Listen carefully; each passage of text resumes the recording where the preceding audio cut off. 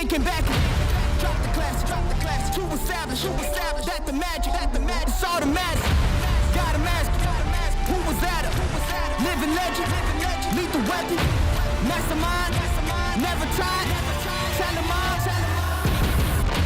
If I am in second, it's after no one. Just give me a second to let them know. I'm the headline, the deadline. Big time. I'm ahead time, the rare kind. Big time. I'm a living legend, lethal weapon, mastermind. Big time.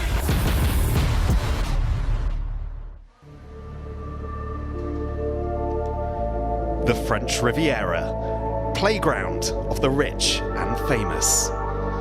Now the T100 arrives in town with its very own star cast, ready to soak in the glitz, the glamour, and the breathtaking scenery of the south of France.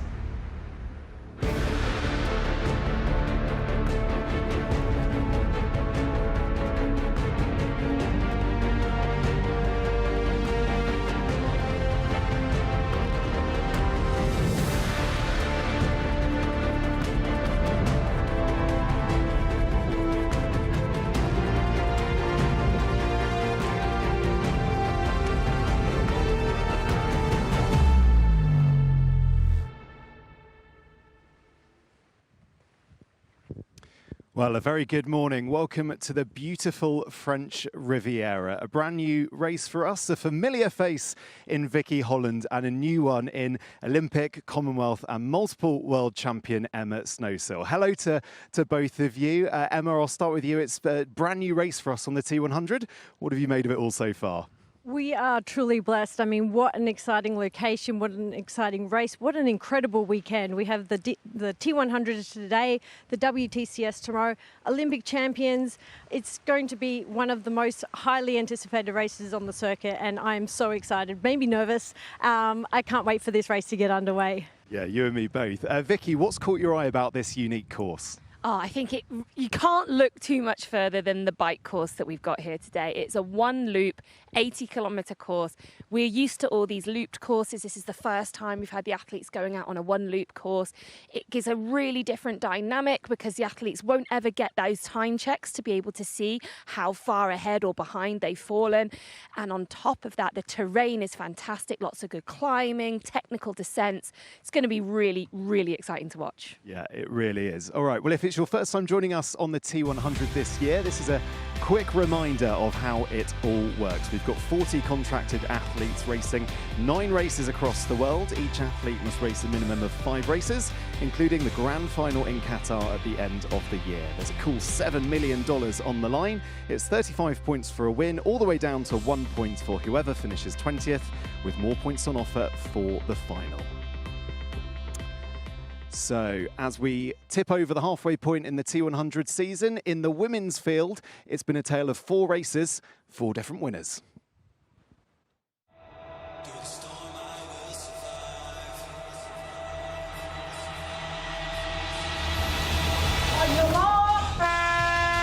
This is going to be as brutal and unrelenting as it gets for these athletes. We've got the fastest swim splits here. Taylor Knibb has put down some of the best bike splits that we've seen. That was Flora, I think, just on the side of the road there. Singapore not proving lucky for her. Look at the way that she's getting it done. Look at the turnover. Julie Deron is running lights out. It is unbelievable. This is epic. We haven't seen this yet. There we go. That's it. That's the moment. Kate Wolf wins the T100 here in Singapore. Julie Deron, you are a T100 winner. Taylor Knibb back to winning ways on the T100 here in Vancouver. Finally, Lucy Charles-Barclay, congratulations, you are our T100 London champion.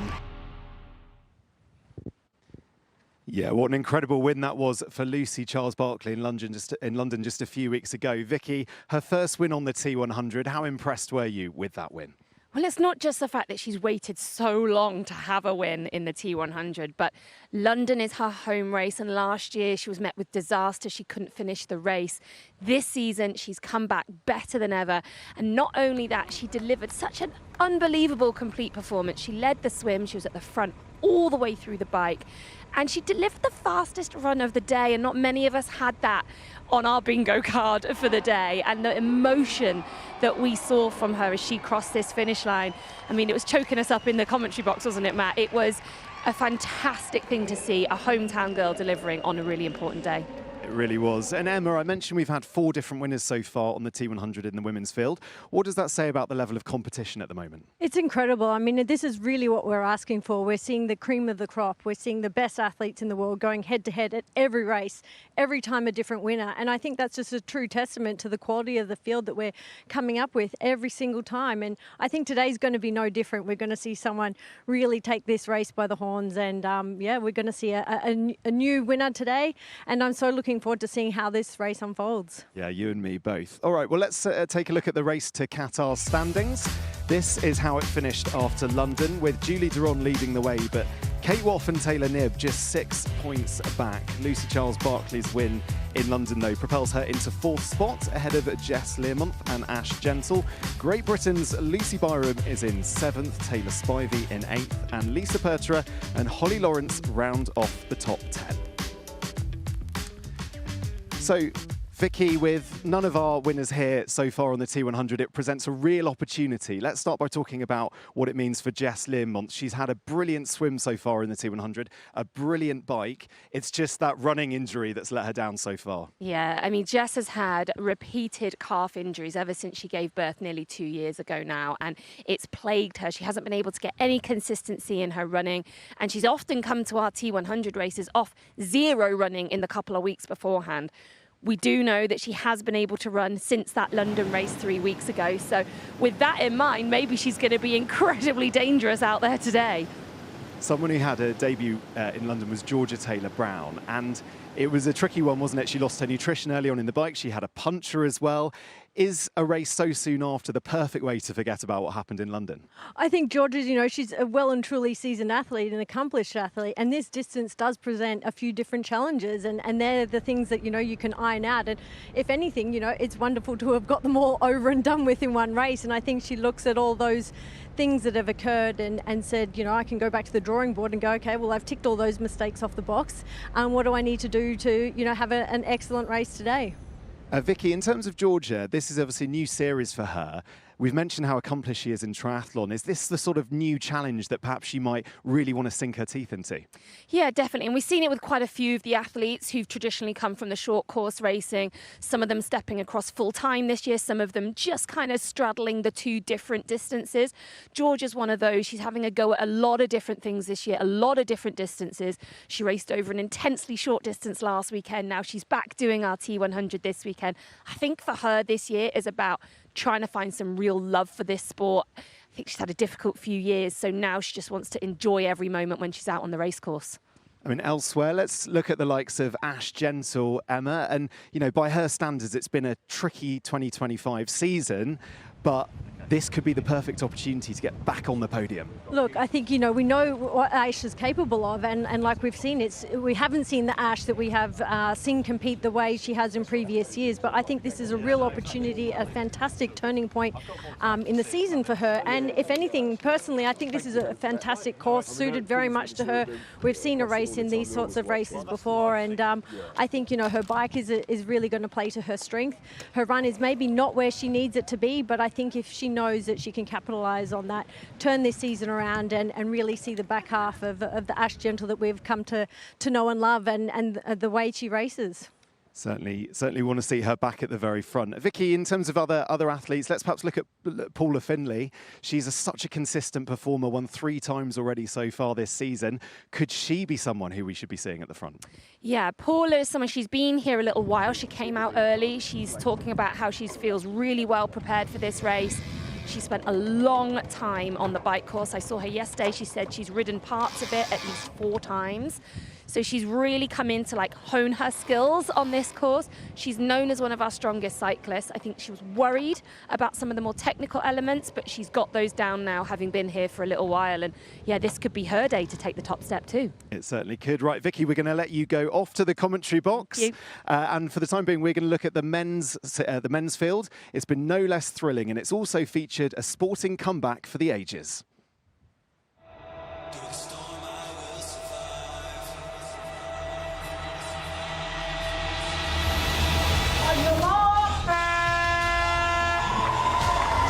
absolute bucket list race for pretty much any triathlete on the planet. Well, the conditions are as challenging as it gets. Oh, we don't want to see this. Hayden's pretty furious. Hayden taking the lead. Oh, little Nice smile. He's looking good. Shame we don't have VAR in triathlon. Rico Bogan is not someone you want to let up the road. Wow. Canute put in an injection of pace there. Yelligines has pressed on. Marty's got to respond. Rico faces him on the other side, giving each other a good stare. He's arrived with a bang and he is delighted. There has been no faltering from this man. Yelligines wins here in Vancouver. A punctured lung, broken ribs, an injured scapula. What an incredible, logic-defying performance. Yeah, miraculous stuff it really was from Hayden Wilde in London. Here's how the race to Qatar looked after that. Canute out in front, just 3 points ahead of Yelligines. Rico Bogan, our winner in San Francisco, in third, ahead of Martin Van Riel and Hayden Wilde, who boast the only 100% record on the T100 so far. The chasing pack, led by Yuri Kulin in sixth, Antonio Benito Lopez in seventh, Carl Smith in eighth, all ahead of local boys this weekend, Leo Berger and Matthias Margirier.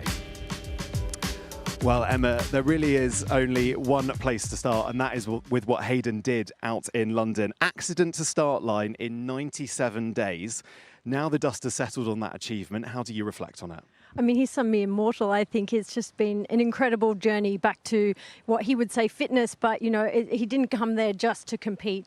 London was truly an amazing race, and I think, you know, he's took maybe a little bit more precaution leading into London, you know, even where he started in the swim compared to where he's going to line up today. He's really prepared to put himself in the thick of the swim.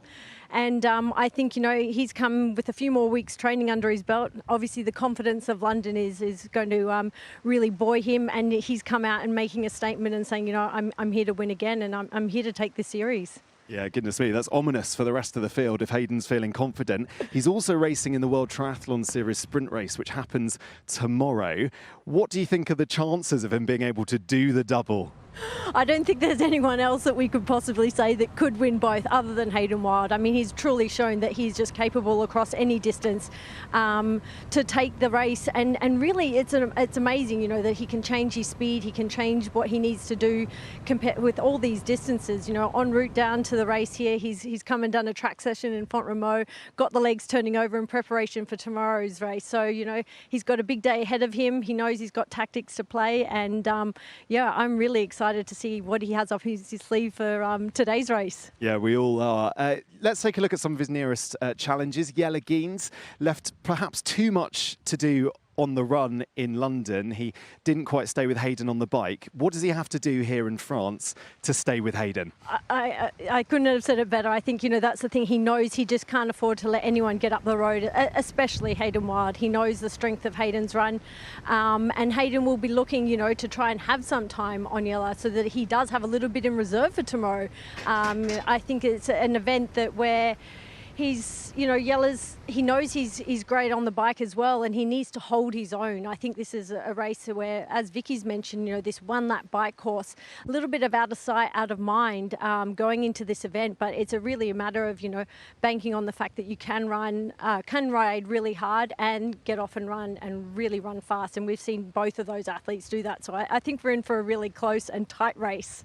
Yeah, we've seen quite a few of the athletes have come here quite early because it's such a unique bike course. They've all been getting their eye in quite early. Is that something as an athlete you would have done? You would have tried to get here as early as possible to give every advantage you can on that bike course? It's like training, you know, the more you go over something, the more you know it, the more you memorize it, the more you get comfortable. And I think this has been really crucial to some of the athletes, especially the ones that are not as accustomed to maybe technical courses like this. For someone like Hayden that's, you know, living and breathing in the mountains, he's riding this every day, he feels more comfortable, feels more confident, just needs to see some of it to remind himself, refresh if there's any sections that might be technical. Or are there places where he knows that he can capitalise on? There might be those areas where he can put that pressure on. So I think this is, you know, it's fantastic for all the athletes to have this experience. And like we've seen, very different bike course to what all the T100s have presented so far. Yeah, and beautiful as well. Very, very excited about seeing what it looks like. Other challenges then, Rico Bogan. he is brilliant on the bike. We know that. And it seems to be a case with Rico of what he's got left in his legs for the run. What's he got to do today to be a factor? An incredible athlete, and we've seen him just come from strength to strength. Every time he sees a chink in his armour, he's able to capitalise and turn it around and make it his strength. But we know that he's a fantastic rider, and he knows he also needs to get some time on particularly Yella and Hayden getting onto the run. So I think he's going to really take that ride. He's going to put the pressure on. He probably really does need to drop the hammer if he wants a chance to keep away from these guys, knowing the speed in which they can come from behind. What do you make of Rico's tactics? I mean, for us as fans and in the commentary box, it's thrilling because we get to see him absolutely gun it on the bike, and then we just have to see what happens on the run. Do you think he's racing smart enough? Do you think there's perhaps an element of perhaps he needs to take a step back to allow himself a bit more longevity in the race? But this is the beauty of racing, isn't it? You know, all good race plans, you know, you have a few up your sleeve, you know, scenarios A, B and C as to how things are playing out on the day. But, you know, even the best laid plans, you know, these are athletes that love competition. They're out there because they love the pressure. They're there to put everything on the line.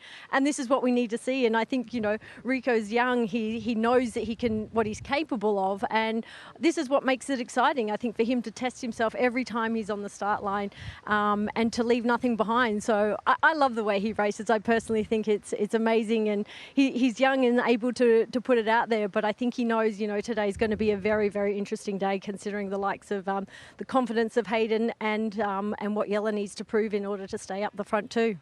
Okay, other contenders. Kyle Smith. He's had it compared again, sort of like Ash Gentle, with the really high standards they set in 2024. 2025 has been a bit more difficult for him. He said he was arriving in London in such good form, and then he had these stomach issues, had to DNF.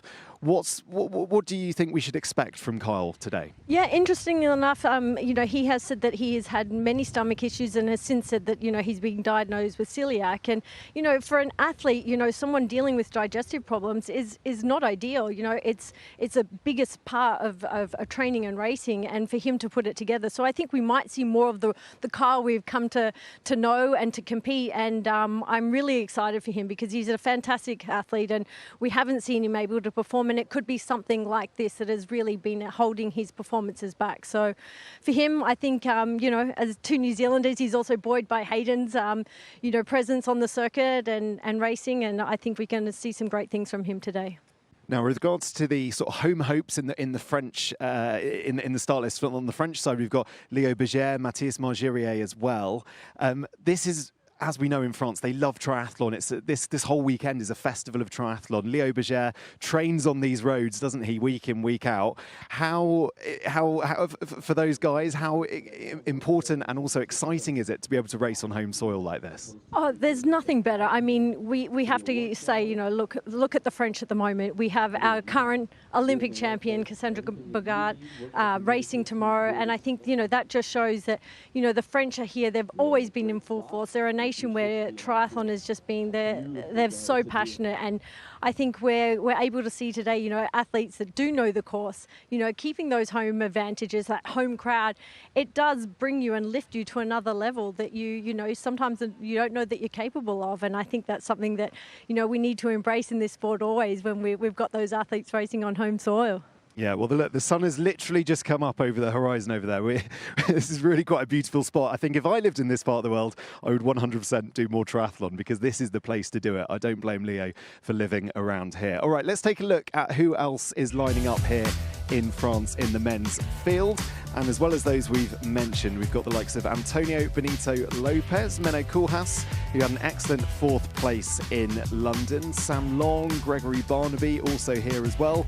Morgan Pearson, just like Hayden Wilde, he's going to be doing the double here in the south of France. So a good night's sleep needed for both of them. And then a trio of Brits in there as well, including Olympic medalist Sam Dickinson. So Emma, perhaps a good time to start talking a little bit about the conditions. You would not think it, looking out here, but this morning was super blustery, super windy. What are the challenges of this course today?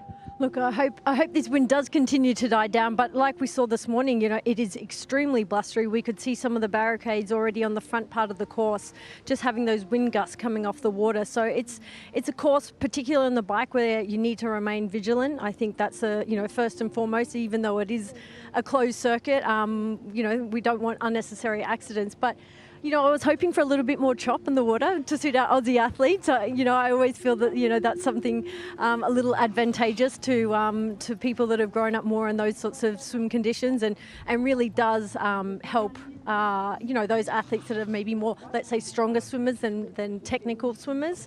And again, the run, they're going to be presented, I think, with, a lot of heat, a lot of wind. So you're going to have a lot of cross tailwinds and headwinds. And I think being unsheltered in the heat, we're really going to see it fire up and probably be deceivingly hot based on those winds, cooling athletes down. You often don't realize that even though the temperatures of the day are rising, you've always, you're losing that perspiration. So it is a race where there are a lot more factors, I think, to take into account. And these athletes are well prepared, but they're still human, and some things still do tend to possibly come apart at times. Okay, let's throw it up to Vicky, who I believe is going to take us through what awaits the athletes. That's right. So here in the French Riviera, we're going to start with a usual 2-lap swim, 1 kilometres per lap, before the athletes take to this unusual 1-lap 80-kilometre bike course. They head out on the coastal Corniche road before heading up some meatier climbs, the biggest of which being the Col de Testinier, before descending back towards Fréjus and San Rafael. Once they are back into the more urban area of San Rafael, they'll take on the run. They'll start heading along the promenade from San Rafael and around the marina towards us here in Fréjus, or they then complete 4 laps of 3.25 kilometres, making the 18-kilometre run. Very nervous and tension. The moments right now, we are getting serious about this one.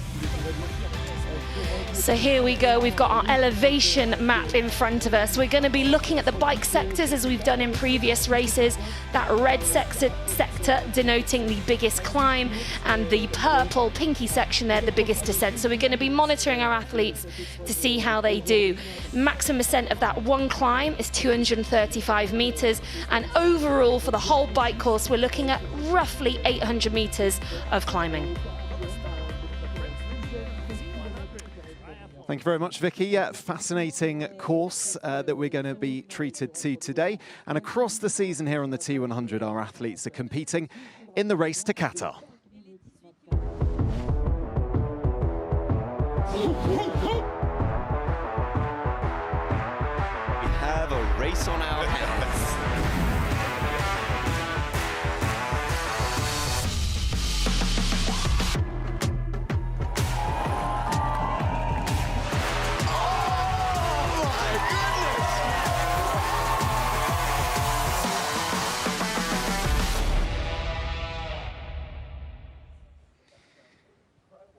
Yeah, don't forget as well, it's the top 4 results across the season for these athletes that will count in the race to Qatar. And in the meantime, these are the races that we've still got to come here on the T100. We're going to go to Spain in just a few weeks' time. That will round off the European leg of the T100 Tour. We'll then make our way down to Australia to Wollongong before the Middle Eastern swing. 2 races there to finish things off. Dubai, followed by our grand final in Qatar. So Emma, let's just the big kind of talking point, I think, ahead of this weekend was the fact that Hayden Wilde was doing these 2 races. Morgan Pearson also doing the same thing. As an athlete, just take me inside what that recovery process is going to look like tonight. Yeah, well, for Hayden, he was having a trainer brought down last night. So as soon as he's finished today, he'd be getting on there, getting the legs spinning, moving all that lactic acid, flushing out any muscle soreness that might present for tomorrow. I mean, Hayden's young. He's also got that on his side. You know, there's typically ice baths. It's recovery. It's nutrition.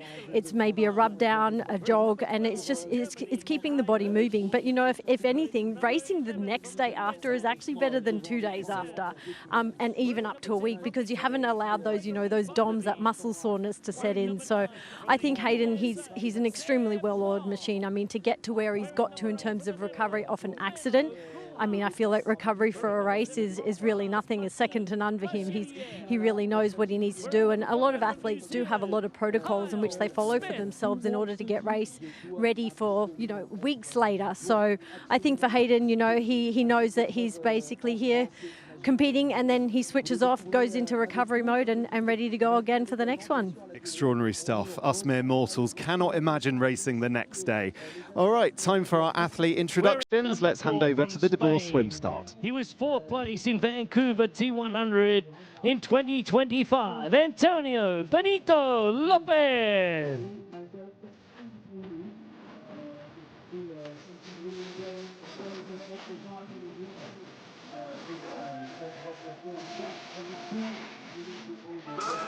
Wearing number 6 from France, he was 2nd in Singapore 2025 T100, and the Olympic bronze medalist, Leo Boucher.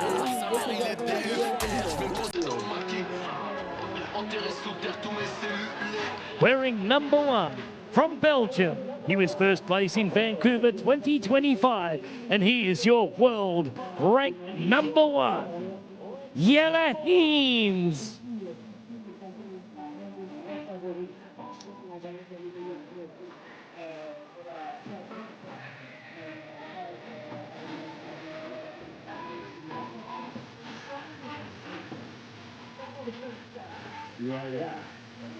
Wearing number 2 from Germany, he was 1st place in the San Francisco T100 this year, Rico Bogan.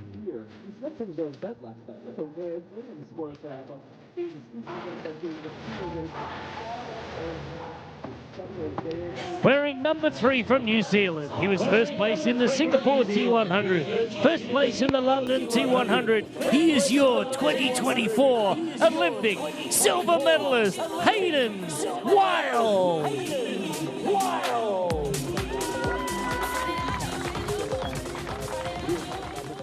One of 2 athletes in the men's field who's going to be doing the double. He's going to be racing on Sunday as well, so we will see a lot of Mr. Hayden Wilde just about now. Athletes, you are now in the hands of the starter. On your marks. On your marks.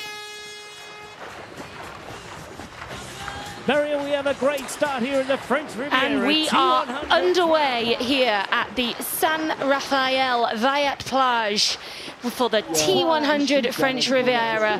What a stunning location we have to bring you here today as the athletes take to the gentle waves, I would say. Some small little white caps in there. But it is a really, really stunning morning. The sunrise has been absolutely incredible here as the athletes take to this challenging, unique and iconic course that we've got for you today in the French Riviera. As always, we start with the 2-kilometre swim. We've got 2 laps of 1 kilometre each. Short Aussie exit to run back in and start again before we get onto the really meaty section of the bike. So right up from the start there, that green cap that you can see, that is Rico Bogan. No surprise to see him right up there. And next to him in the purple cap, that is Kyle Smith. Right behind in the orange, I think it's orange, I'm just just checking. Yeah, that is in fact the orange cap of Jelle Heens. I wanted to make sure, purely because Jelle Heens had a fantastic swim in London, and he really did put down, I think it was a top 4 swim he had out of the water, and that was his best ever race, so we really wanted to make sure that he's having another good swim before I incorrectly allocated to him. But it does look like Jelle Heens is right where he'd want to be in the early part of this race too. Some of the other colour caps to look out for, we've got the red cap there of Leo Berger. He was our lead-out swimmer in London, so we might expect to see him move a little bit further towards the front.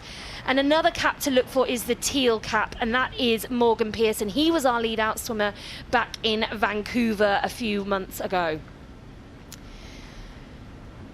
So as the athletes are still heading out towards their first turn buoy, I am delighted to say I've been rejoined by Matt. He's hot-footed it up from the presentation area down at the beach. He's probably still catching your breath a little bit over there, are you, Matt? Well, just a touch. I mean, Emma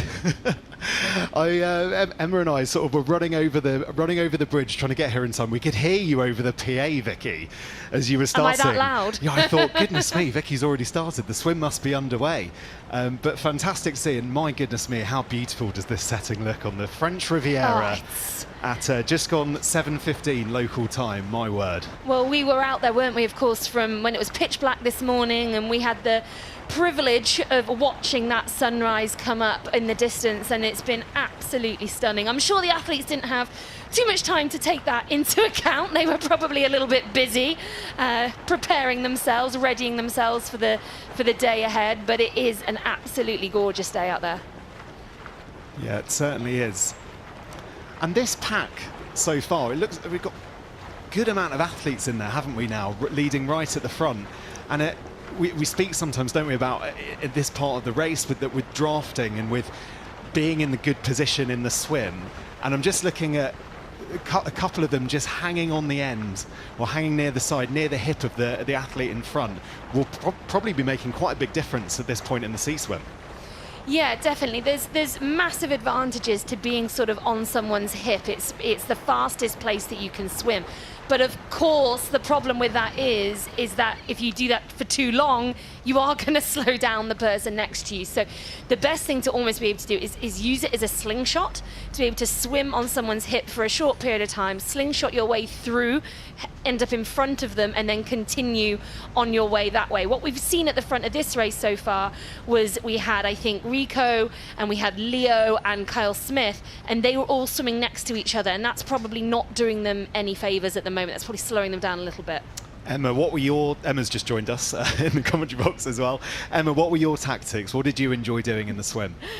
Oh, I think, like Vicky said, you know, if you're not capable of taking the swim lead, is finding a hip is obviously the ideal place to be on the feet if you really do feel like you're trying to just keep in contact. But I think, you know, we're seeing someone like you know, the stronger swimmers who are able to know they can extend themselves in the swim and put out that higher turnover and really try and create some breaks. But, you know, in the aerial shot, we could see more of that like apex, and that's typically a really good sign that, you know, a front pack could form.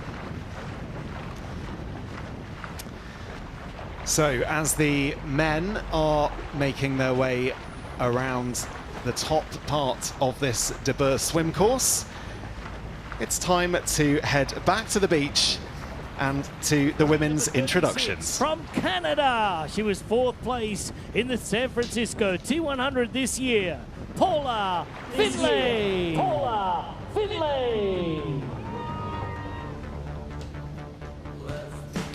Wearing number 44 from Great Britain, she's an Olympic gold, silver and bronze medalist, Georgia Taylor Brown.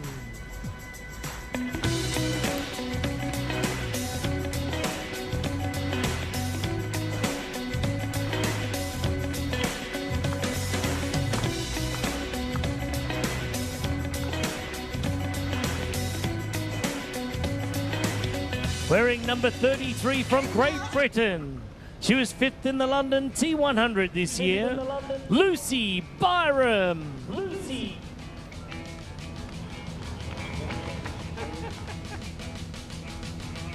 Wearing number 34 from Australia, she was 5th place in London 2025, Ashley Gentle.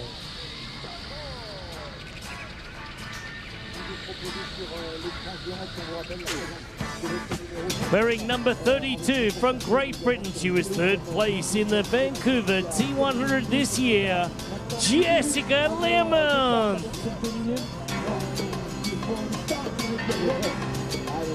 I love it. It's so much fun.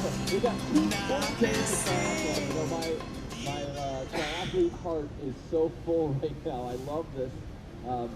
As we were saying, if you want to come watch the coverage with us, we've got the biggest screen that you've seen.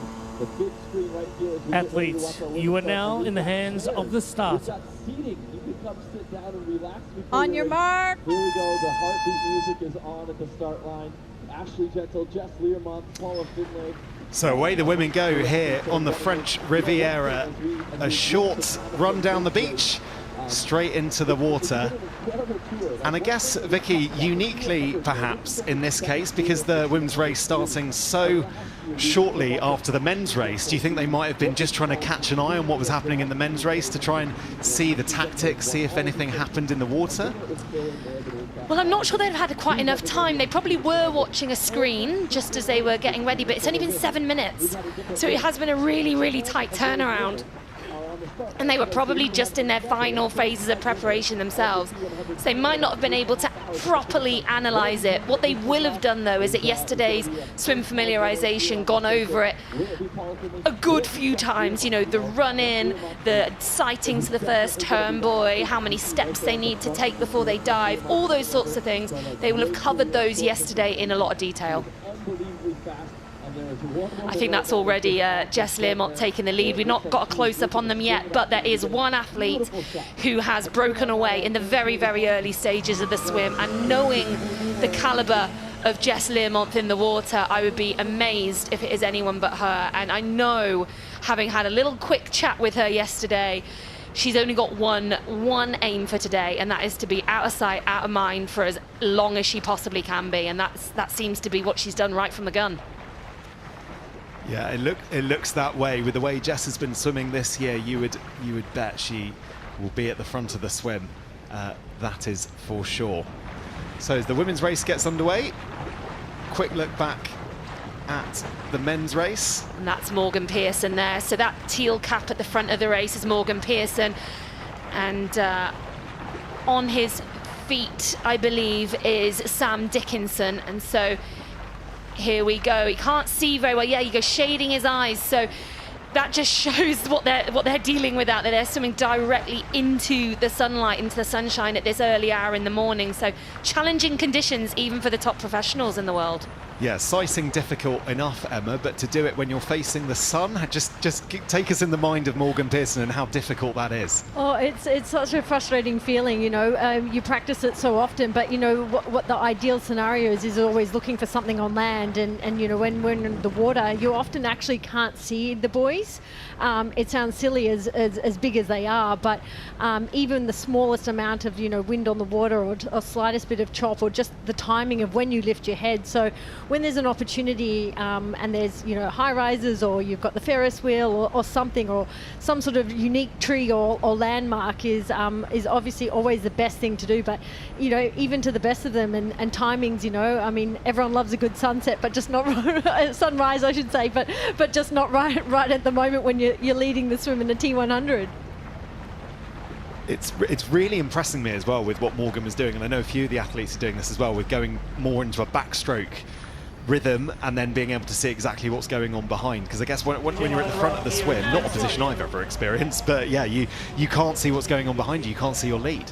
Yeah, it is a bit of a technique that some athletes do tend to maybe have the opportunity to roll over and have a quick backstroke turn and just see where everyone is. And I think that's something that if you're in that fortunate position, then so be it. I don't know if many of us have been in that place, but I think what you're mostly seeing right now is the way they're taking the angle, the shortest line to the beach. Even the way the course is set out in in a bit of a unique shape. They're really trying to hug this this little pier here and obviously keep clear of the rocks. That's why that orange swim buoy is there, to make sure that they don't come in close contact, but they didn't actually have to take that harder turn. So they're looking for that shortest line to the shore in order to to make this swim lap as quick as possible before they exit and come out onto the beach.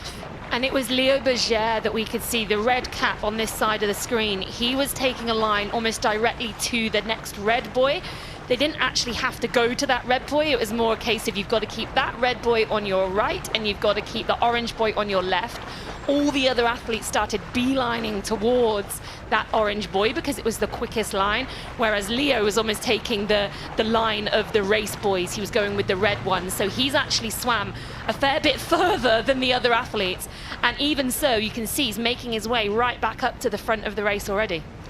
You can see there the marshal just trying to direct them away from the rocks on the left-hand side of your screen as they look to make their way onto the Aussie exit of this debut swim course.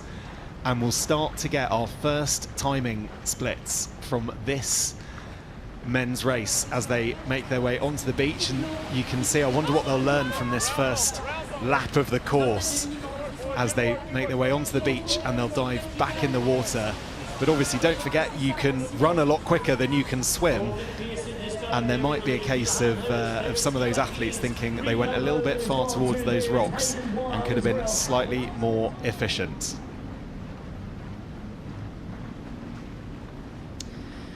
So timings then, confirmation that Morgan Pearson led in the Aussie exit, Sam Dickinson just behind, Carl Smith, Will Hirsch, Jelle Geens, Justin Nishlak, Rico Bogan, Hayden Wilde in 8th, and Matthias Margirier in 9th, and Antonio Benito Lopez rounding out the top 10.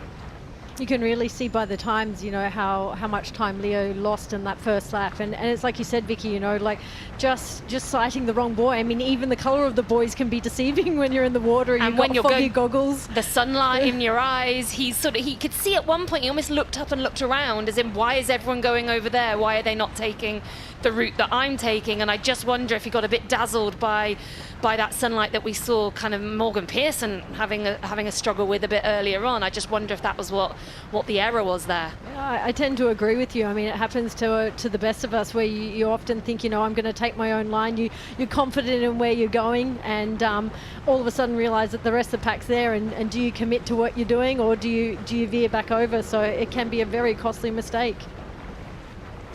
Yeah, it certainly can. Efficiency, the name of the game in the water, certainly when you're going for speed.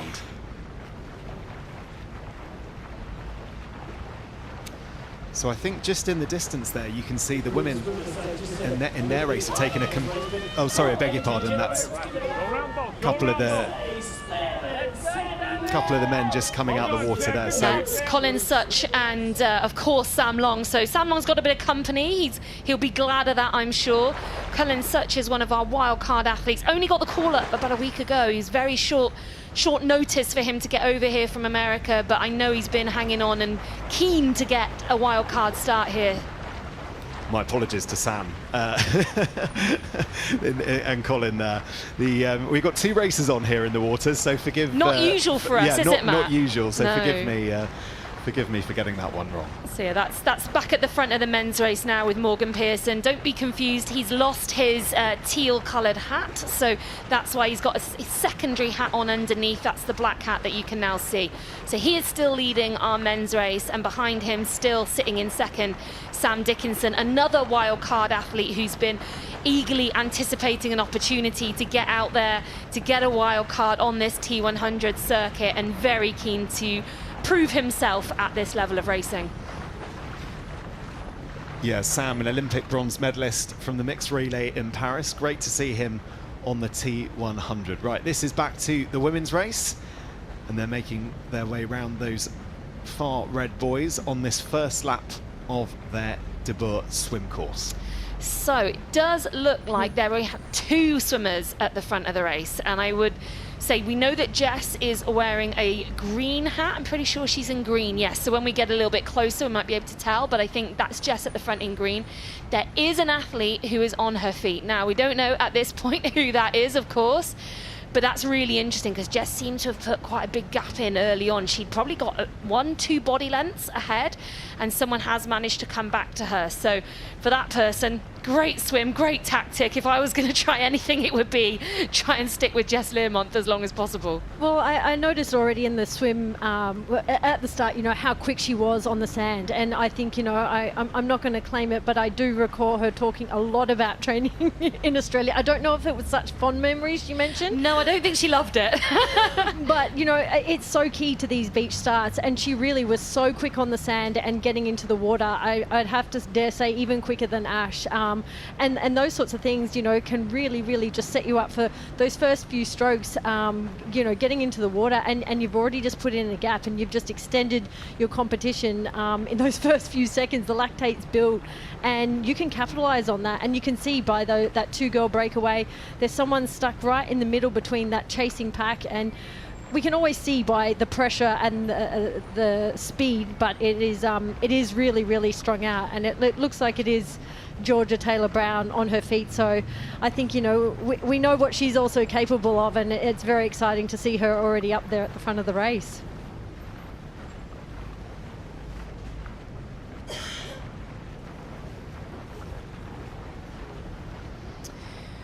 Well, from a purely selfish point of view, I was hoping that we would see that second athlete was there in the blue cap, and in fact, Georgia Taylor-Brown.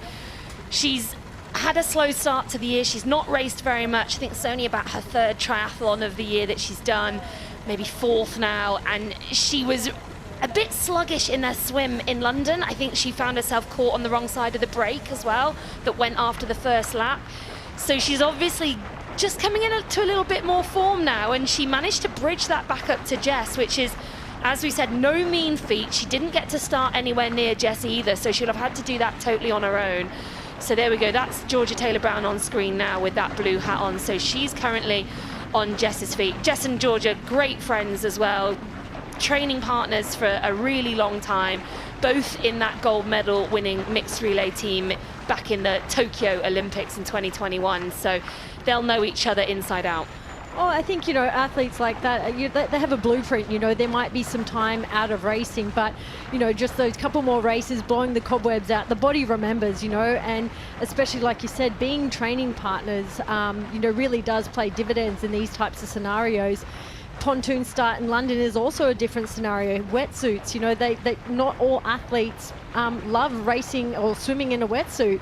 I personally never had my best swims either in a wetsuit. I just didn't feel myself. So to be in the salt water, just to be in your swim skin, you've got better flotation. You really can almost say you feel more like yourself, you know, when you're training. And I think, you know, these girls, I mean, dare I say, Vicky, you know, they know that they can play to their tactics. You know, they've utilised this many times. Should I? Are we giving away trade secrets here? No, I don't think you're saying anything untoward there, Emma. I think this will have been the dream scenario for both of these girls right now. I mean, it looks like Georgia's sitting probably still maybe half a full body length behind. She might just be getting distanced by Jess, but she might also just be sitting probably a little bit further back than I would recommend. There you go, that's a great image to show. It's probably a body length now. So they are coming close to that Aussie exit, and this is the moment where Georgia has to really dig in, because if she wants to see Jess's heels on lap 2, she has to push this final couple of meters into the water, run really hard around that Aussie exit, do a good dive back in, and that will just pop her straight back onto Jess's feet. Yeah, it's quite the lead that Jessica Learmonth has got here on the De Boer swim course here in the women's race, and Georgia Taylor-Brown just trying to stay with her as much as possible. This will be quite a critical moment, you would think, in Georgia Taylor-Brown's swim as to how quickly she can get out here and stay with Jessica Learmonth. But regardless, for both of these athletes, it is a sizable gap they're now getting over the rest of the pack. And interestingly, neither of them look back. There we go, Jess just had a look across there. Georgia hasn't looked back. There we go. So Georgia should now go, okay, I'm on my own here. This is the feet I've got to get to. I have got to get back onto Jess's feet because there's no one coming behind me. There's a big old expanse of clear water behind me. So 5 seconds the gap at the when Georgia Taylor-Brown left the water behind Jess Learmonth. We've got a huge group of other athletes now, so we'll start to understand just how far back the rest of these athletes are. Plenty of support out here on the De Boer swim course, which is fantastic to see. The French crowd really getting behind this T100 triathlon here in the French Riviera, full of fantastic support. And here we go, let's take a look at the timing. So Hannah Berry, 36 seconds back from the lead. Then it's Marta Sanchez, Sifer of Switzerland, India Lee, Ellie Salthouse, Ash Gentle, Elemo of France, and Lucy Byram in 10th. Yes, I noticed it was Hannah Berry who was wearing the white cap. She was the main leader, if you like, of that chase pack. Her and Marta Sanchez taking a lot of that strain themselves. But just as our women have come out of the water, we're now seeing. Actually, sorry, no, we are still with some of the women. Again, it's very confusing with the men. We know the men are going to be coming out relatively soon, but this is still the women. That's Kaidi Kivioja of Estonia. She's coming out now in, I think that'd be 17th, 16th position. There we go. She's out in 16th position, and we've got just 4 more women to come. Well, it's nice to see the two Aussies side by side, 40 seconds together, but I always think it's funny you guys calling this as Aussie exit, you know? It's become a term. It's always, every time, it's the Aussie exit now. we just call it an exit. You guys invented it. Take it. I won't ask for the origin of the Aussie exit ever. I don't know where it's come from in triathlon, but anyway, back to the men's race, and Morgan Pearson still out in front. And Vicky, I still think that's Sam Dickinson, is it? Just yeah, behind? I think so. That's the white hat of Sam Dickinson. So you can see he's still heading into the sunlight. Like he's coming back in towards shore now. You can see those rocks in the distance. So they are on the return leg of their second lap. So only a few minutes time now, and they're going to be out the water and heading out onto the bike course. But we haven't yet seen, we haven't panned back. There we go, just as I say it, perfect timing. We pan back and we can still see it is a huge group of athletes. There's not really been any separation between these guys on lap 2. It's very much one big pack. After lap 1, we had 17 athletes all within 18 seconds of each other, and it looks very much like that's pretty much still where we are. And if you want to deep dive into the data, there's plenty of it. If you scan that QR code or visit T100triathlonlive.com T100triathlon.com/live, I beg your pardon, you can get access to all the data that we have access to here in the commentary box, and you can geek out just like we're doing at the moment. Worth noting as well, I mean, I don't know why we should be surprised, but Hayden Wilde is in that pack, and we know what caliber of athlete Hayden is. We know what he's done in terms of his extraordinary comeback into the sport this year.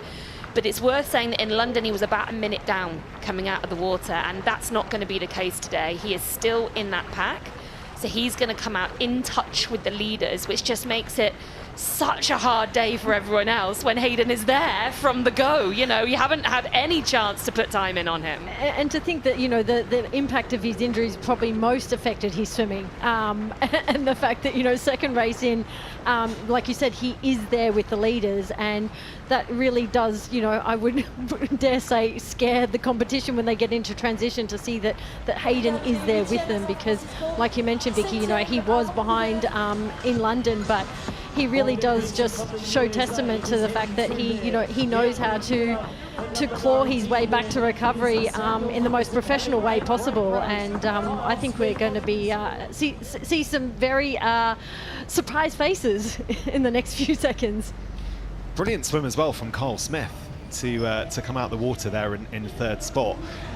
So as these athletes exit the water, they're going to make their way on this blue carpet just round the front of the promenade here, and then they're going to make their way. We called this the Helter Skelter yesterday when the athletes were giving their race briefing.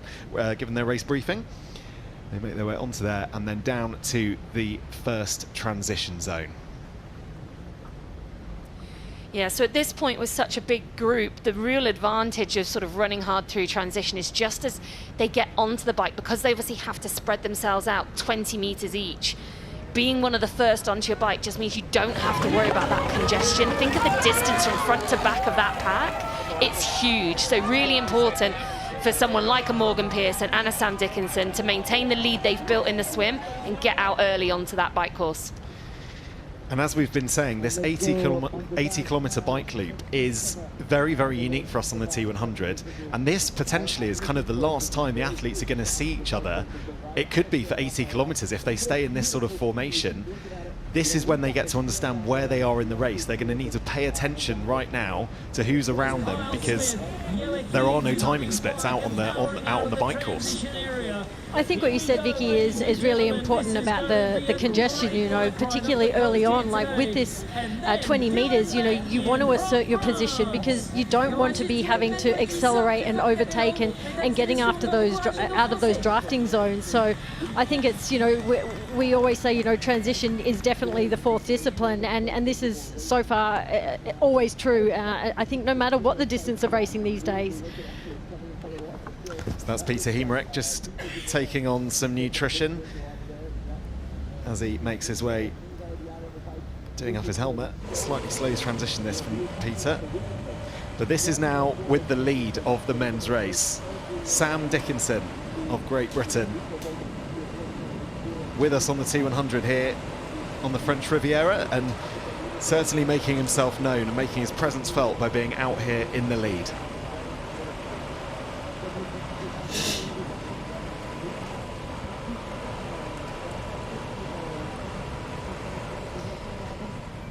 Yeah, Sam Dickinson is an athlete who's raced short course his entire career, really, up until the last year or so, where post that Olympic success he had in Paris as being part of a team effort to try and get Alex Yee that gold medal, but then of course being part of the mixed team relay that won bronze. He's done a couple of 70.3 races end of last season, and then this year his whole aim has been to get onto this circuit. Everything he has done has been to try and get himself a wild card, get himself starts, and to really hopefully earn himself a contract next year. And so he's waited very patiently for his time. We're now at the end of August and he has got a shot to race here. I know he will be super excited to be out there.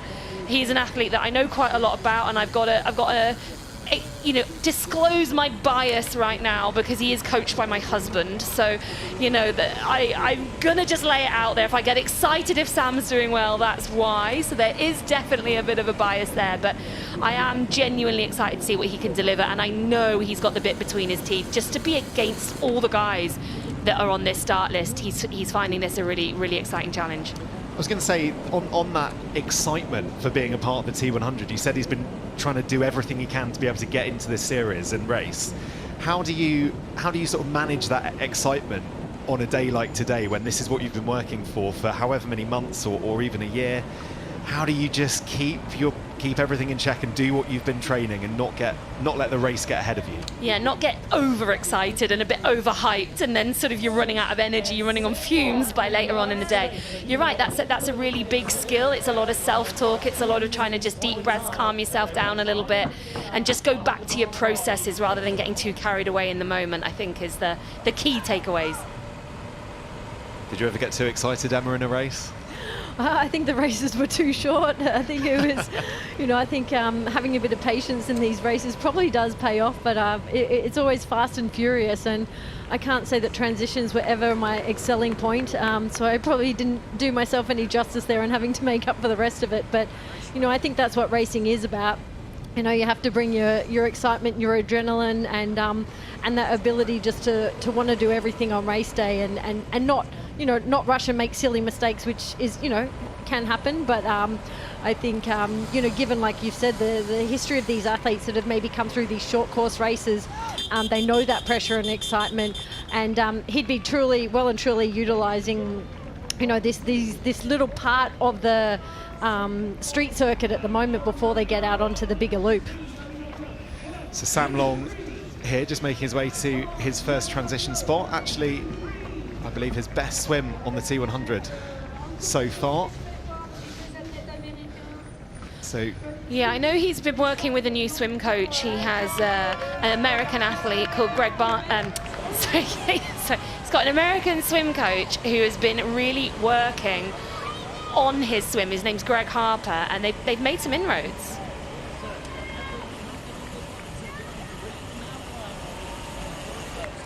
Yeah, certainly looks like they have. All right. Brilliant support here for our athletes as they make their way onto this 80-kilometre bike loop. That is Kyle Smith, who currently sits in second place, just there behind Sam Dickinson out in front. And while the men start the bike course, the women are just finishing up their time on the De Boer swim course. And that is a sight I'm sure Jessica Learmonth would have wanted to see when she woke up this morning. There's pretty clear, I was going to say daylight, let's call it water. There's clear water there between Jess and the rest of the pack. It looks like she heard you and took a little bit of an extra pause as she took a breath there and had one moment to look behind her. But I'm sure she's well aware that she's put in a bit more time to into Georgia Taylor Brown and know that she's on her own, and now you can see, you know, she's put in quite a bit of distance, and that's an extraordinary lead that she's got. We know her caliber, but my goodness, that is a huge gap, not just to Georgia, but then to the rest of the pack. What a swim this is from Jessica Learmonth. I mean, like you say, we're used to seeing her at the front, but my goodness me, this is a mighty gap ahead of the rest of the pack. Yeah, well, we're obviously missing some of those girls today, the other girls who've all won races here in the T100, especially Taylor Knibb. Of course, Taylor Spivey hasn't won a race, but is known as now one of our top swimmers. Flora Duffy still recovering from injury. She's another of our top swimmers, not here today. Lucy Charles-Barclay. So we are missing basically the front pack, the front swim pack. Jess is the only one here today, and so she's really kind of making sure that everyone knows that this is her thing, this is what she does, and saying, hey, if you want to see me at all on the race today, you're going to have to come catch me, because she's not waiting around.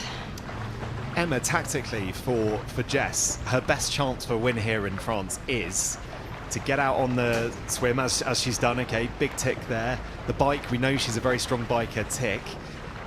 Will she have a gap in mind, do you think, on the bike when she gets to the running part of this race?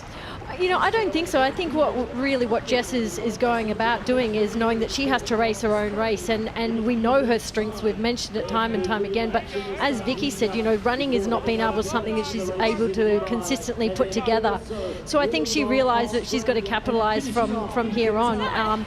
But I think, you know, she often gets, you know, when you don't have as many strong swimmers around you, you often do feel far more empowered and know that you can somehow take control. And you know, that kind of buoys you, I think, in the sense that it boosts your confidence, knowing that you're capable of going out there on your own and doing this race solo. And, you know, time and time again, they're doing that in training, no doubt. But to have that in a race situation, you know, just provides that extra little bit.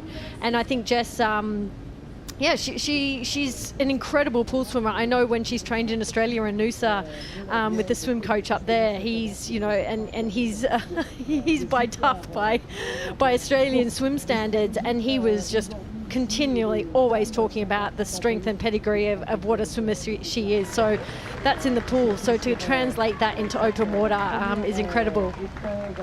Yeah, what she does really well open water as well is just maintain such a high cadence. She maintains sort of a really good, strong stroke, pulling a lot of water, catching a lot of water, as we would say, underwater, but with a high cadence as well.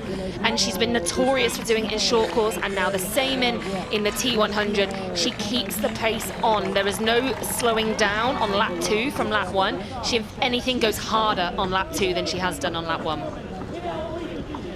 So the rest of that pack are now making their way out of the water onto that blue carpet and into the first transition zone. Georgia Taylor Brown just taking that swim skin off. We'll get on the bike as soon as possible. We've got a little split on Georgia. She was about 25 seconds down on Jess Learmonth coming out the water, and then Indy Lee at the front of that next group was about another minute down again. So minute 25. That's Indy Lee, the first athlete in the red hat there. Ellie Salthouse right behind her. Hannah Berry behind her as well. That's Marta Sanchez coming through. Lucy Byram, another athlete that's going to be fascinating to watch today with her bike strength. I think she's really excited for this course. So all the main players are around about 1.5 minutes down on Jess Lim coming out the water. Ash Gentle was also in that mix, so I think She you know was, that's yes. an important place for her to be, knowing, like you said, the strength of the girls around her. But I think this course is really, really suited, particularly the bike course, to Ash. So I'm really curious to see if she really tries to work through that pack that she's in and establish a bit of dominance at the front of them as soon as she can. We just saw Alana Siffert going out. She was at the front of that chase pack as well. She's one of our, again, very last minute wild cards. She's only known for a few days that she's got to start here and decided to take the chance and come here and race. And a young athlete, only about 23 years old, I think, and has only been racing over middle distance for about a year. So again, a very young athlete just taking the opportunity that comes her way. The other name catching my eye there is Caroline Pohl, who's sitting in 4th. And yeah, she might well have something to say about what's going to happen in today's race. But the women now making their way onto this 80-kilometre one-lap loop. If you're just joining us, where have you been? You've missed the swim, but you've joined us just in time for the probably one of the most spectacular bike legs we're going to see all year on the T100. It's very unique for us. It's just a one lap course, and yeah, we're really excited to see what that's going to look like. That's Paula Finlay. So yeah, not the best swim, I wouldn't have said, for Paula. I would normally have expected to see her somewhere with Ashley Gentle. So I think Ashley Gentle's had a really positive start for her, and I think Paula will be a little bit disappointed to find herself 2 minutes and 42 seconds down at the water. She's got a little bit of work to do, but we do know that she absolutely loves the bike leg. Of any triathlon, that's always her favourite part, but she's also really excited to take on this course here today. So she's got some work to do, but not down and out yet.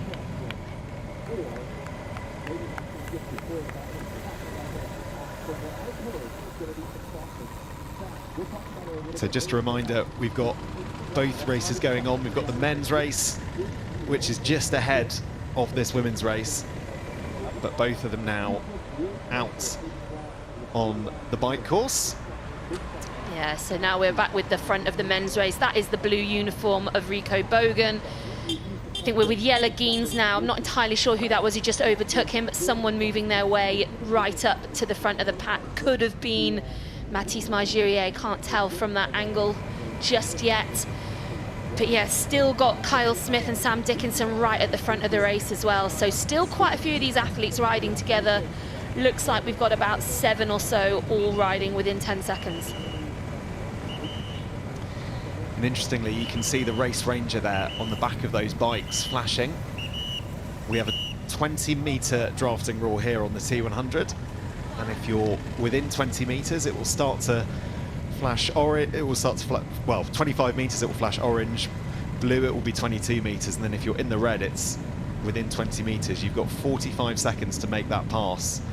It's very important you do so to avoid a drafting penalty. I think this is a really tricky part of the course for both men and female, for the males and females, because you've got this kind of tail crosswind, so everybody's got that extra bit of speed, and the course along the coast is actually not flat. It actually has these little undulations and these little twists and turns, so you're getting these gusts of winds, you're getting these extra bursts of energy. So remaining vigilant about, you know, getting drafting penalties is actually really, really important here. Like, just not to make a silly, costly mistake, because everybody's approaching the course. You know, if you're at the front, you've obviously got the front line, but if you've got guys behind you and you're taking a slightly different line, it's just, you've got this constant changing of pace. And when you're in a pack, that's a very different story to when you're having to really maintain your distance and avoid these penalties. So I think we're going to see a lot of this little chopping and changing, these little bursts of having to overtake and having to drop back, and it is very different. You know, I think, you know, when you've got these closed circuits of just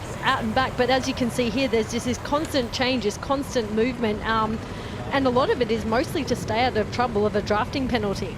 Well, that's it. Everyone kind of has decided, I think, that the safest place for them to be is at the front, and we've got still 8 or so, 9 guys who are very close to one another. I think on the most recent update, we've got 10 guys within 21 seconds. So they don't want to be right at the very back because you don't want to miss a move go. And if you're, you know, 10th person at 20-meter draft zone, you're 200 meters back. That's a long way back to make your way across to a break that might go.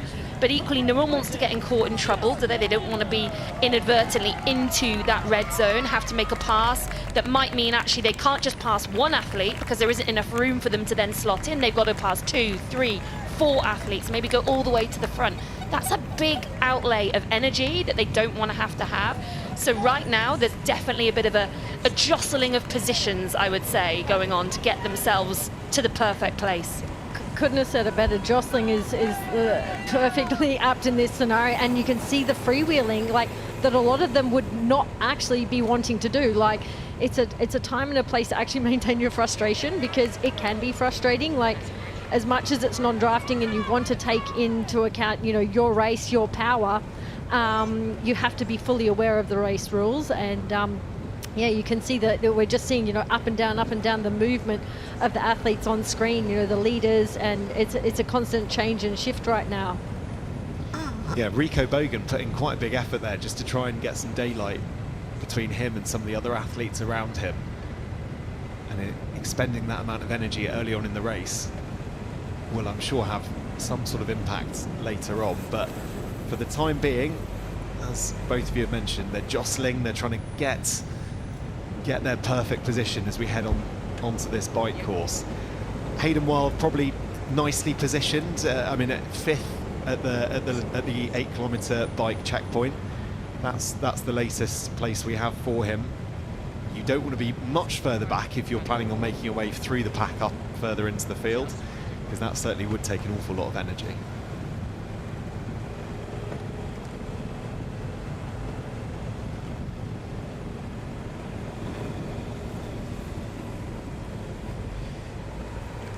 So the sun rising here on the French Riviera. This is a beautiful place to go cycling. Not that Rico Bogan's probably taking much of that in at the moment, as he's putting in some pretty hard power just to maintain his position. Well, this road that they're riding on now is such an iconic, busy road, this Corniche road along the coast. One of the busiest roads in the world, really, and we've got it closed down, or at least part of it's closed down, so these athletes can really just tear along here. There's no chance they would be able to do this on any other day, because there is so much traffic along here. So it's pretty cool and pretty iconic that they're actually getting to do this. But yeah, right now we can see that is Rico Bogan, so used to being at the very front of these races, especially on the bike portion. Currently not in first position, but right up there at the front of the pack. Mathis Marjurier leading the way, an athlete who said he knows these roads incredibly well, has ridden this course many, many times, a home athlete, of course. And there is just something about it, isn't there? Racing at home gives you just a little bit of extra, a little extra something on the day. You can't really describe it, that home advantage, right? It's this little boost, isn't it, where you feel like, you know, everybody is there for you on race course. Everybody's cheering, and when you do know the roads so well, there's this certain amount of familiarity that just, you know, adds an ease. So I think, yeah, fantastic for these athletes who have got that.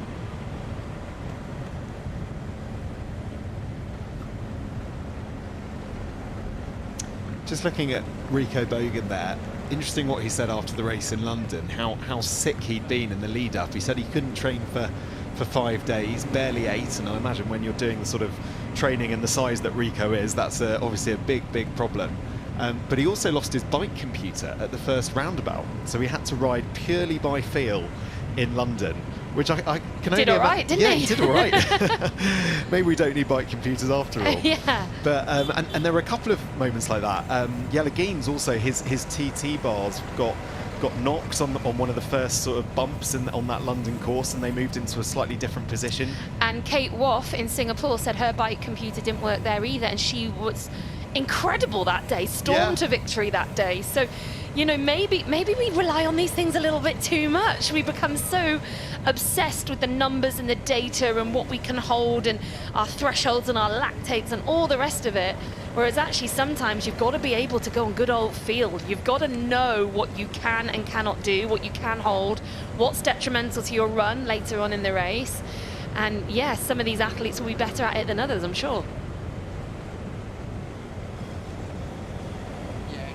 I feel like that some of these athletes are probably not grown up without any of these devices with them. You know, when I look at some of the dates of birth of them in the 2000s. Yeah, over the 2000s isn't okay, is it, Emma? There should still be in nappies. I don't know how that's happened. You know, I feel like, you know, learning by feel was the only way we knew. A stopwatch and you know, go out and run or swim or bike and learn by that. And you know, it's like you said, you know, it's an amazing ability to be able to learn that way and to be able to, you know, when these situations do occur that you do lose something, that is constantly giving you that feedback, is to know actually what you need to be doing, how you should feel for yourself. Yeah. Riding by feel, certainly very, very useful, I'm sure, for these athletes. So that's Hayden Wilde, you can see, just going past Rico Bogan, and he's right where he wants to be at the front of this race. It's worth mentioning as well, the athletes have been told that they need to ride pretty close to that centre line, so they should be on the right hand side of the road but on the left hand side of that lane, if that makes sense, right up against that centre line. And passing should be done on the right hand side wherever possible. There are 1 or 2 exceptions on the course, but for pretty much the whole time, that's where you're going to see them riding. And that's so that we can have the whole left hand lane for the motorbikes. It's a safety issue as well. So that's why you're always going to see them riding pretty close to that centre line.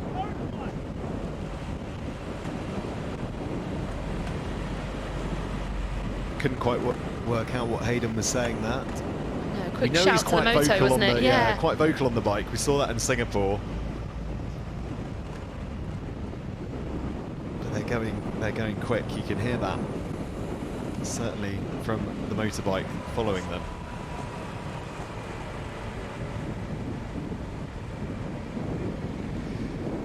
So Hayden's win in London. Should we just reflect on that, shall we? What a day. For a little bit. I mean, it was only 3 weeks ago, but my goodness me.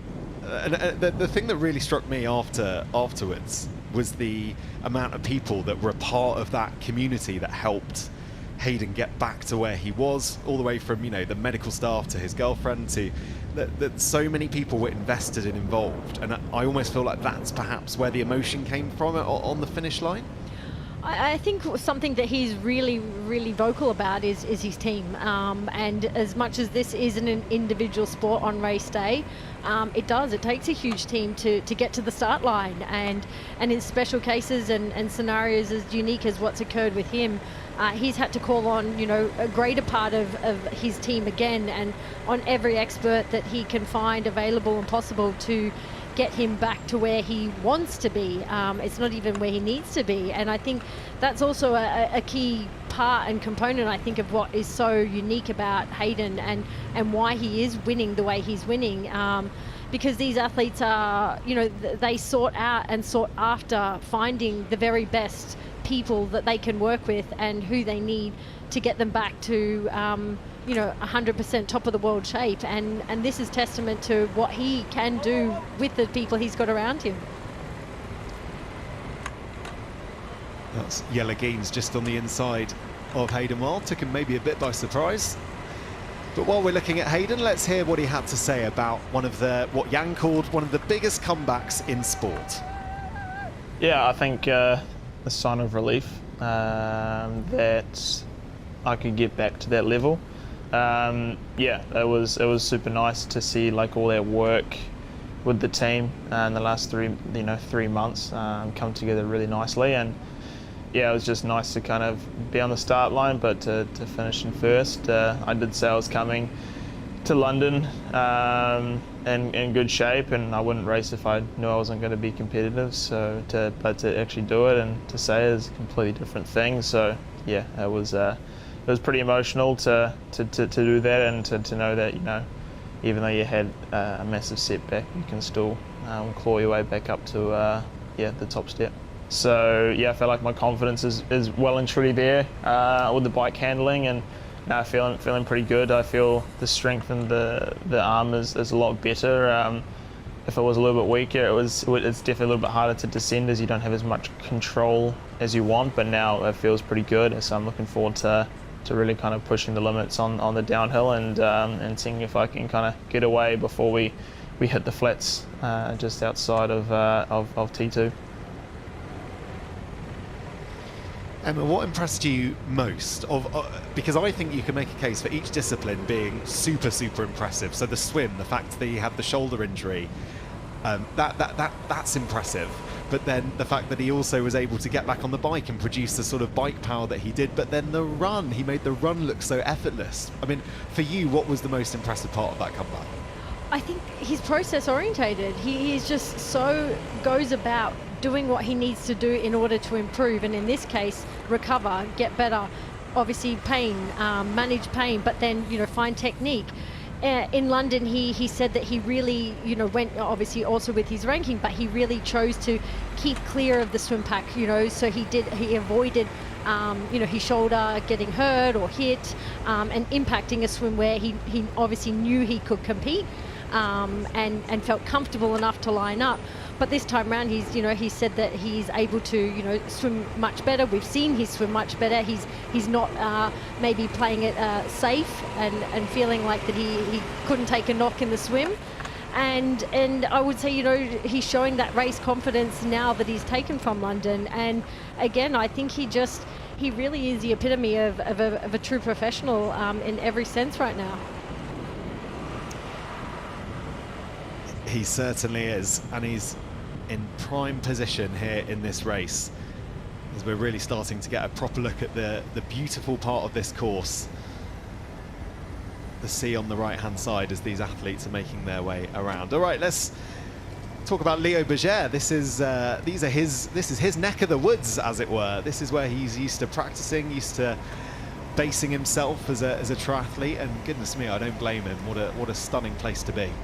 He must know every little bump in the road, every little turn, every little stone that should or shouldn't be there. And I mean, what an incredible location to live and train, and for him to be racing, basically like in his training backyard. And you'd think that this would be advantageous to him. So it'd be curious to know if he has any tactics for himself and whether he or not he can play to those strengths on this sort of course.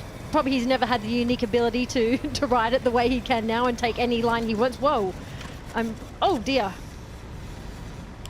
Oof, that was a bit hot coming in there, wasn't it? That was a moment. I had to hold my breath there. I thought he might be going over the edge, but he's saved it, and he's back with both feet in his pedals. I think he just came in too hot. I think he just came in too hot. Thinking that whether or not having a closed course, which he's never had before, just taking in more speed than he's ever been able to take. I mean, that's very unusual. I think he just got overcooked that corner, got the angle a bit wrong, bailed out early. He did super well to stay on there, didn't he? Onto the inside of the course. It was a very strange one as well, because he seemed to still have enough time to control it, but whatever happened, he is back riding hard.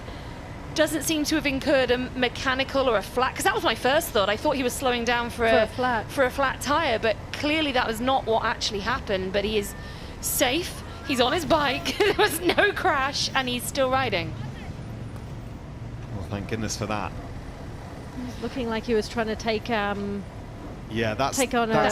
one of the aid stations here, and they've got 3 across the bike course, and they're not long either. The challenge of this 80-kilometer bike course is that clearly when you have a lapped course you can have longer aid stations, and you're going to have more regular ones, but that's not the case here in the south of France. All right, let's hear from Leo Berger. He finished it was 10th in London. Let's hear what he had to say.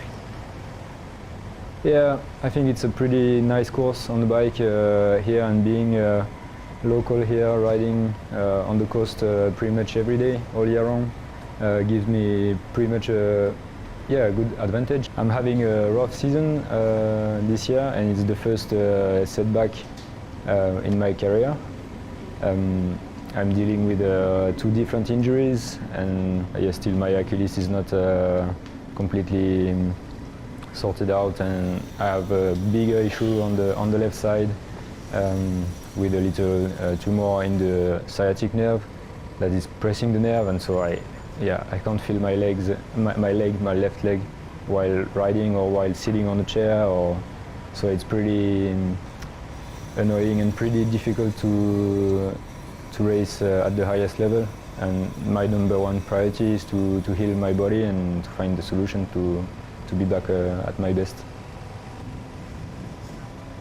Vicky, it was a pretty last-minute decision for Leo to race in London, and obviously he's got a lot of friends and family supporting him here in the south of France, so you can see why he's pressing on. But when you listen to what his body is going through at the moment, my goodness me, there's a lot going on in Leo's life. Yeah, it's not been in anywhere near perfect preparation for him, has it, to have a tumour that's causing sciatic nerve problems and numbness in his leg and a loss of power, to have an Achilles problem that's rumbled on, I think, since the off-season, actually. I think he was still dealing with that when he was in Singapore. Really difficult situation for him. So he knows these home roads, but he's had a near miss, and we know he's dealing with some injury stuff as well. So I just wonder if he's maybe not quite as confident as maybe we might have assumed. But anyway, here we are back with Jess Learmont still leading in the women's race, but it looks like Georgia Taylor-Brown has closed down the vast majority of that gap that Jess had out of the water. Latest time split shows she's just 8 seconds behind now. And that little group behind of Lucy Byram, Indy Lee and Caroline Pohl, and of course Hannah Berrystill and Alana Siffert right on the back of that as well. They've even brought down the gap a little bit as well. So right now, Jess is on her own at the front, but she's not making inroads on anyone else. She's not taking out more time.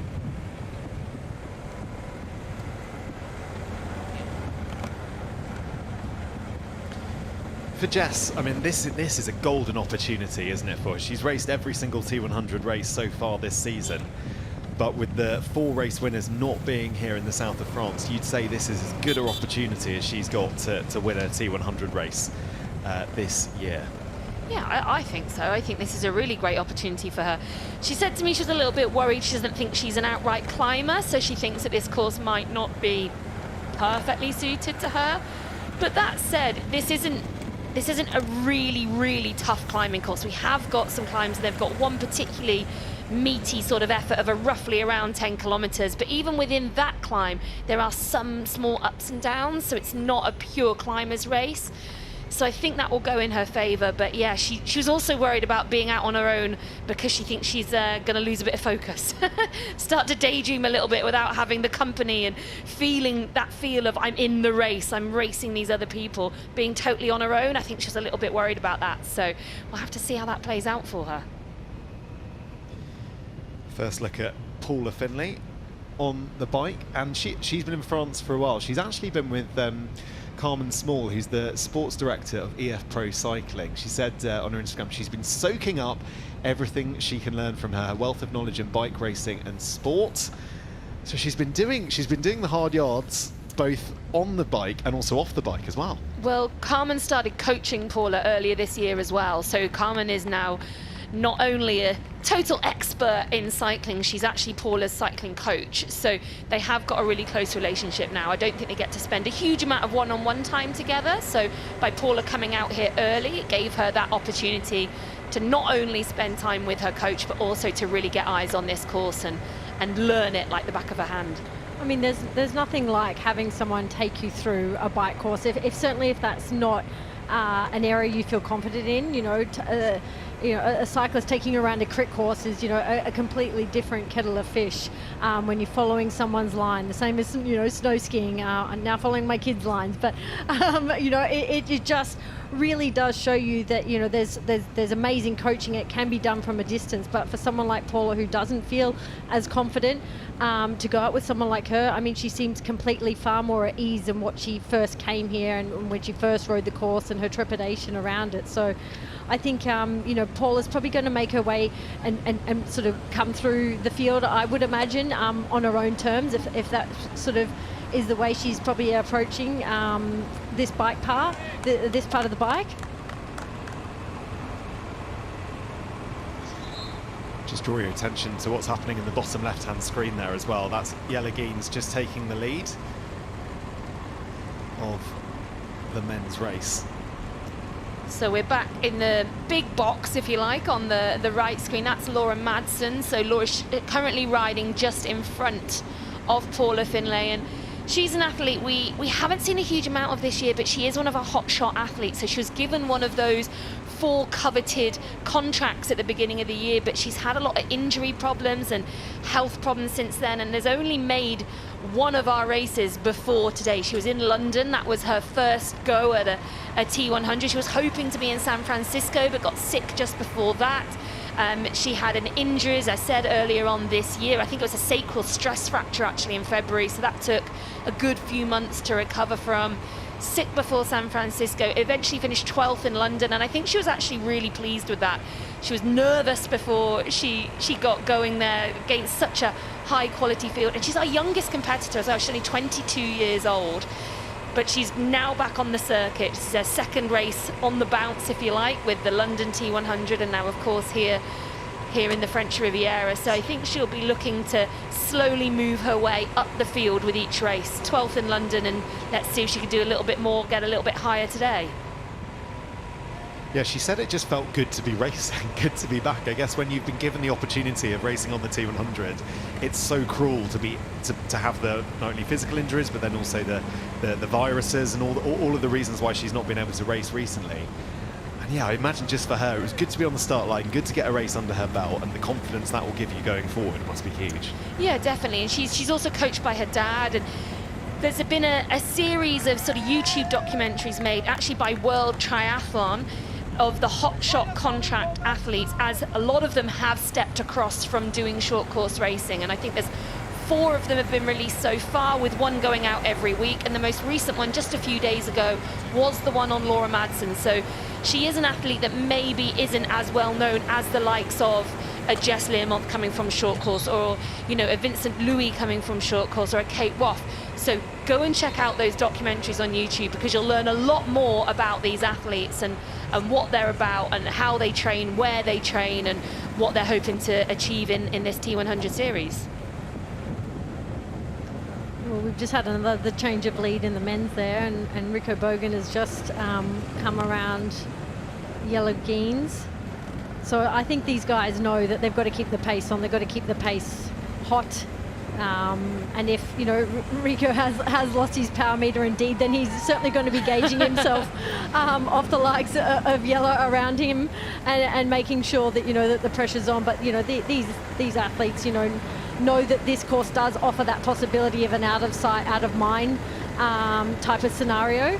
And I think going into the parts where that might occur, they realise that it's best to keep in contact and keep the pressure on. But so far, I mean, those front 2 leaders look exceptional. They look absolutely marvellous on the bike.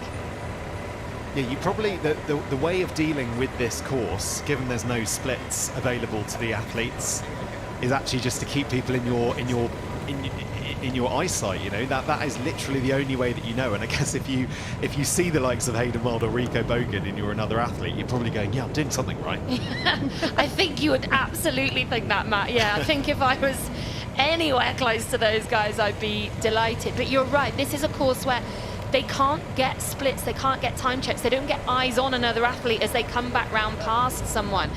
So they really are going to have to go 80 kilometres totally blind, get onto the run, and then find out where they are.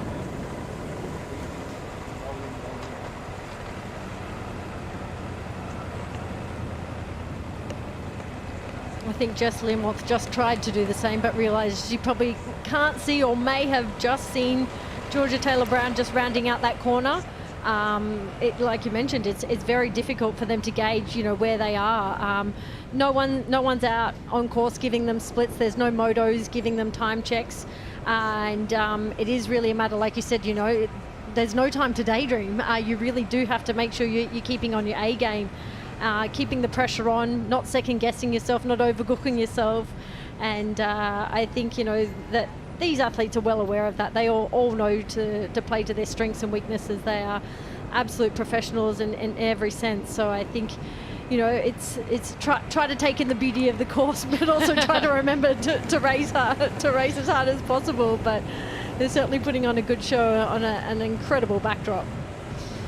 They certainly are. So this is Georgia Taylor-Brown. We just had Marta Sanchez on screen before that. She's had an incredibly busy year racing over all distances, a lot of full distance racing as well. But so far from this lady, Georgia Taylor-Brown, she's putting together a much stronger performance than she was able to do in London. I spoke to her after the race, and as well as the sort of calamity of, you know, all those errors that kept happening. She had an issue with losing her nutrition early on the race.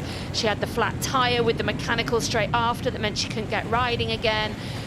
She then had stomach problems on the run because she then had to take race course nutrition, not the nutrition that she is used to and that her stomach can easily digest. So it was sort of everything kind of conspired against her. But she even then said, you know, I didn't ride that well. I just started to find my groove a little bit when she had the flat tire. So I know she's keen to have another stab today and have a better shot at it. And right now at just about 8 seconds behind Jess Learmont, she's doing a pretty good job. I feel like so much went wrong for Georgia in that race that actually, I don't know, you'd almost... Do we just write it off? I think you just have to write it off, but maybe it makes it easier mentally to write it off because just so many things happened. I mean, wouldn't you prefer it all to happen in one race like that than happen at every race and individually, one by one, having a string of bad races or bad luck, let's say? You know, I think I would much prefer, but yeah, well, she finally did get a bottle. I was going to say it is still tricky, and it's still something to be learned in these races. I mean, when you come from the short course racing, this is not something you're dealing with. You never do it in short course racing, right? So yeah. No, and yeah, I think Georgia, like she looks beautiful on the bike, and I mean, like we mentioned, she's got a blueprint. She knows what she needs to do, you know. But there's just these other elements of longer distances that you need to take into account, and one small thing can lead to something much greater.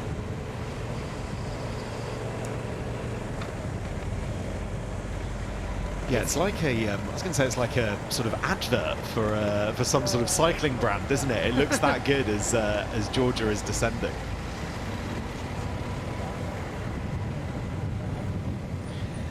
Shout out to the motorbikes and those doing the camera work here, because we're being treated to some beautiful shots.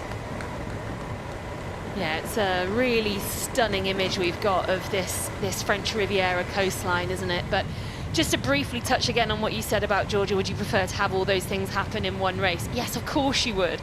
And it's something that Jan always says, isn't it? He always says you'd always prefer to have a reason. You would want to know why you had a bad race. The races that really get stuck in your head are the ones where you thought you'd done all the right preparation and you don't really know why it was a bit flat and it didn't work out how you planned. When you can look back at it and go, oh, well, I was sick, or this happened, or I had a crash, or whatever, it's easy then to just go, okay, scratch that race, on to the next one. Yeah, it certainly is. Okay, all across the year, our athletes are competing in our season-long narrative in the race to Qatar. We have a race on our hands.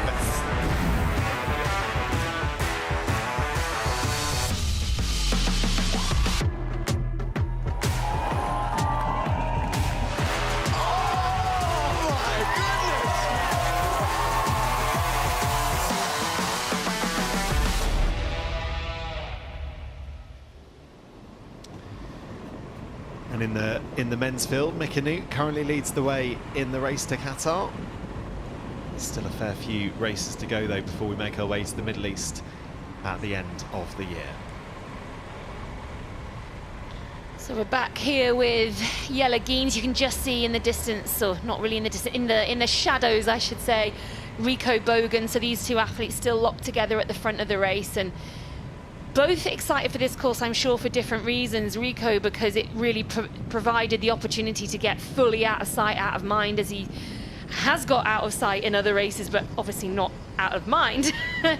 But Jelle has been out here in the French Riviera for, I think, about 10 days now, and he's ridden this course quite a few times, and he really enjoys the hills element of this course. He's also technically a very good rider, and we can't forget that when it comes back to the ascending and descending portions of the course that we will monitor, we will be checking to see who has the fastest ascent and descent on that main climb. It was Jelle Geens who had the fastest descent in Vancouver on that really, really fast downhill. So for a smaller guy, he can still descend really, really well. So I know he's very excited about this bike course. I'm just wondering as well who this course would suit. You compare it to what we had in San Francisco. San Francisco had those big, sharp inclines. Just wondering if Carl Smith there is asking for some help with his bike. Doesn't appear that he's got a flat tyre. I'm not sure if he's referring to the saddle has dropped. That was very hard to pick up. Yeah. Unfortunately, we're not lip readers here in the commentary box, despite our best efforts. All might become clear, but he definitely looked like he was signalling for something out on the course. Keep our eye on Carl Smith. But yeah, just in regards to the type of bike course that this is, Emma, it's got this ascent which we're going to see actually going to start quite soon here on the men's race, and it's a much sort of slower incline. I think 3% across 10 kilometers. You compare that with what we had in San Francisco, those really short, sharp inclines. How are they different? Yeah, I think you see different athletes, you know, suited to, like you said, whether it's the steepness and whether or not, you know, the energy expenditure they need to put out to get a gap in terms of using their strength on the climb versus their capabilities of the descent. So someone like Jelle is probably like, well, you know, first and foremost, if I've got the ability to descend better than everyone, let's just ensure that I'm going to be descending first, take my line, because that for him could be the most advantageous point of the race, where he realizes that I don't need to expend myself even though I am a great climber. I can utilize my strength on the descent as well. Like Hayden also said, you know, smaller guy, smaller build, his ability to climb, he enjoys it more. He often feels more comfortable, whereas often these bigger guys tend to find that they're putting out the biggest power on the flats, where they can find more of that really strong, sturdy rhythm, rather than, you know, going uphill where they, you know, maybe a few more kilos, obviously more centimeters as well in height, and it doesn't play so much into their favor. Well, Jelle, best he could do was third place, left a lot of work to do in the run back in London. Let's hear from him reflecting on that now. Every race I start, I aim for the win, and yeah, it was far out of my reach there in London, so that was quite frustrating. But yeah, this weekend is a new opportunity. Oh, I don't think it's just a two-horse race with me and Hayden. I think Rico has proven that he can win one of these races as well. If he can keep it together on the run, which he can, he's proven that. And I think this course also, even though it's like quite a bit of climbing, like he's just such a powerhouse on the bike that he will be really good here, and it will suit him for sure. I think for me, it's just, yeah, trying to stick with the front guys, Hayden or Rico, whoever it is, on the bike as good as possible, and then like play my strength, which is the run. I think it will be, even though we start early, it will be a hot run. I think especially the 4 loops we'll do, there is like no shade there, so it will be quite brutal, and I think it's going to be a bit like London again, where like it isn't over until we reach the finish line. A lot can happen. Yeah, that's the mentality you certainly have to take. Just worth noting as well, Jelle Geens currently in the lead of this race. We're getting timing every 5 kilometers on this course, so Jelle Geens currently out in front. I guess, Emma, when you have a run of the standard and quality that Jelle has, you back yourself every time, wouldn't you, to be able to catch up to the front? It's just, what is the limit that you've got within your legs on that particular day to be able to get to the front? I think they're so well accustomed to having to run so hard off hard bikes. You know, that's what they're preparing for in training. And I think, you know, like Jelle, we can always tell when he's running well. You know, he looks lighter on his feet. He's not sort of sinking in the hips.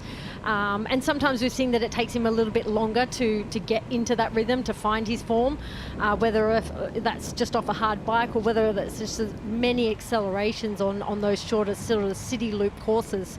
I think, given the training, this is more accustomed to probably the types of sessions they're doing, where they are going out and having longer brick sessions, a lot more higher power, longer efforts that are more suited to this particular race. Maybe a little bit different to like we've seen on the rest of the circuit, but short course racing, he's been an incredible runner. He knows it's his strength, but like we've said, he is technically and tactically a great rider, and small guy doesn't need to necessarily descend the fastest in terms of his body weight. It's about his technical capability. So, and that all comes back to energy conservation too.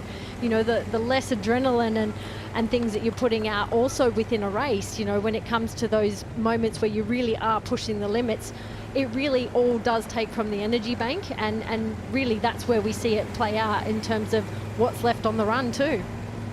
Yeah, Rico Bogan just overtaking Yella there to take the lead. It's certainly changing almost minute by minute at the moment, but right now we're just getting eyes on Carl Smith and one of the bike mechanics who has been called.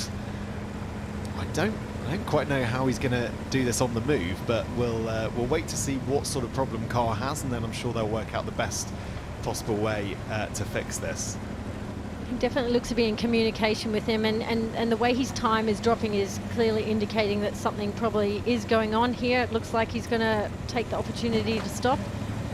Yeah. Whether or not it's a off wheel. The bike. And this will be really quite frustrating for Carl Smith. It looks like a saddle. I think you called that, Emma, very good.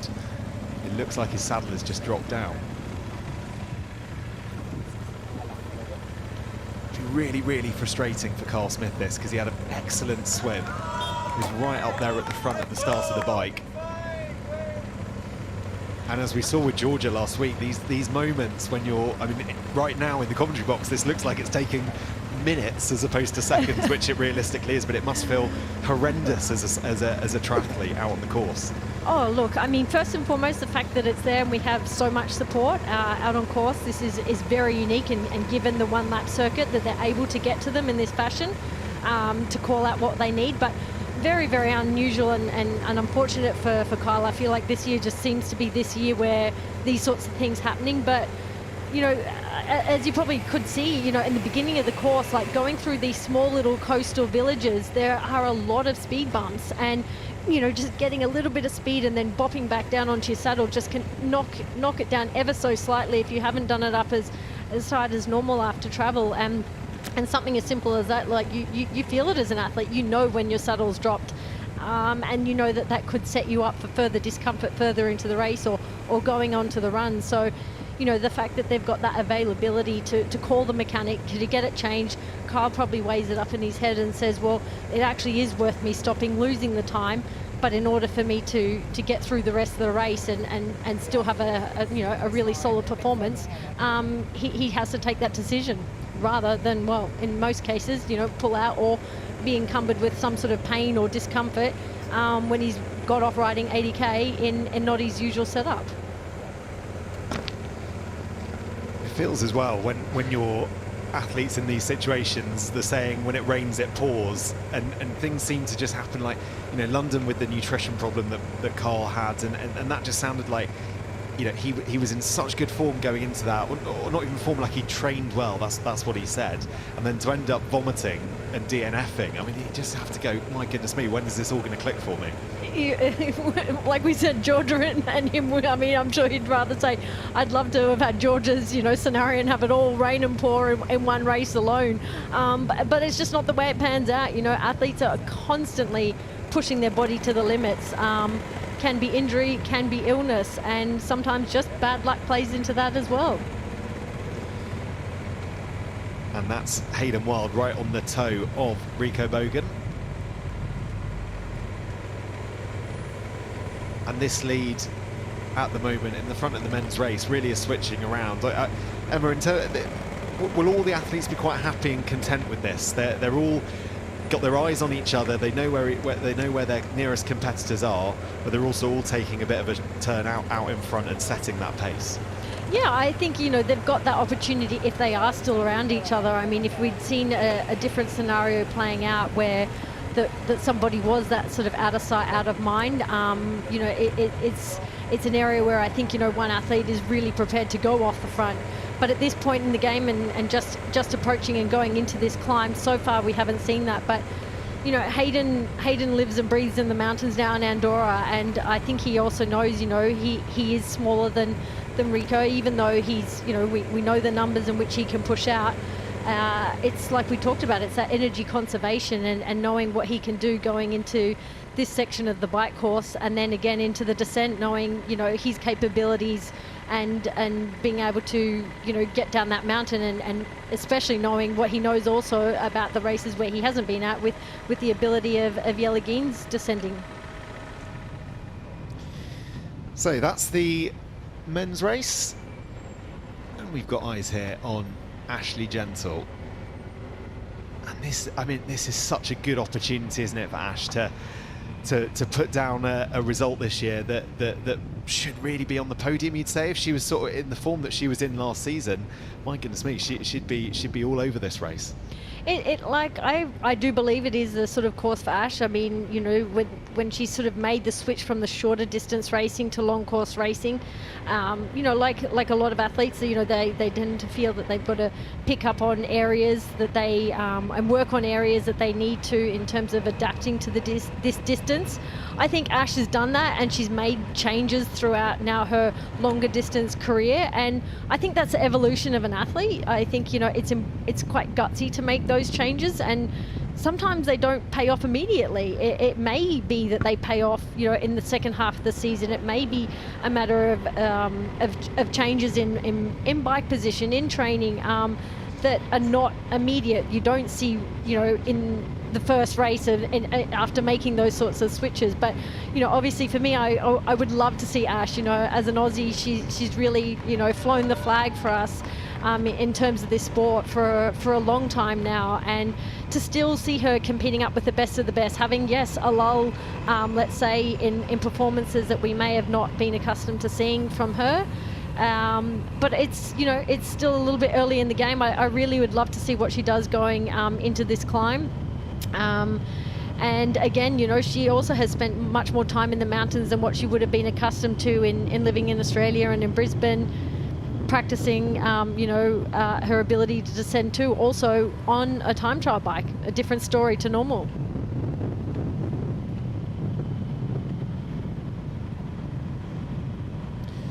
Just looking at Ash Gentle, as we said, and her run has actually still been pretty good. She had the third fastest run in London. It was the bike that sort of, if you like, let her down. 12th fastest on the bike, and I think that's probably the key area for Ash in terms of moving forward and being able to compete at the front.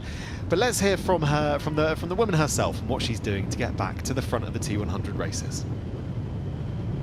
Professional sports is hard, and triathlon is hard, and obviously the competition is incredible, but it's always been incredible. It's always rising. I kind of feel like I've just got to keep moving on and just keep trusting the process and keep going back to training and believing that I can come to one of these races, actually show what I'm capable of. But sometimes when you're trying to just work out why you can't nail those races, it's just, sometimes there is no real reason. It's sometimes also a bit mental. It's easy to kind of come away from these races and feel a bit deflated and disappointed.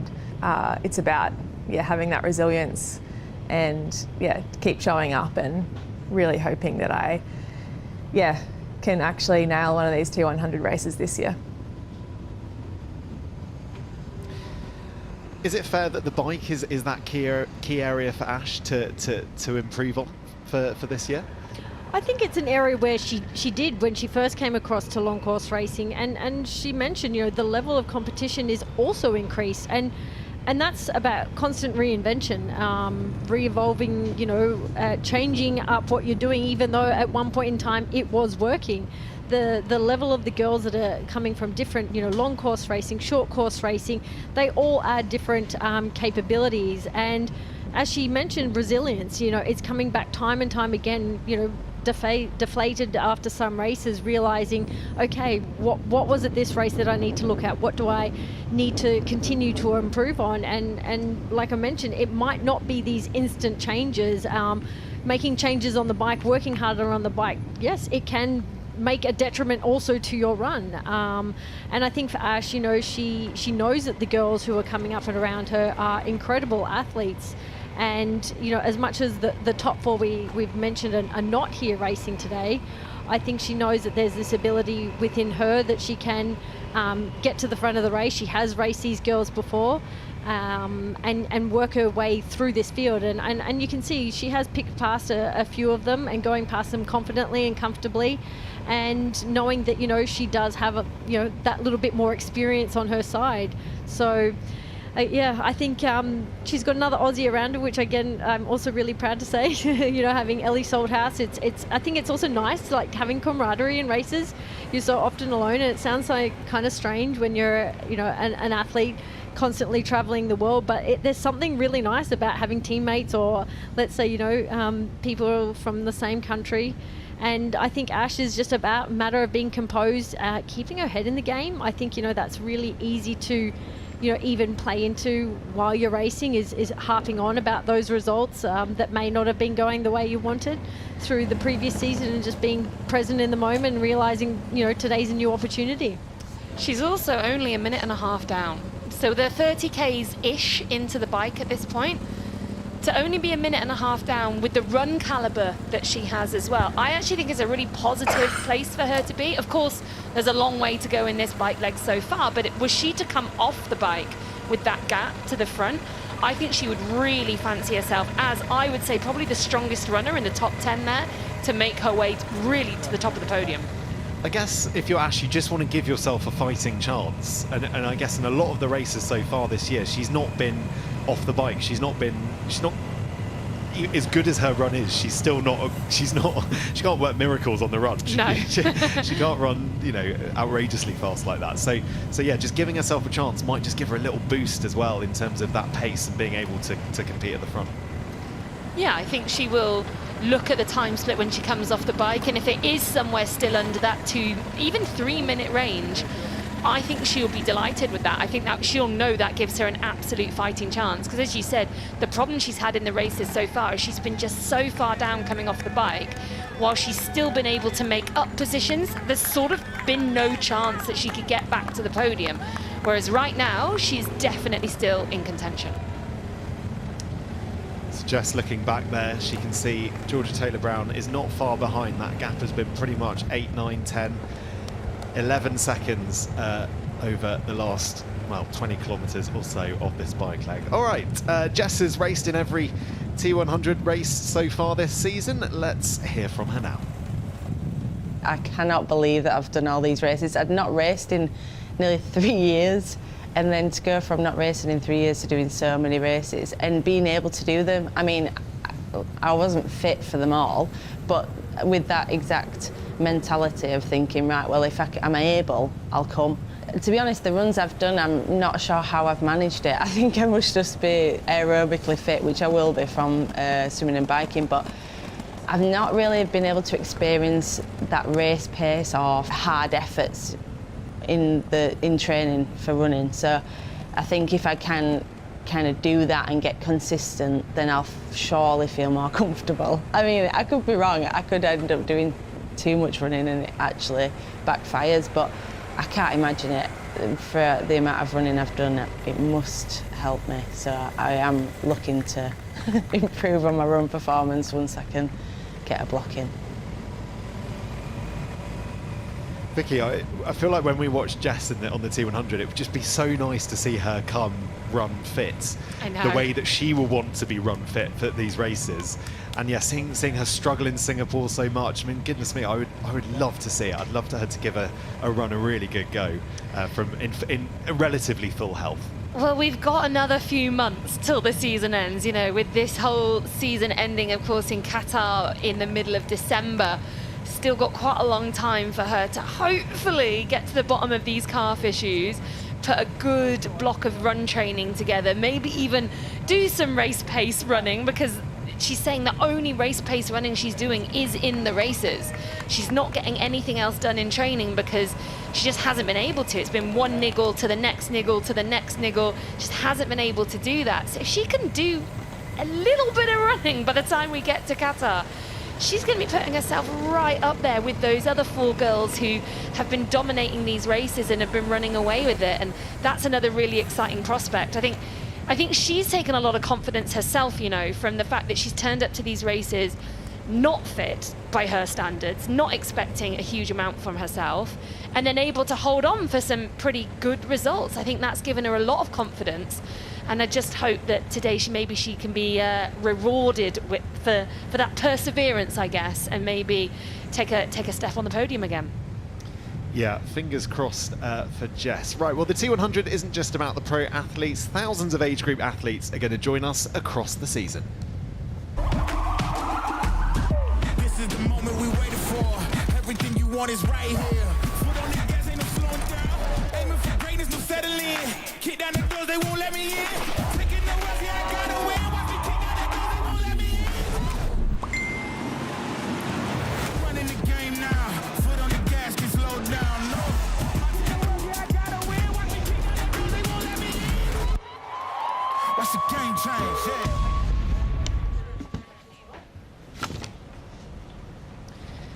And if you scan the QR code on your screen, you can find out more about upcoming races this year. Dubai and Qatar still have plenty of opportunities to compete this year, and if you fancy soaking up a little bit of winter sun at the end of 2025, those will be fantastic races for you to get involved with.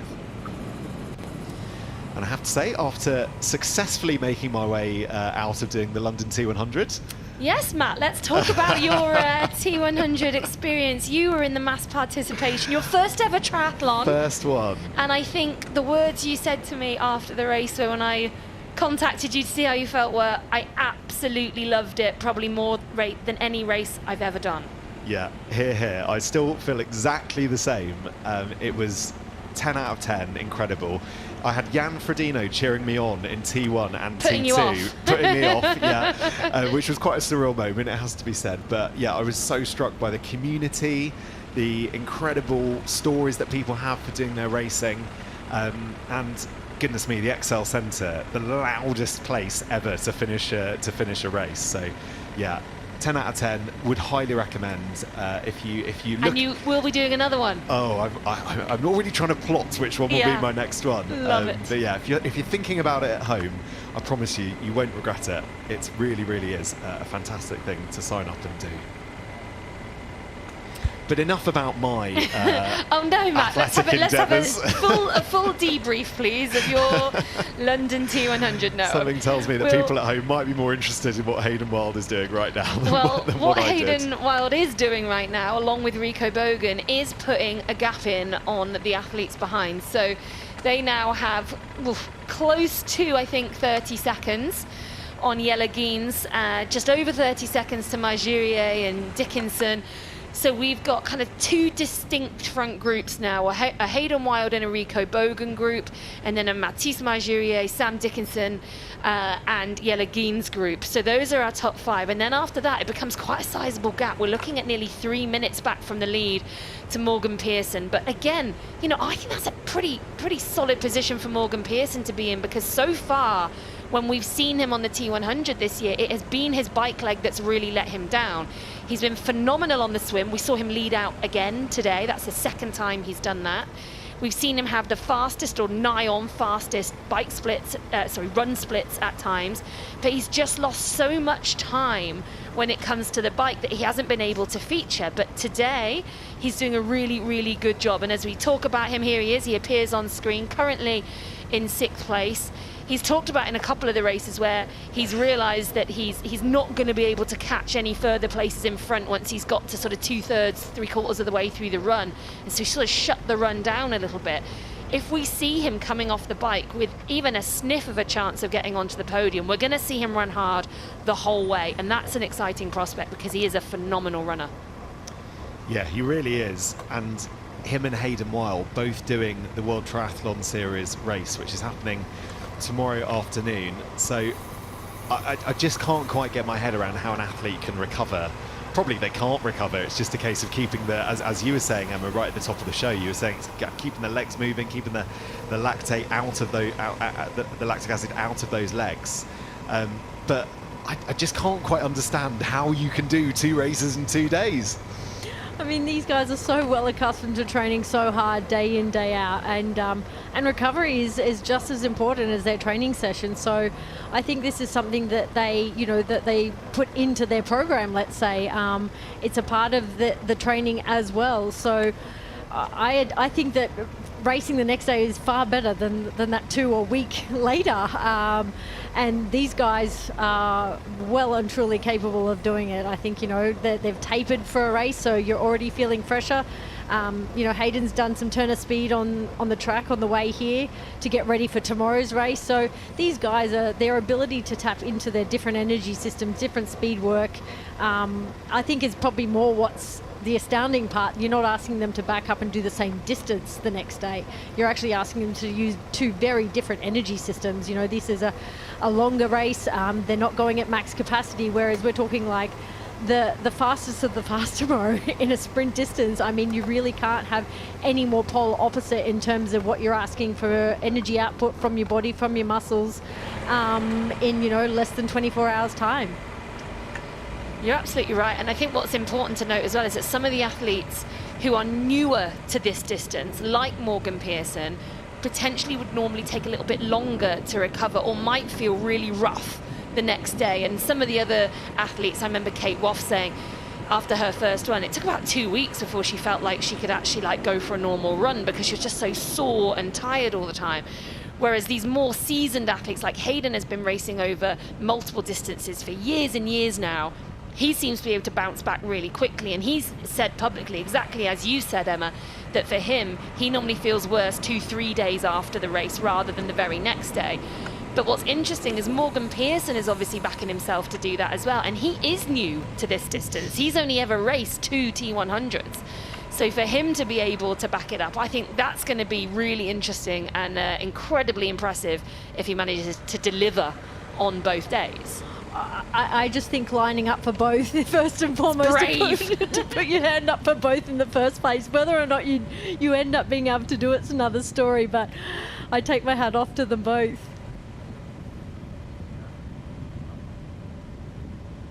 So you can see Rico Bogan there. He is sitting behind, but he is trying to get round. And as we mentioned early on, the overtaking side of the road is on the right. So when Hayden was taking a bit more of a racing line back there, he was actually sort of inadvertently blocking Rico from coming through. So he has now moved across to the left of the lane. Rico's been able to overtake, and once again, these two sharing the lead.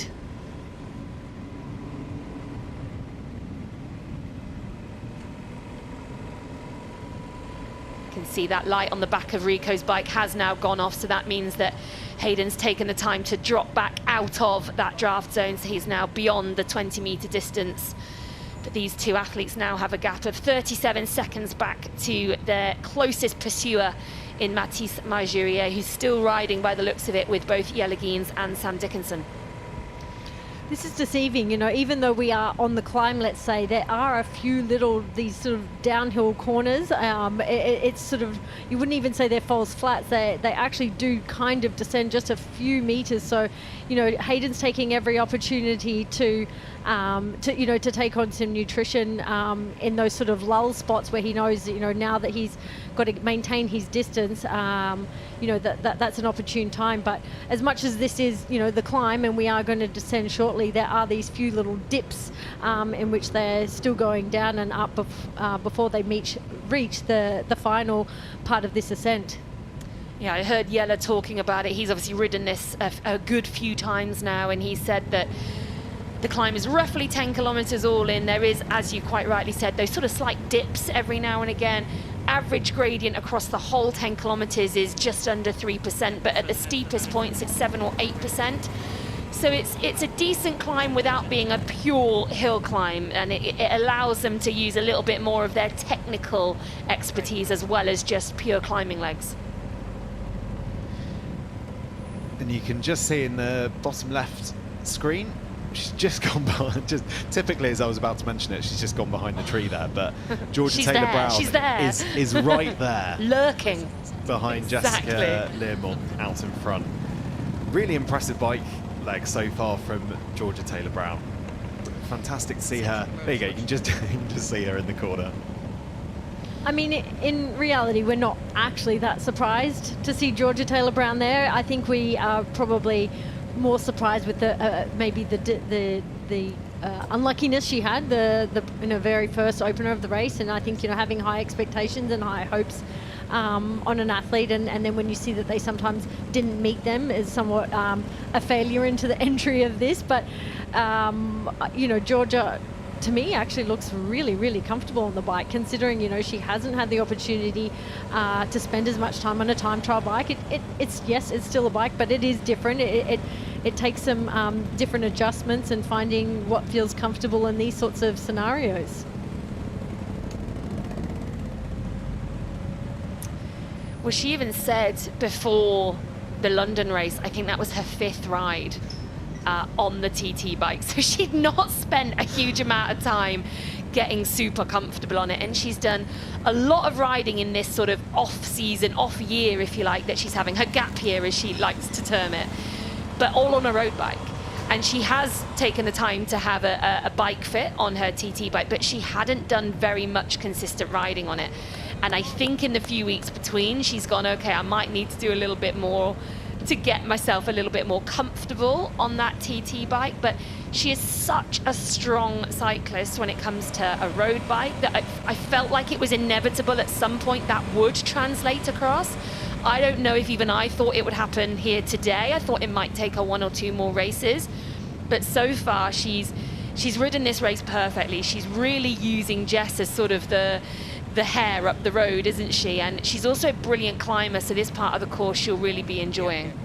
Well, I think naturally, when you're getting on a time trial bike, you're not going to go and approach a city circuit to ride it around on. So, picking your poison is probably part of the equation here. And, for someone like Georgia, like you mentioned, being such a strong cyclist, I mean, a time trial bike feels amazing. It feels incredible. You feel like it's just moving you forward even faster than you're accustomed to going. So I think it's just, not finding your feet, finding your wheels, and that blueprint is just ticking in, I think, for Georgia. In my opinion, she looks far more comfortable, actually, than, what we probably have. Well, I don't think we really got to see her in London, but maybe, dare I say, even more so than Jess at this point in the ride. So my attention right now is just being drawn to the larger screen on the right-hand side and watching Rico and Hayden here descend and doing it so well. I mean, it's scary stuff when you're watching it from here in the commentary box, or at least that's what I think. I don't know what you guys are thinking when you're watching this. It looks fun. Yeah, fun and a bit scary. They're making it look easy. So this is always the thing with any kind of skill, any sports person doing a skill and doing it well, it doesn't look difficult. It's actually when the people who aren't doing it as well start to do it, then that doesn't look quite as good. But they are doing it really well. We're now right behind Sam Dickinson, so he is the 3rd of those 3 riders currently riding in 3rd, 4th and 5th. Mathis Magurier, Jelle Geens, and himself, of course, Sam Dickinson. So these guys still riding somewhere between that 35 to 40 seconds behind. Again, going around these really fast, sweeping descents. But all of these top 5 guys are technically very, very good on a bike. It's no surprise to see them taking these corners in the way they are and maintaining that speed. And yeah, they'll be enjoying this part of the course, I'm sure. Even for these elite athletes, I mean, how often are they getting to practice this sort of skill?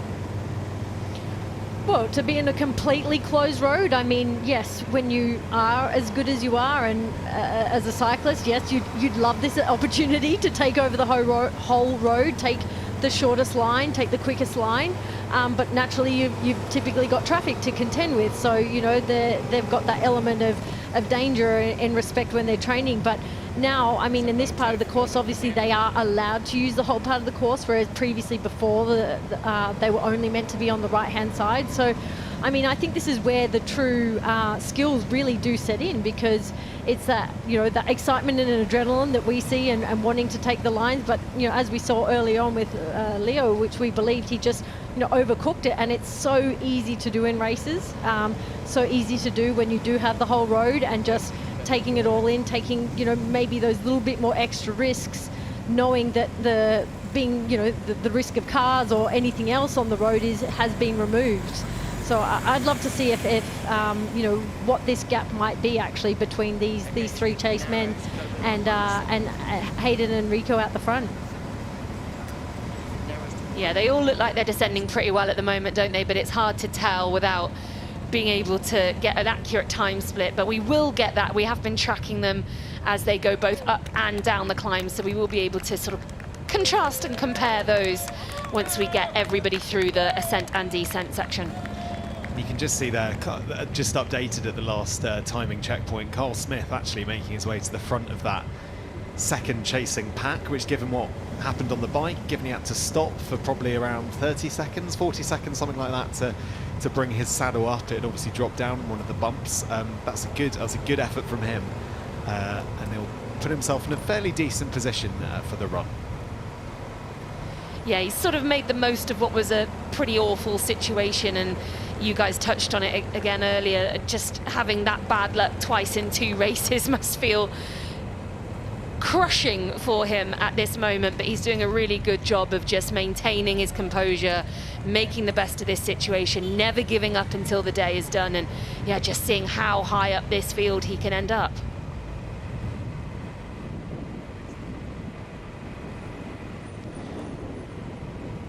So we've got an opportunity here just to look at the fastest climbers, and you can see there Hayden Wilde 9 seconds ahead of Rico Bogan. And that probably means he started the climb behind him, rode past him, and then was just a couple of seconds in front again by the time he got to the top. So, oh, here we go. For the very first time since the first steps on the beach in San Rafael, we've seen a change in lead. It's been Jess Learmont absolutely all day long, and now Georgia Taylor-Brown has just gone round her. So for the first time, we are an official duo at the front of the women's race. What's Jess thinking now? I mean, she's like, oh, my mate's here, yeah. Brilliant. Knowing Jess, that's probably exactly what she's thinking. Yeah. And she's probably thinking, well, I get to use someone else for a change, to kind of use them as the pacemaker. She's been having to do it all on her own, and I know she was worried about that. Well, yes, brilliant if she can be completely clear on her own all day, never having to worry about anyone, but she will have known that Georgia was close by. She will have seen her when she looked behind once or twice. She's been within 10 seconds for most of this bike ride, but now she can actually get a race head on. Okay, here's Georgia. I know her so well. I know what she's going to do. Let's try and make some more time up on those girls behind, because it's worth mentioning it has stabilized at just over a minute, that gap, and it's been like that again from probably about 5 to 10k into this bike course.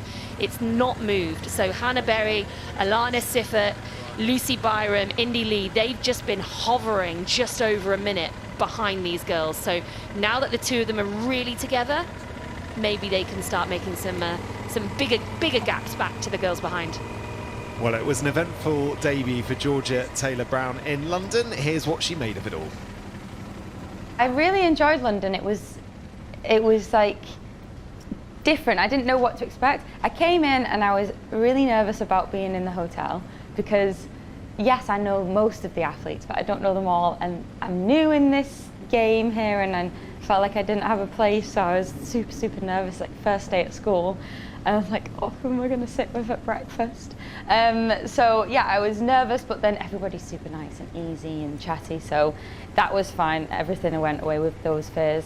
I think the biggest thing I learned in London is it was on the bike, because I came out of the water, I think 6th, and I just quickly went backwards on the bike on like the first lap and the second lap, because I didn't realize, in my head I thought, okay, it's 80k and everybody has specific watts that they want to hold, but everybody seems to go super hard for the first lap or two to get a position because of the race ranger situation. So no, I'm excited to put all those things that I've learned in London and bring them to this weekend. I really like how honest she is about just that whole experience, and things like walking into the hotel and being a bit nervous. We can all relate to that at home, no matter if you're an elite sports person or someone who's not. And then also the fact that she perhaps just got her tactics wrong in the race. we're talking an Olympic medalist here, her saying that she felt nervous being at a triathlon. I mean, she felt like the new girl. I mean, really? But I mean, that's brilliant, and I think that honesty is like really speaks to like the differences that she's faced coming over to this distance. Yes, she essentially knows what she's doing, swim, biking, and running, but did she expect tactics maybe to play out on the bike like she mentioned? Not necessarily. I think, you know, she's just sort of put London aside going, oh my gosh, like, all I've got now is just things to keep learning, and she'd be, I don't know, if I was her right now in her place, I've got nothing to lose. Like, I'm back here, square one. I've learned so much in the first opportunity I got to race over this distance. There's nothing more that really actually could go wrong at this point.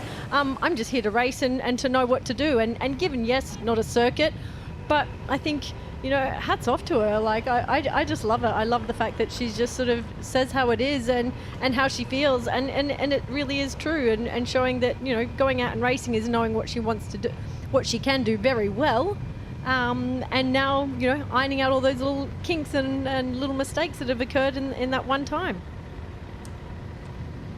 Well, that was Paula Finlay there, just going past Hannah Berry, who's our main athlete on screen right now. So Hannah Berry is just been moved down into fourth, possibly fifth position, but she's still right near the front of our race. Again, we said just over a minute behind our leading duo, and she's an athlete who's had a really strong start to our T100 season. She was fourth on debut in Singapore in those extraordinary conditions that we had there. She'd obviously prepared super well for that race and delivered a performance that I think probably surprised a few people, how high up she finished on that day. She was really strong across the board. She then chose to skip the two sort of North American legs of the circuit before coming back in for London.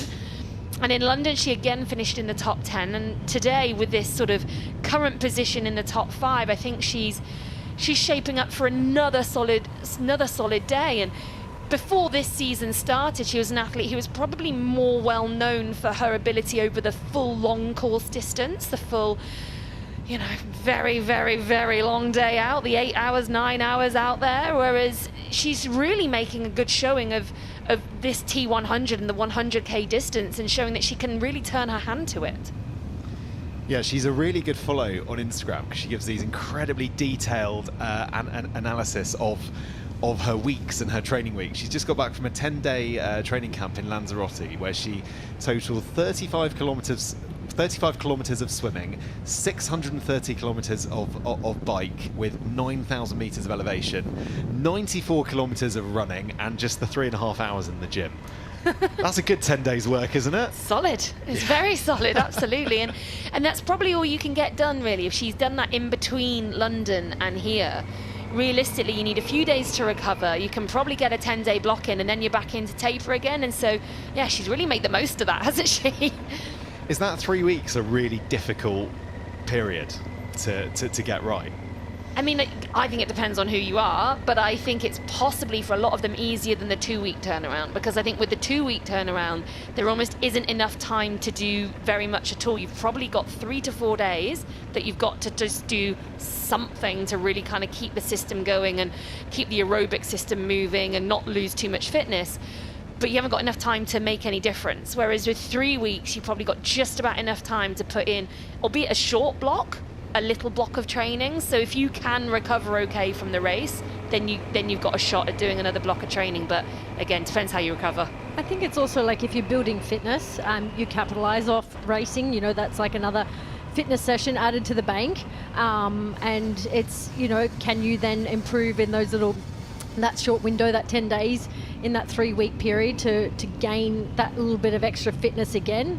Or are you trying to maintain? I think it's so dependent for athletes at where they are in the season in terms of, you know, fatigue, peaking, what are they, you know, aiming for as their final race. You know, some of these athletes are coming in to win the whole series, and some are, you know, given the opportunity to have wild cards and soaking up this chance.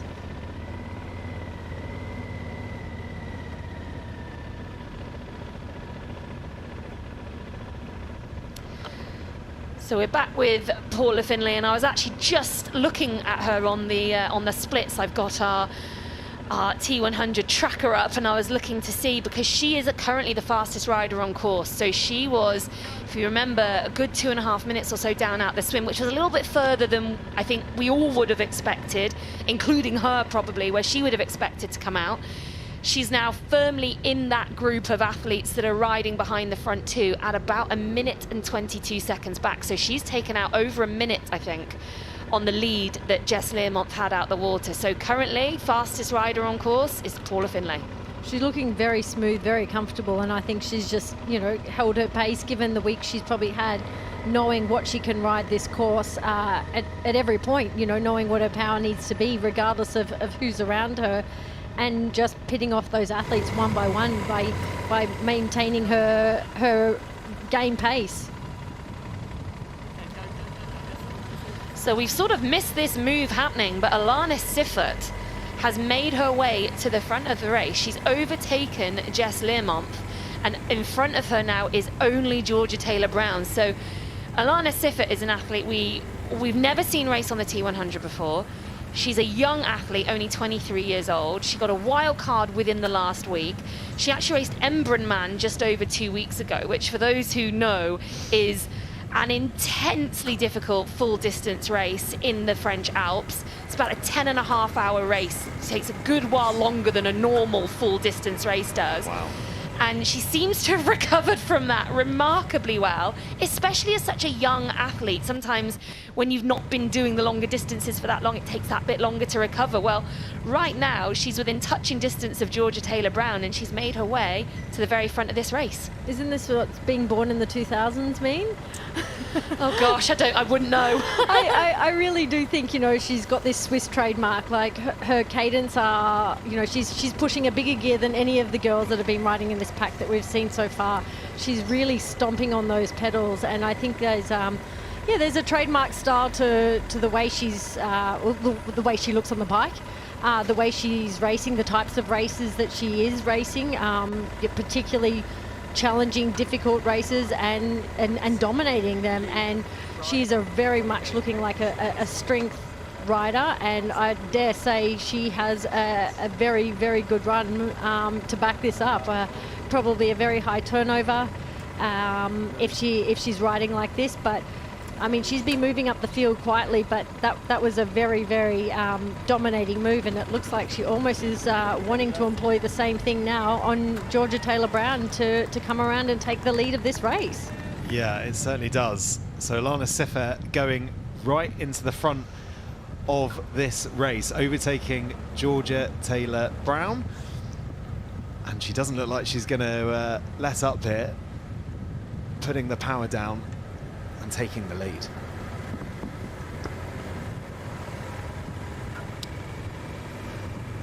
She's won 4 times this year. This is Alana Siffert just out in front. 4 times. I mean, you know, not all of a T100 leveled. You know, certainly on the PTA website you can see that the tiers of all of these, and the strength of field is obviously varies depending on the race. But how much does winning a race, even in a slightly weaker field, how much does winning a race just give you so much confidence? You nailed it. I mean, they are all confidence boosters. They're all these little extra things you just sort of put in your back pocket to, you know, ascertain that I'm doing a good job. My training is paying off. I'm doing all the right things, and they don't always have to be, you know, the hallmark races, the best. You know, every race is only a matter of showing up and racing, you know, who's there on the day. And, you know, the win is there for the taking no matter where you are in the world at whatever race. And, you know, she's competed in Roth for the first time, come away with the 3rd there. And I think, you know, the ability of these athletes to back up and race now is really all buoyed by, you know, what we know now, or what we can capitalize on in terms of our recovery, in terms of what we can race with. Nutrition has played an absolute crucial part, I think, in our sport, in terms of, you know, not just today, it's all the days in between, it's each and every session. And that's allowing these athletes and people like her, I think, at a younger age to be able to back up week on, week out, training, racing these incredibly hard races, and taking it to some of the best names of the sports that we've just seen right now. I mean, we've touched on Georgia Taylor-Brown, yes, new to this distance, but by no means new to this sport. Yeah, her CV certainly speaks for itself. We've got eyes here on Rico Bogan at the front of the men's race. Just over 10 kilometres left before they will get to the second transition zone, lace up their running shoes and get out for that 18-kilometre run to the finish. Beautiful conditions here in the south of France. It was a little gusty early on, but this bike course so far has been absolutely spectacular, with early on the sea on the right-hand side, the descent through the mountains. Now they're going to make their way down towards Fréjus. The key question for Rico, Emma, what's he got left in the legs? And that will always be the key question, won't it, with Rico Bogan? I think it wouldn't matter how high your heart rate is coming off this bike, to have Hayden Wilde coming off with you in transition would just elevate it that little bit more, wouldn't it? I think, we know that these guys are riding incredibly well, incredibly hard to get a little bit of the gap that they have and maintaining it. But yes, I mean, I'm sure he has to think that he's fairly fearful of having the likes of Hayden, continually swapping lead with him, continually, being in breathing distance. So, but I think that's a part of racing. That's what we love to see. That's what we love seeing these athletes go out each and every time. Yes, maybe I have a game plan, but you know what? I didn't expect this one. This was actually plan C, and I'm prepared to go with it and run with it because it's playing to, it's paying off right now. Yeah, I think Hayden and Rico are starting to get quite cozy, aren't they, at these T100 races? I mean, we saw it in Singapore. It was a very brief run that they had together before Hayden just had too much for Rico and was able to keep him in the distance. And then Rico set the pace out in London, and Hayden stayed with him for a short while, but eventually overtook him. They're getting to know each other quite well, aren't they? maybe more than they like. I think but that's that's the thing of great rivalries. It's to have each and every time going up against each other, and in the end, when it comes to these pointy ends, it really is actually mind games. I think that's part and parcel of also racing, is that all of them are putting in the work, all of them are putting in the physical work. It's knowing that where can I find the chinks in my armor in terms of my competition, and how can I play them to my strength. So I think judging what we've heard pre-race for Hayden, he's probably the king of that right now. But let's see how that pans out for him. So let's turn our attention to the women's race, and Georgia Taylor-Brown watching her descend at the moment. Vicky Holland has made her way out of the commentary box, and she's found a very special guest. Well, I've actually found two very special guests down here at the finish line. It's incredibly windy. I'm joined by a very familiar face in Vincent Louis, of course, but if we just pan down, we've got the infamous Alfie dog, who is Georgia and Vince's dog, and he is a real celebrity on the circuit. So we're very happy that he's here to join us as well, being a very, very good boy, as always. Vince, before we get into the race, obviously we're used to seeing you racing. We know that you're not on circuit out there today. You're rehabbing an injury. Just tell us how you're going and when we can expect to see you back. Yeah, I wish I was racing even more. I've done the course 2 days ago, and yeah, it's beautiful. And I wish I was on my bike right now and battling with the guys. But unfortunately, yeah, I'm rehabbing now a little calf injury. But I started to run again this week, so hopefully in 3 weeks I'll be on the start line. 3 weeks' time, we look forward to having you back there. And let's talk about this whole event. I mean, this is the first time we've ever had a short course World Series, a T100 at the same time, mass participation in it. We're doing it on your home soil in France. It feels like a bit of a festival of triathlon. Yeah, no, it's really big, and usually this specific area used to host like one of the biggest mountain bike events like in the world, and now seeing that triathlon is kind of doing the same. I mean, it's really nice, and triathlon, it's like merging everyone together, long distance, short distance, amateur. I think it's really cool. I was talking to someone at the bakery this morning and telling her, oh, you should come and watch. Today there is the best long distance athlete, tomorrow there is the best Olympic athlete. So yeah, you should just come and watch them race. Yeah, it has got that real festival feeling to it, and I think that's going to just grow through the weekend. And of course, you've raced both distances. The majority of your career was in short course, 2 world titles, of course, and an Olympic medal. Now you stepped across to doing the T100. Have you found that a hard transition? What have been like the main challenges for you moving over? Well, doing 200 definitely is a bit different. You ride a different bike and everything. You got to work on your nutrition and everything. But yeah, definitely it's a quick racing. We say like T100 is the new short distance now. We race like under 3 hours. It's super quick. But no, I'm enjoying it so far. I hope my body let me do it like maybe 1 more year. But yeah, definitely they take very good care of the athletes. It's a really good circuit, and I'm really happy to be part of it. And before we let you go and get back out there and support Georgia, tell us how you think she's doing. I mean, it's pretty obvious she's at the front of the race. This has got to be pretty much the A plan for her today. I mean, what was she hoping for out of today as well? Well, after London, I think she was a bit disappointed, but also like she had the mechanical, she lost the nutrition, so I think she was disappointed more than she did not perform on home soil. That was more the thing, because she's taking this year really as it goes and do a lot of races. But yeah, today is a lot better. She swam like in the feet of Jess, so not far. And then now on the bike, I did the loop 2 days ago with her, and she did a bit of a session. And on top of the hill, there is like this 3K flat-ish section, and she was really pushing. And I told her, well, if in 2 days you can do that, then you're good, you'll be fine. And it looks like she's doing really exactly that right now. So we'll let you get back out to support her, and we're going to get back to the live action back in the commentary box. Thank you very much, Vicky. Thank you, Vince, and thank you to your dog as well. Good to see him enjoying himself here at the T100. Okay, so attention turns back to the men's race. Just over 5 kilometres to go until the second transition zone. Hayden Wilde and Rico Bogan out in front here, just nicely ahead of that second group of Mathis Margirier, Jelle Geens, Sam Dickinson. Very good race from him so far before the larger pack, shall we say, at the starts from the 6th place.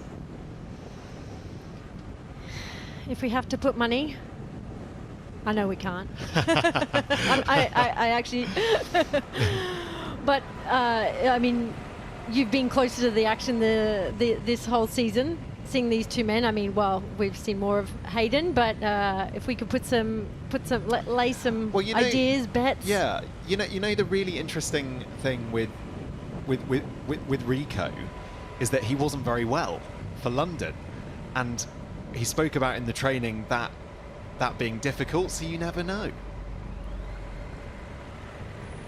You never know what he's still got in the locker, because I think, in London, when you're not able to train, and you tell me know far better than me, but when you're not able to train in the lead up, and you said he took 5 days off, so he was not in the prime shape of his life in London, and I think he might just have a bit more on the run than Hayden perhaps is expecting, or he might be expecting, I don't know. But I don't think Rico Bogan's out there, and also Jelle Geens, I mean, 34 seconds to someone who is as fast a runner as him, that's not a big gap. So I really think this men's race is so perfectly poised. Yeah, I mean, they're all human, like we've mentioned, and you have those moments and ups and downs, but you know, to go into a race not training, it can have such a strange effect on the body. You know, not just being sick is one thing, but missing that training, you know, the stodginess and the feeling within your system is just so different and so uncomfortable. You know, that's an off-season type scenario where you've finished the season, you're recovering in full mode, but when you're fighting something, it's your body's going, I should say, into a different component of stress. So I agree. Like I'm super excited to see what Rico may have up his sleeve in terms of this run. But again, Jelle only 40 seconds. We've seen him run down athletes before. I think, Hayden's probably thinking, okay, maybe I'm going to have to run harder than I thought. Maybe I'm not going to have as much, as a let's say, easier trot than what he could have hoped for going onto the run if he needed to save something for tomorrow. But Hayden's the sort of guy that this is the race. He also said he's come here to win. As much as he says he'd love to win both, he's got to tick this box off first. Yeah, you can see there just at the bottom of your screen the movers on the bike. Mathis Margirier having another excellent bike, and Gregory Barnaby and Rico Bogan also making up a decent amount of places. Yeah, Vicky, that's quite an interesting point actually about Hayden's race tomorrow. Subconsciously, surely that must enter your head, you know, when you're pushing and maybe you're just going into that extra little area that is even more painful than it was before. He will still have at the back of his mind, he's still got a sprint race tomorrow for World Triathlon. Well, it's tricky because ideally you want to put tomorrow's race totally out of your mind and just focus on what you're doing right now, but it's very hard to do that in reality. And what he will have really been hoping for is to come off the bike with a massive lead. Or a massive lead, shall we say, to the gun runners, the likes of Jelle Geens. He will have wanted a bigger gap to Jelle off the bike, meaning that he could go a little bit more into cruise control on the run, knowing that as good an athlete as Rico Bogan is, he will likely outrun him.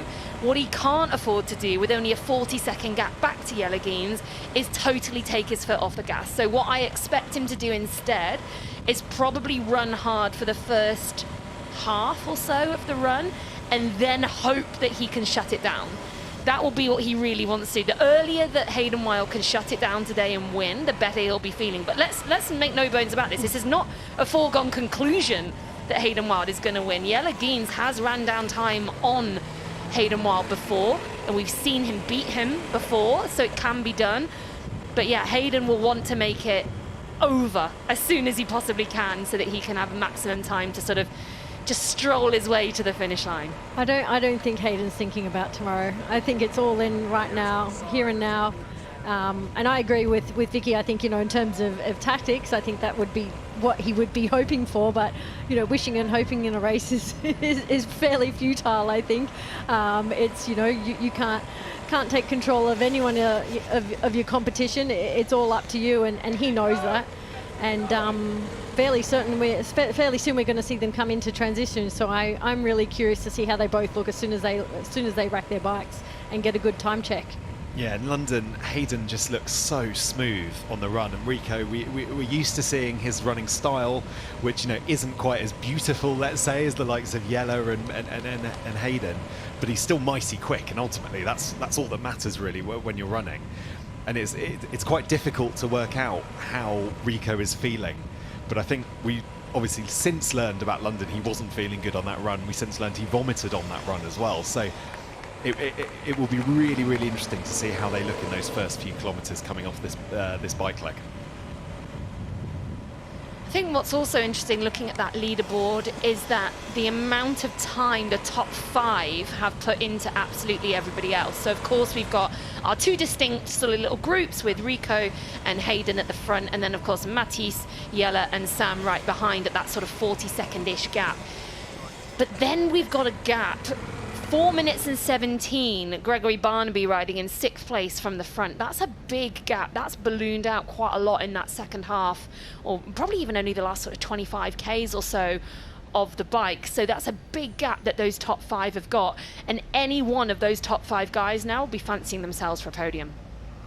We need to get ourselves on that wheel. Fantastic view out to the second transition zone and to where the athletes were doing the swim earlier on today, but not far to go at all. You can see that is the transition zone, and that's Hayden Wilde just out in front. So one final turn to make before he ends up on the blue carpet and at this transition zone. Interestingly, choosing to dismount really early there, Hayden. That was an unusual, unusual. Did he misjudge that, or do we think he did that deliberately? Yeah, interesting. It's not like Hayden to make mistakes, if I'm honest, but it did appear that he did dismount like right on the blue carpet there. Whether or not he realised the dismount line was a little bit further onto the straight. Let's see. It didn't appear like it cost him anything per se in terms of the distance they came in, or when they were getting off their bike to where they are now in transition. But yeah, in this type of racing, socks, so that can always prove a little difficult even at the best of times too. But he doesn't look super rushed. He looks very calm and very much in control, and if anything, it really didn't change it. So knowing him, he probably just had that always up his plan. Yeah, his game plan. You're right. Hayden will have had that down, I'm sure. Mathis Magirier, he had just broken off the front of that other little group of 3, so he is now the 3rd person in transition. And just as we said that, we saw Jelle Geens running past in the background, and this is Sam Dickinson, who again, a wild card athlete, really showing why he's worth a wild card and really gonna take so much confidence and heart from the athletes that he is going out of transition with. He is running out of transition with Jelle Geens, previous T100 winner. He's running out with Mathis Magirier. He knows he's within a minute of the very front of the race. Like, these guys are the creme de la creme. So a great performance so far from Sam Dickinson. Yeah, it really is. And you can see Hayden Wilde all by himself making this journey to base nature, which is where the athletes will be doing their loops around. Vicky and I are just sharing a glance like Hayden looks... Yeah. There he goes. It's sort of just like Hayden doing Hayden things again. But it is worth mentioning where they are going right now. They're running into quite a strong headwind. So he looks very, very good, but he's also got a lot of wind to deal with there. And so, yeah, just another little note to mention, because it just emphasizes how good a runner he is. Yeah, and you can see there they'll get their first look at each other. It's pretty much the distance of this arm out to sea, and actually a bit further. Hayden really turning it on here and pushing out in front to get this lead. All of those athletes behind will now get a sense of just how far ahead Hayden Wilde currently is. And Jelle Geens, I mean, at one point it was sort of 40 seconds, wasn't it, the gap to Hayden at the front. By the end, by the time they got into that transition zone, it was more 49. And that sort of 10 seconds it could be really critical, couldn't it, come the end of the day. I love the calm, cool collectedness already in the first K of Hayden, had the tailwind on his back and shaking the arms out. I mean, yes, they've obviously been in, you know, that more of that time trial position, and it's such a, yeah, it's always, I feel like when you see a runner just, you know, shaking their arms out casually like that, it just looks like we're just doing it easy. I hate to say it, but he just makes running look superb, like just beautiful. There he is. He's such a compact, neat runner. As we said there, a little shake out of the arms, quick check of the watch, make sure he's on target pace. And they won't have had the luxury of any time splits, remember that. So they won't have known actually just how close the likes of Jelle Geens and Mathis Magirier and Sam Dickinson were to them on the bike, whereas he will now be getting that information. He'll be getting splits. I'm sure the one person he will have his eyes on is Jelle Geens. He'll know the caliber of Jelle and what he can do as a runner.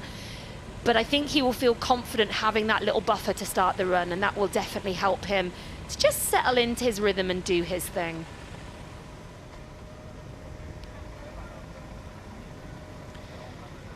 Yeah, that gap from Hayden Wilde to Jelle Geens, 38 seconds at the last run checkpoint.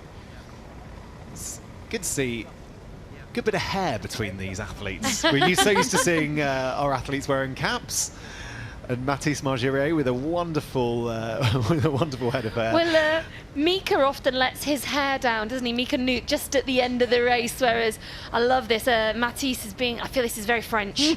For this is really embracing where we are right now and his French nationality. He's letting it all go just from the start of the run, and I've got a lot of time for that. Yeah. Vicky, you mentioned you know Sam Dickinson fairly well and what he was trying to do this year in terms of just getting on the T100. Just put into context how impressive this performance is so far from Sam. Yeah, I mean, those who know Sam well know that he has always been a really strong cyclist. That's always been probably his #1 strength in triathlon. And sometimes in short course racing, you don't really get to showcase that maybe as much as you would like to. It's something that Kate Woff has spoken about, being a bit of a frustration of hers with short course racing. And so some people were really surprised to see her step across and ride as well as she has done in the T100. And perhaps there are some people feeling the same way about Sam, but anyone who has been paying attention knows that he's been an incredibly strong athlete on the bike for a long, long time. And also the middle distance racing he has done this year, again, he's made a bit of a name for himself on the bike. And I know he was relishing the fact that today was a 20-meter draft zone.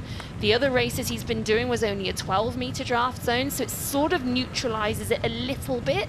There's still an advantage to be gained at 12 meters behind, but this 20-meter draft zone that we have here at T100 is fantastic, and I really think that's the reason he's been able to be with those front five in total athletes, and start taking out big chunks on the others. Yeah, he looks good so far, but a long way to go. Enjoying seeing these guys trying to keep up with Hayden Wilde on the left-hand side. Just gives you a sense of how fast Hayden Wilde is running right now when you see someone else try and keep up. Yeah. Well, worth mentioning as well, that box at the, of course, bottom left is our women's leader. So we saw Alana Siffert take the lead.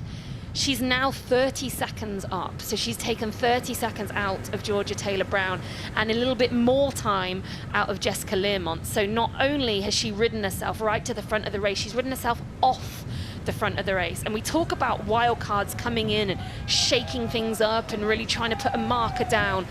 She's doing exactly that, and she's absolutely fearless in the way she races, and she's showing that once again today.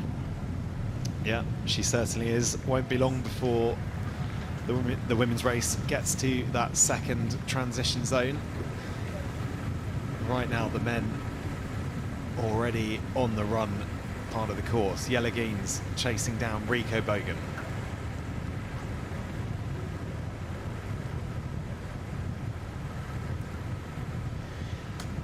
And Jelle looking pretty good. I mean, he's got he's reeled Rico in.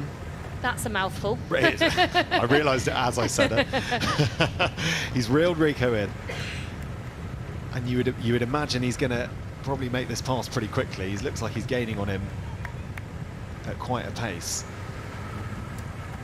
And so yeah, then I guess it's all about how and if he can catch Hayden Wilde. But yeah, like you said, Vicky, that the athletes didn't get the timing splits on the bike course, so they're probably starting to digest the race. Is that fair to say, Emma? Like, they're starting to get a handle of what this race has looked like, not from their perspective. Agree. I think, like not having any information out there and now needing to know, needing to run their race. But it does look like that the gap between Hayden and Jelle, for instance, has actually maintained itself, sort of around that 37, 38, now 40, based on the timing we're receiving.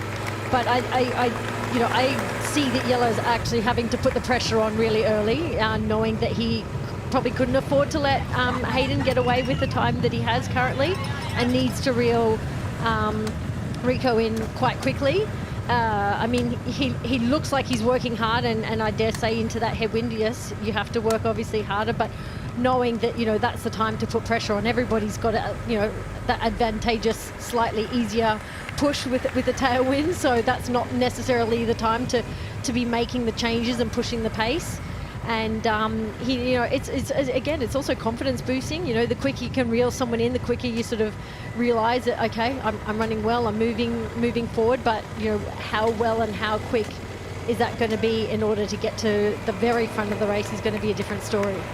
So Jelle Geens making that pass on Rico Bogan, really put an injection of power down there, and now has got out in front of the German athlete. It's all about pressure now, really, for Jelle Geens. He's got to exert pressure on Hayden Wilde. He may not be able to catch him, but if he stays within that 35 to 40 sort of second range, it means Hayden has no choice. He cannot let up. Any kind of faltering from Hayden, and Jelle will be there to pounce upon that and to take the lead himself. So Jelle has to bear in mind that while he might know he will know, he doesn't maybe know, he definitely knows what kind of athlete Hayden is and how strong and how robust he is.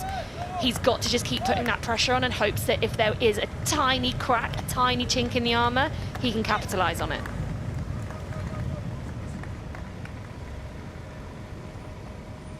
Yeah, it'd be interesting to get the latest time splits when they go through the next timing point, because Jelle's obviously overtaken Rico there, and at the last count, Rico was 26 seconds behind Hayden. Well, I've just got a little update from my geeky tracker that I love to watch as well, and obviously everyone else can do that as well at the T100 tracker. It's 39 seconds. Okay. So they are running. Yeah, that gap back to Jelle has basically stayed the same. It's Rico who's sort of slid back a little bit further, and then you look a little bit further back and you've got Sam Dickinson at about 53 seconds and Mathis Marjurier just a few seconds behind him.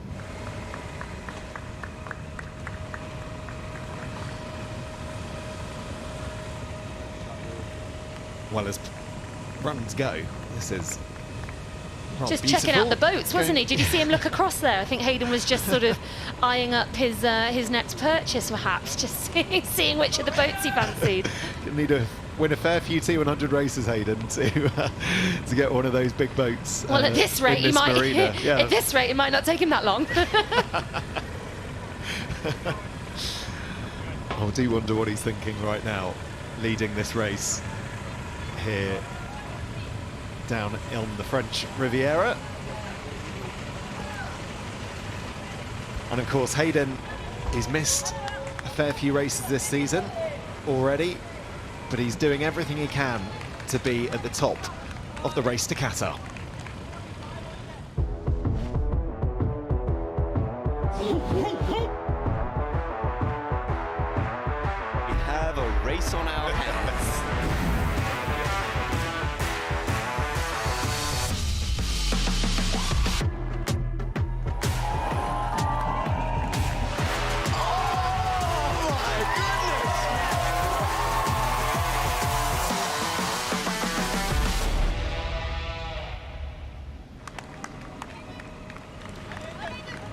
So this race tipping over the halfway point in the season.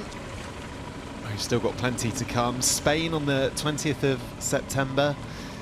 We then go down under to Wollongong on the 18th of October for a couple of races in the Middle East to finish things off. Dubai on the 15th of November.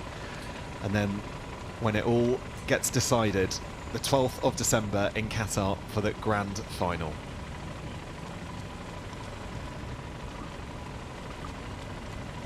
We should probably mention as well and Vicky, we saw how windy it was out there when you were with Vincent Nearly being blown away out there. Yeah, you were nearly being blown away, and you know it's quite deceptive, isn't it, on TV? And doesn't actually look that windy. Just tell us what the conditions were like outside.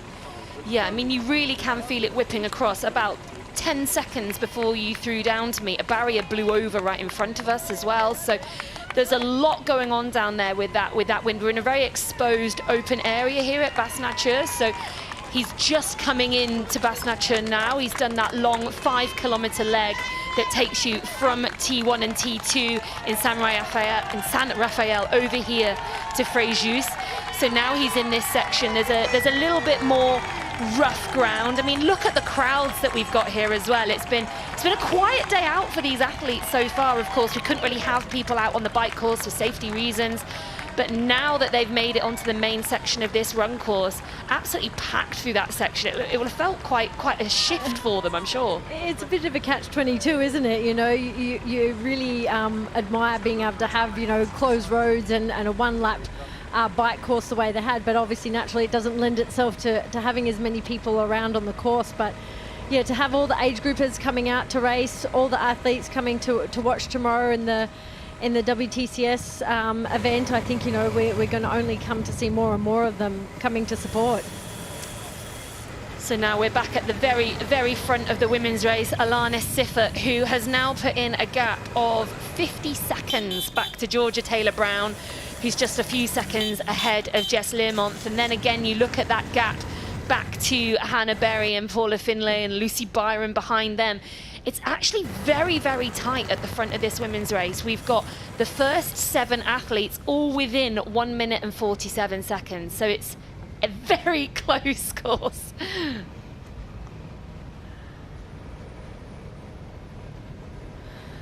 Just a little chuckle there at the dinosaur on the side of the road. They won't have seen very much, as we just touched upon, because of the nature of the course. They won't be seeing many spectators and fans, and then they'll just come around that corner to a dinosaur. So, you know, lighten the mood a little bit. Yeah, if you're struggling, if you've had a tough bike leg, that's sort of the thing you might want to see, or maybe you don't want to see it, I don't know. You might think you're delirious, who knows? Yeah. Am I seeing dinosaurs here in the French Riviera? Yeah, so this is Jess Learmonth we've got now, currently in third place. Obviously our leader for a huge amount of the race before Georgia Taylor-Brown did take the lead, and then Alana Siffer on that climb. I mean, we haven't seen, I don't think, the women's climb sector yet, but she must have had the fastest climb by a significant amount, because it seemed like at the bottom of the climb she was still a minute behind, and by the time they were at the top she was at the very front. So she really used that sort of 10-kilometer climb section to absolutely pound her way to the front of this race. And she's now, as we can see here, back down on the flat and just racing with total fearlessness, and I absolutely just love to see it.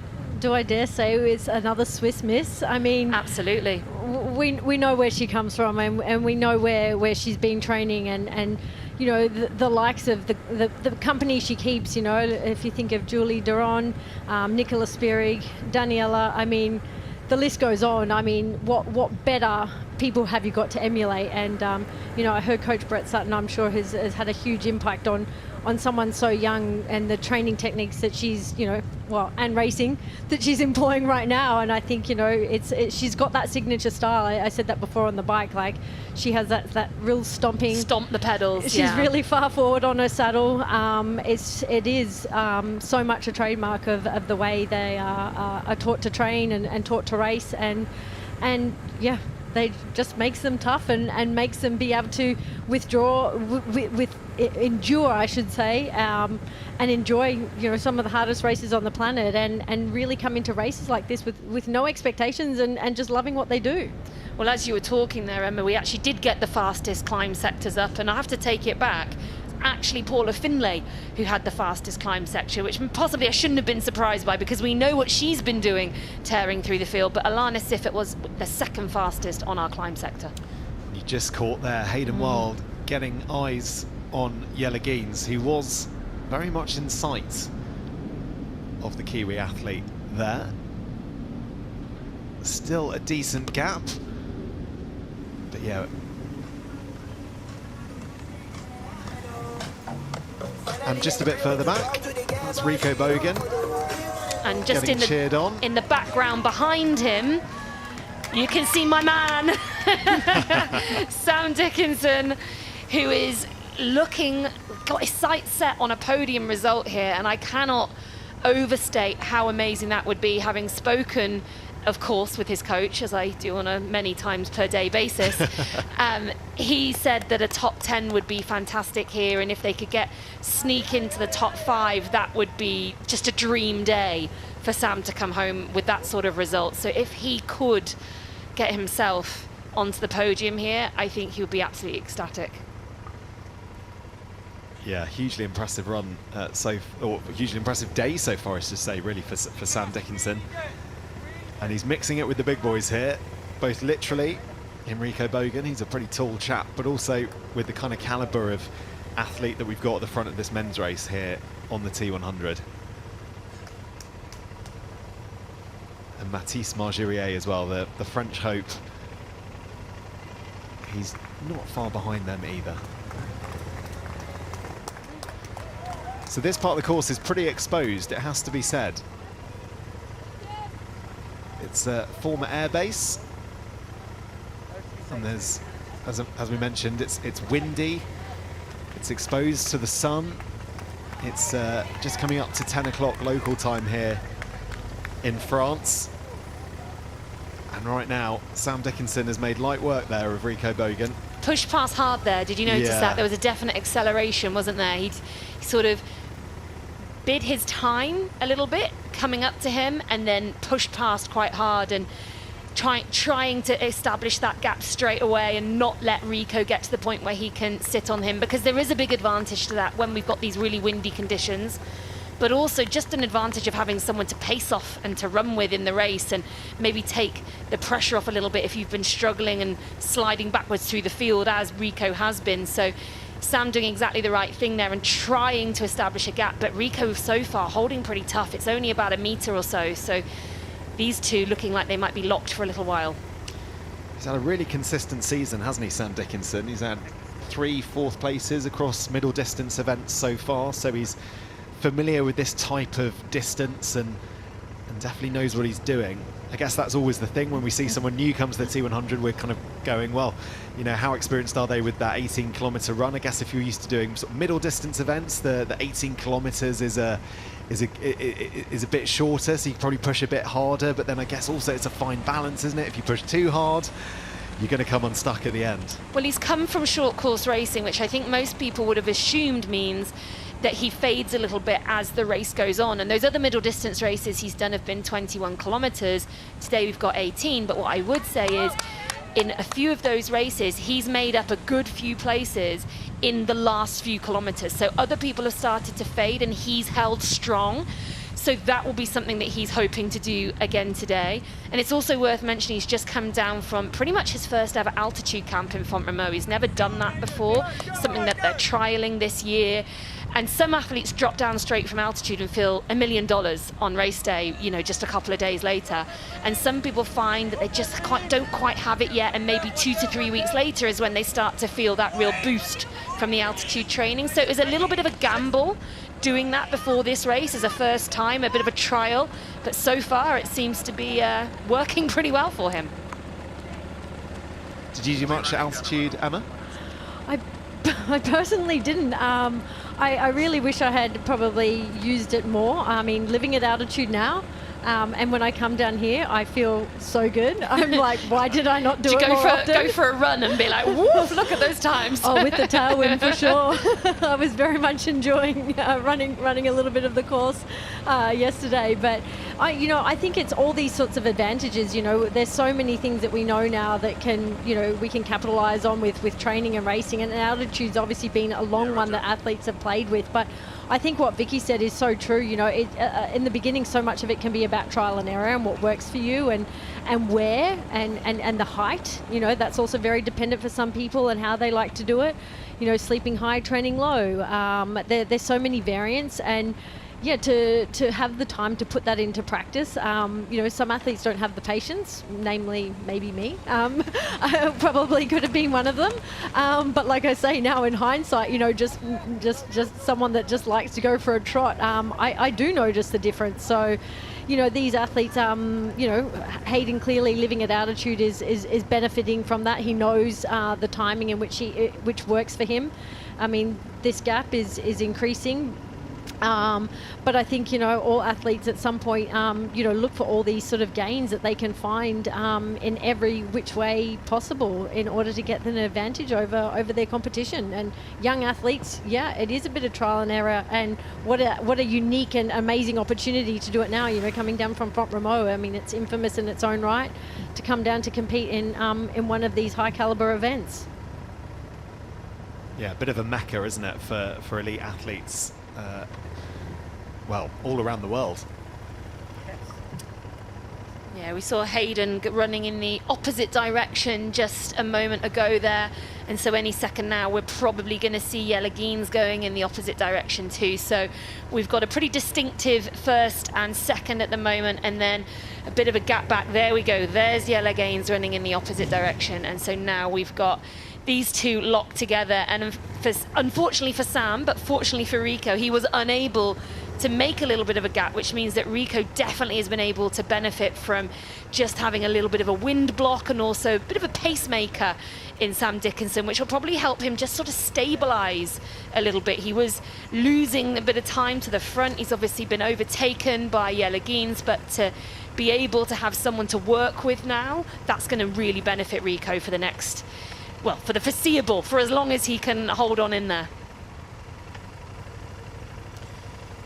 Yeah, so the men's race well and truly underway and pretty interesting at that on the run leg, but the bike leg is coming to a close in the women's race with Alana Siffer just out in front, making her way around those roundabouts, which are quite technical parts of this course, especially on tired legs, I'm sure.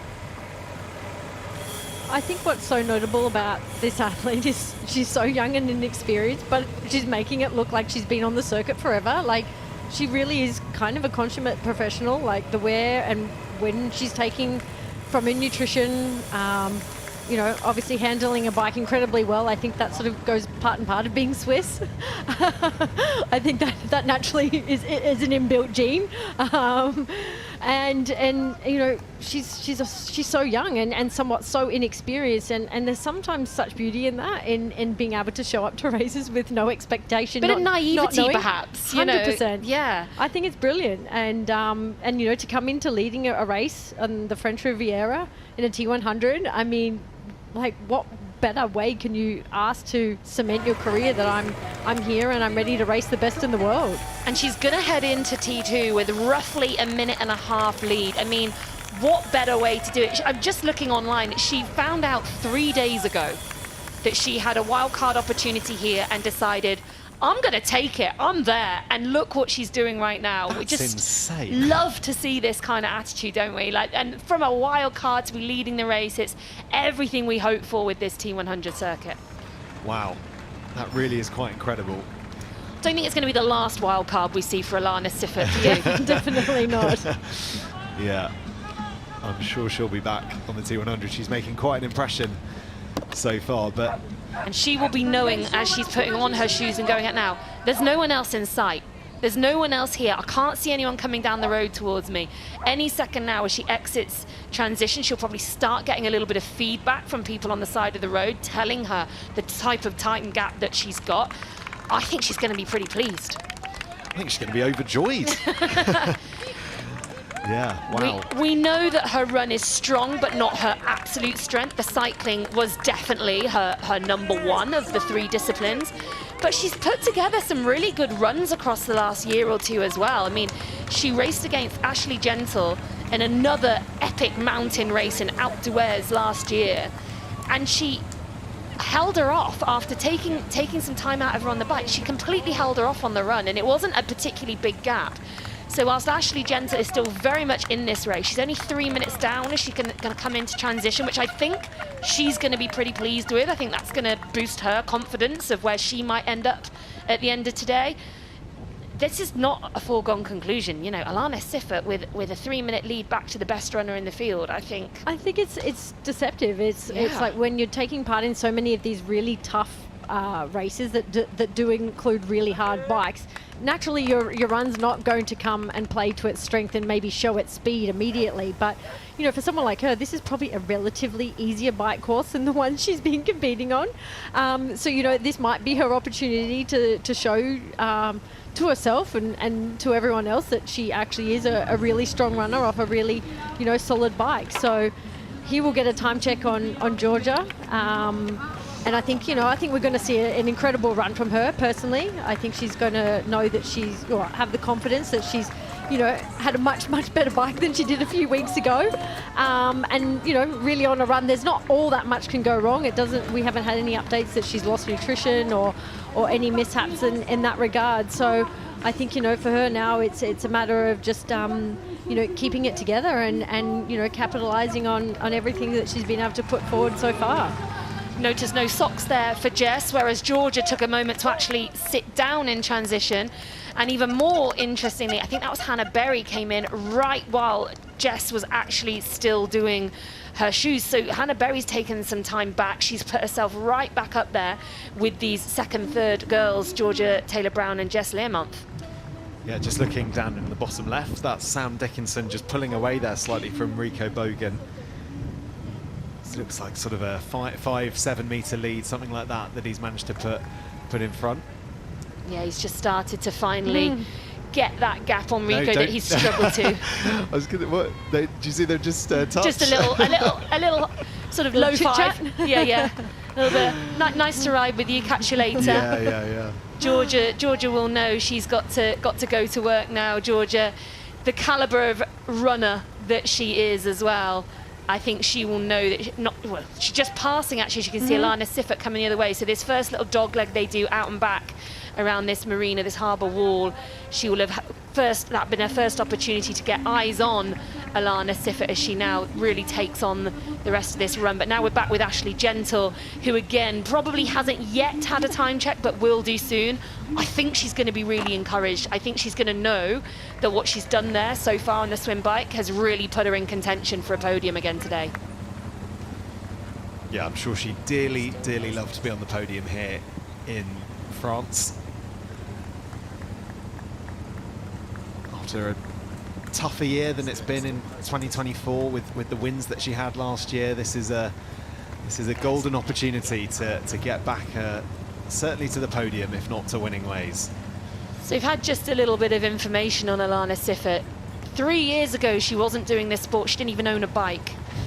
So she has come such a huge way in such a short period of time and has really, really gone hard in her training to prove herself against these more established athletes. Yeah, it's quite extraordinary, isn't it? Within 3 years, yeah. Not owning a bike to being able to lead the world's toughest races, and wow.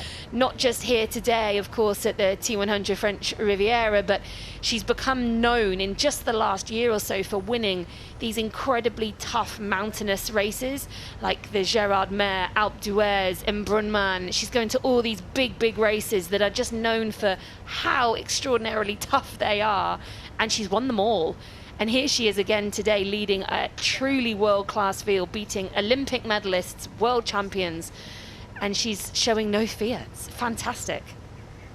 I mean, what's the biggest sort of danger for Alana Siffert right now? What is sort of the things that could perhaps get in the way of her going on to win this race? I always say you've got nothing to lose. Like, you're at the front of the race, and you know, I think given how new she is to the sport, as Vicky's alluded to, you know, you want to basically go over until you can't go anymore, you know, and if that means, you know, blowing up and having to walk, like, that's where you learn. That's where you're learning what it takes to be the best. You have to push those boundaries, and racing is the place to do it. You know, you put in all this effort in training, but there's no real point whether if that's not ever going to pay off on race day. You know, that's the time to hone in and challenge yourself as to what can I put it together when the actual time counts, when the pressure's on. Right now she has no pressure. She's just out there going, you know what, I'm here leading the race. She's probably not even thinking about it. She's just like, how far can I go? How hard can I push myself? How close to that finish line can I get till I feel like I can't go any harder? And you know, to me, that's the perfect way to race. I think all these athletes, you know, would often wish to have that opportunity back. You know, it's always like those firsts, you know, that first time, and you know, that breakthrough, and really those breakthroughs come with learning so much about yourself and how to employ, you know, those mental games for the rest of your career. Well, this is as tough as it gets on the T100. The quality of field, these are the toughest races you can be doing.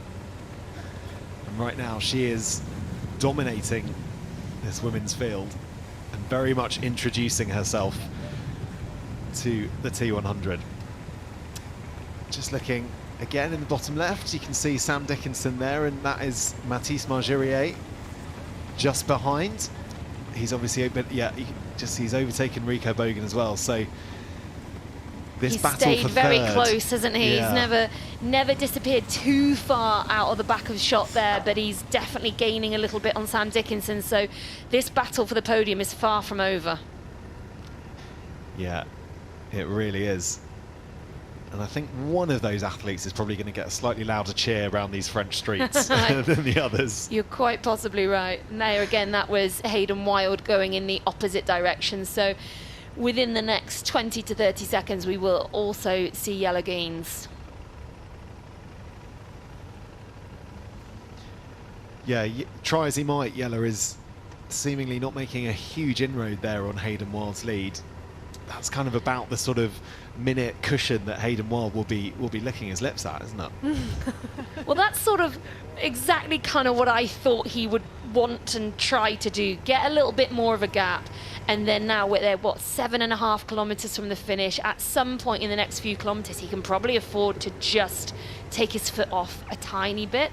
I mean, Hayden is obviously the sort of athlete who wants to push hard all the time, but if there is some kind of logic and sense going on in there, he might just be thinking, hang on a minute, I've got this one sewn up, I've got a big day tomorrow. He's competing against Alex Yee for the first time this year, the current Olympic and world champion, and he's going to want to put a marker down in that short course racing because he hasn't raced in short course since February this year, so he's got another big day coming. So if he can shut it down, I think he'll be looking to do that probably within the next few kilometres. But a mental ability to crack someone early. I mean, Hayden is really been vocal about, you know, wanting to do that to his opponents, not in that sense, but not even say mind games, but knows that he needs to play that game as well. And I think, you know, when it comes down to someone like Yellow and knows that he has also got the strength of the run behind him, Hayden's doing exactly that. He's got to take it out hard and fast, get that gap,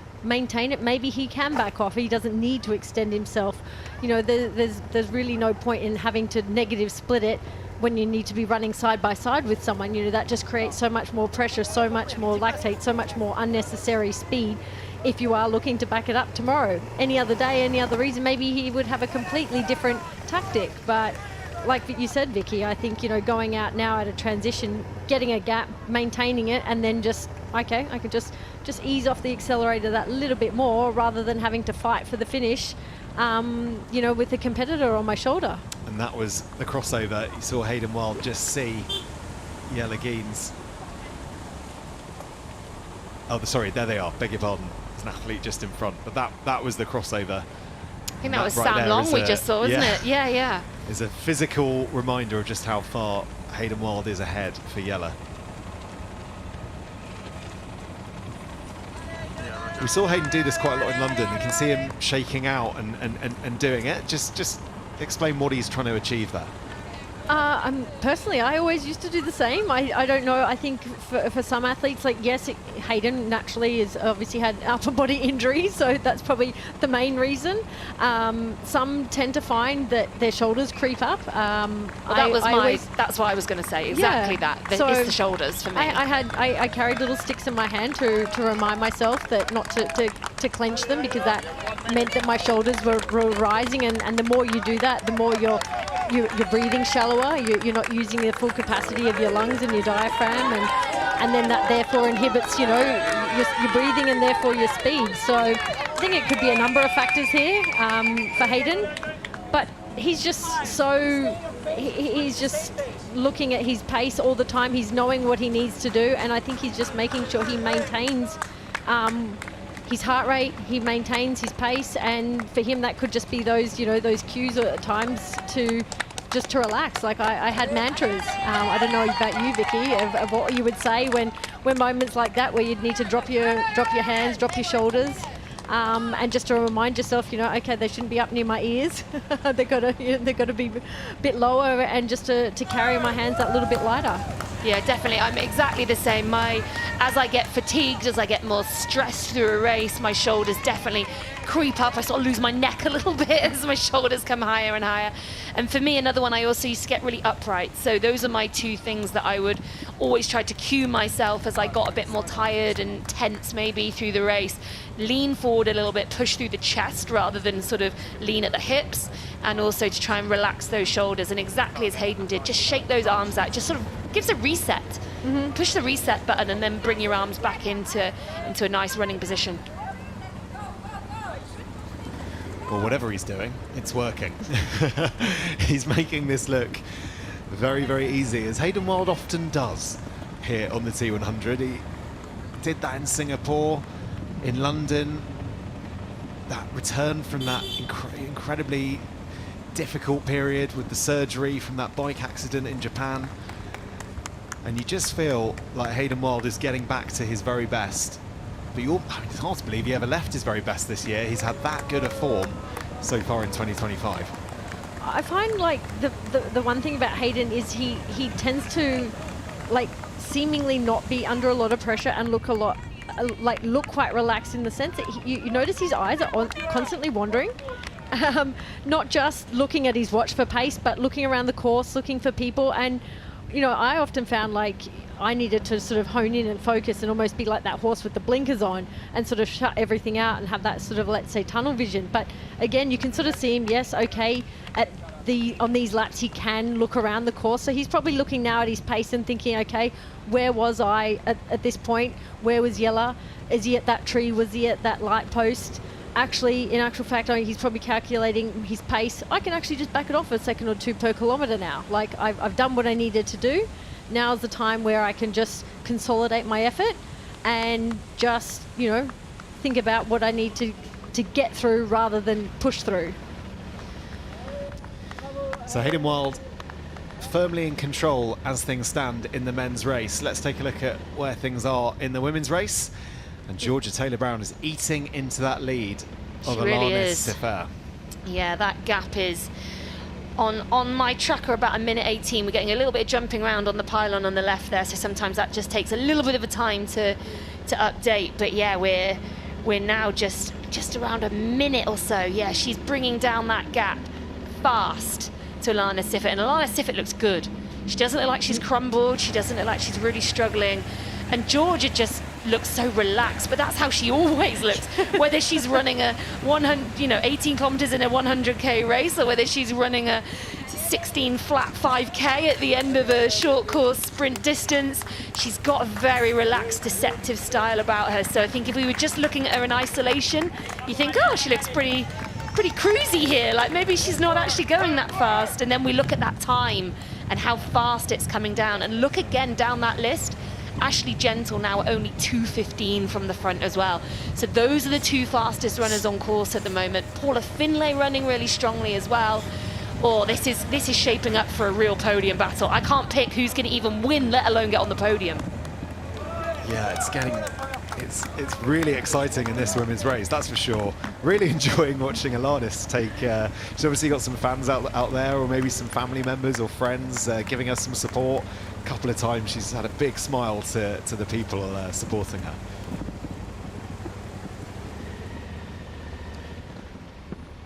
So there, Hannah Berry there, so currently running in third place. Another fantastic race for her. We saw her come into transition right on the back of Jess Learmonth and Georgia Taylor-Brown, and yeah, made up a lot of time in the last few kilometres on the bike. So she's currently in third, but Paula Finlay again lurking just behind her, only 12 seconds back, and another 15 back to Ashley Gentle. For me, Ashley Gentle right now is licking her lips, to use your phrase, Matt, at what this prospect is. This is the day I think Ashley Gentle needs to put herself mark that she is still here, that class is permanent, form is temporary, but that her form is back. I agree. I think, you know, she's quietly just having to pick through the field, and her and Paul, I think, you know, that's a great combination, but they are definitely moving through the field slowly but surely. You know, that's exactly like you said, finding your way back to form, and they're just the things that you need. Like when Ash said, you know, in her interview, you know, about the headspaces that you can go into, you need these type of races for whatever reason they present. That the girls that haven't been racing are not here. That's really not up to you. You know, you've got to take the wins when you can take them, and build your confidence back up to assert that, you know, I do belong here. I know I can be back on top, and I'd really love to see both those girls actually, you know, sort of come shoulder to shoulder and create a really, really exciting podium. You can only race the people who turn up on the day. You can't control anything else. And you will take the confidence wherever it comes, and if it comes in the shape of some of the previous winners not being here, you won't care about that if you finish on the top step of the podium. And that is exactly what Ash needs, as we said, to sort of reinvent this season for her.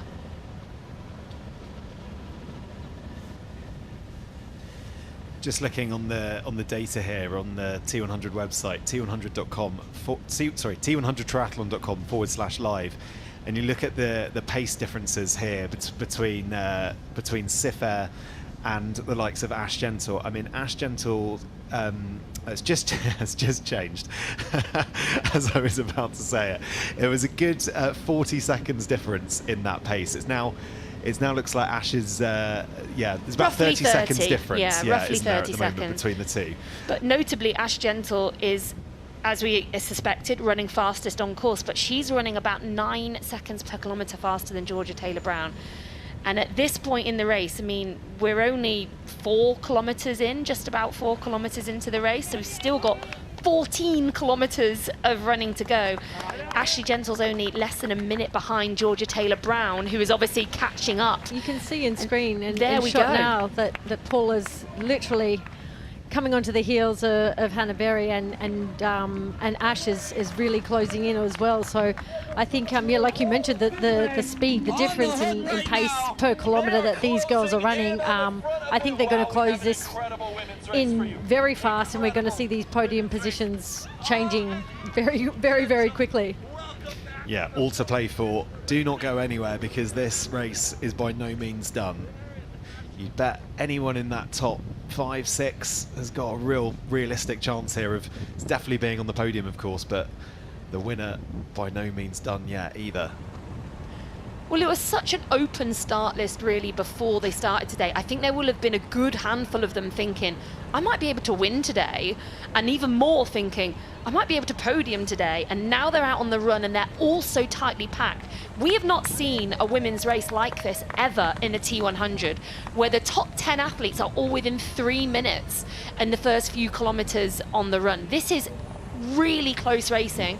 Someone like Paula Finlay, who's just moved herself there into 3rd place, is again going to be taking confidence with every step that she goes, fancying her chances as well. And that's what makes the racing really exciting. As the athletes get more confident, their race brain kicks in, they really sniff the possibility of a win. That's when we see the fireworks go. Yeah, Paula Finlay has had such a good season, winning 3 times across middle distance races so far this year.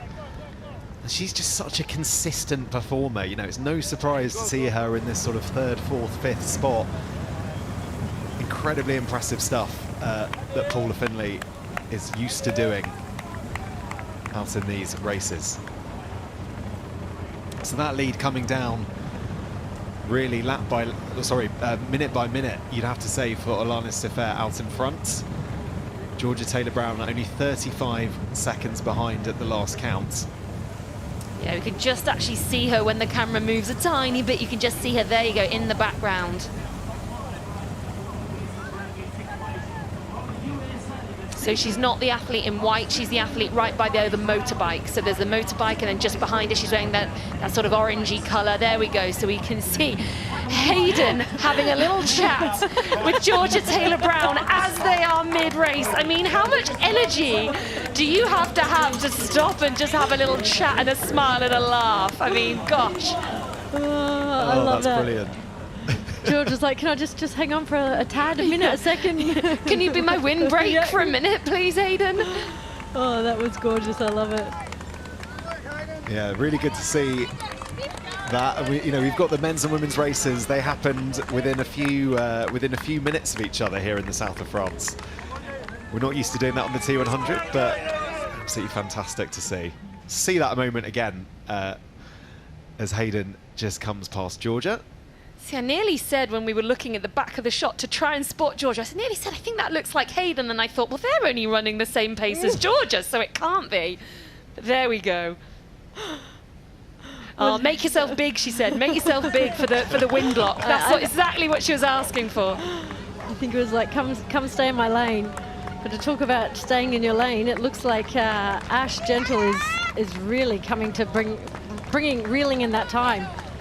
I mean, that's her up into 4th spot there, just overtaking Hannah Berry. She's got Paula Finlay now. Firmly in her sights. Exactly, just ahead. Almost exactly 1 minute behind Georgia Taylor-Brown. So that gap has sort of stabilised between Georgia and Ash. So at some point, it seems almost inevitable we're going to see those two head into 1st and 2nd position. But Ash will need to find just a little bit more to try and get to Georgia Taylor-Brown. But at this point, we are still 12.5 kilometres from the finish line. There is a lot of running left to go in this women's race. I think Paula's well aware that Ash is there. She's sort of had a little sneak peek turnaround. And we were talking about the shoulders earlier on of Hayden. I think right now, Paula needs to take a moment and just shake hers out, because you can see they've risen up quite a lot. I mean, she sort of runs a little bit like that anyway, but just they feel like they're creeping a little bit higher and higher. So just shake those shoulders out. give yourself a moment, relax, and try and use those fast feet of Ashley Gentle to pace off for a little while. Quite congested road, this. Yeah, the men are coming through fast, we've got aren't they? Sam Long, I think, in the middle there. We've got all sorts going on. Well, there we can see the Georgia Taylor Brown is really closing in now.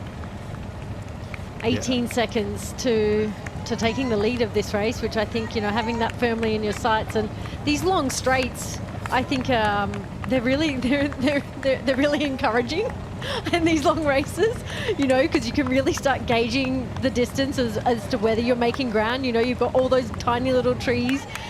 You start looking at them and whether or not the gap in those trees are exact or not, but you're like, okay, well, now I was 1.5 trees, now I'm 1 tree, you know, difference. You know, you start using all these little things to play to your advantage when you're at this point, I think, in the game. And that gap is just a few seconds. It's not 18 seconds anymore, is it? It's not 12 seconds anymore. That gap is 2 to 3 seconds, and Georgia's taking a look across to look back at the other athletes that might be coming towards her as she takes the lead.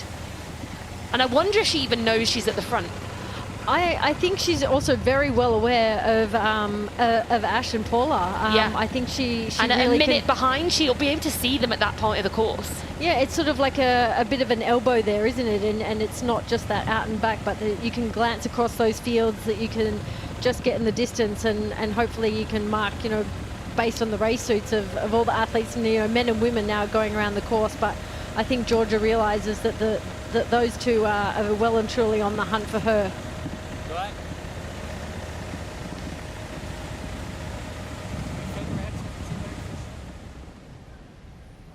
So there's Hayden, just as we are so used to seeing him do. Oh, yes, a little thumbs up as he checks the watch. He knows he's on pace. He knows everything's fine, very relaxed. That's just Hayden just showing us that he's in complete control of this race. He just chooses a point in the course every lap where he knows, you know, what the time gap needs to be, where he is, where he can look back, double checks on the watch. And yeah, I love how he's just always giving feedback to everyone else on course, not necessarily them giving him feedback or splits. He's just so well aware of what he needs to do.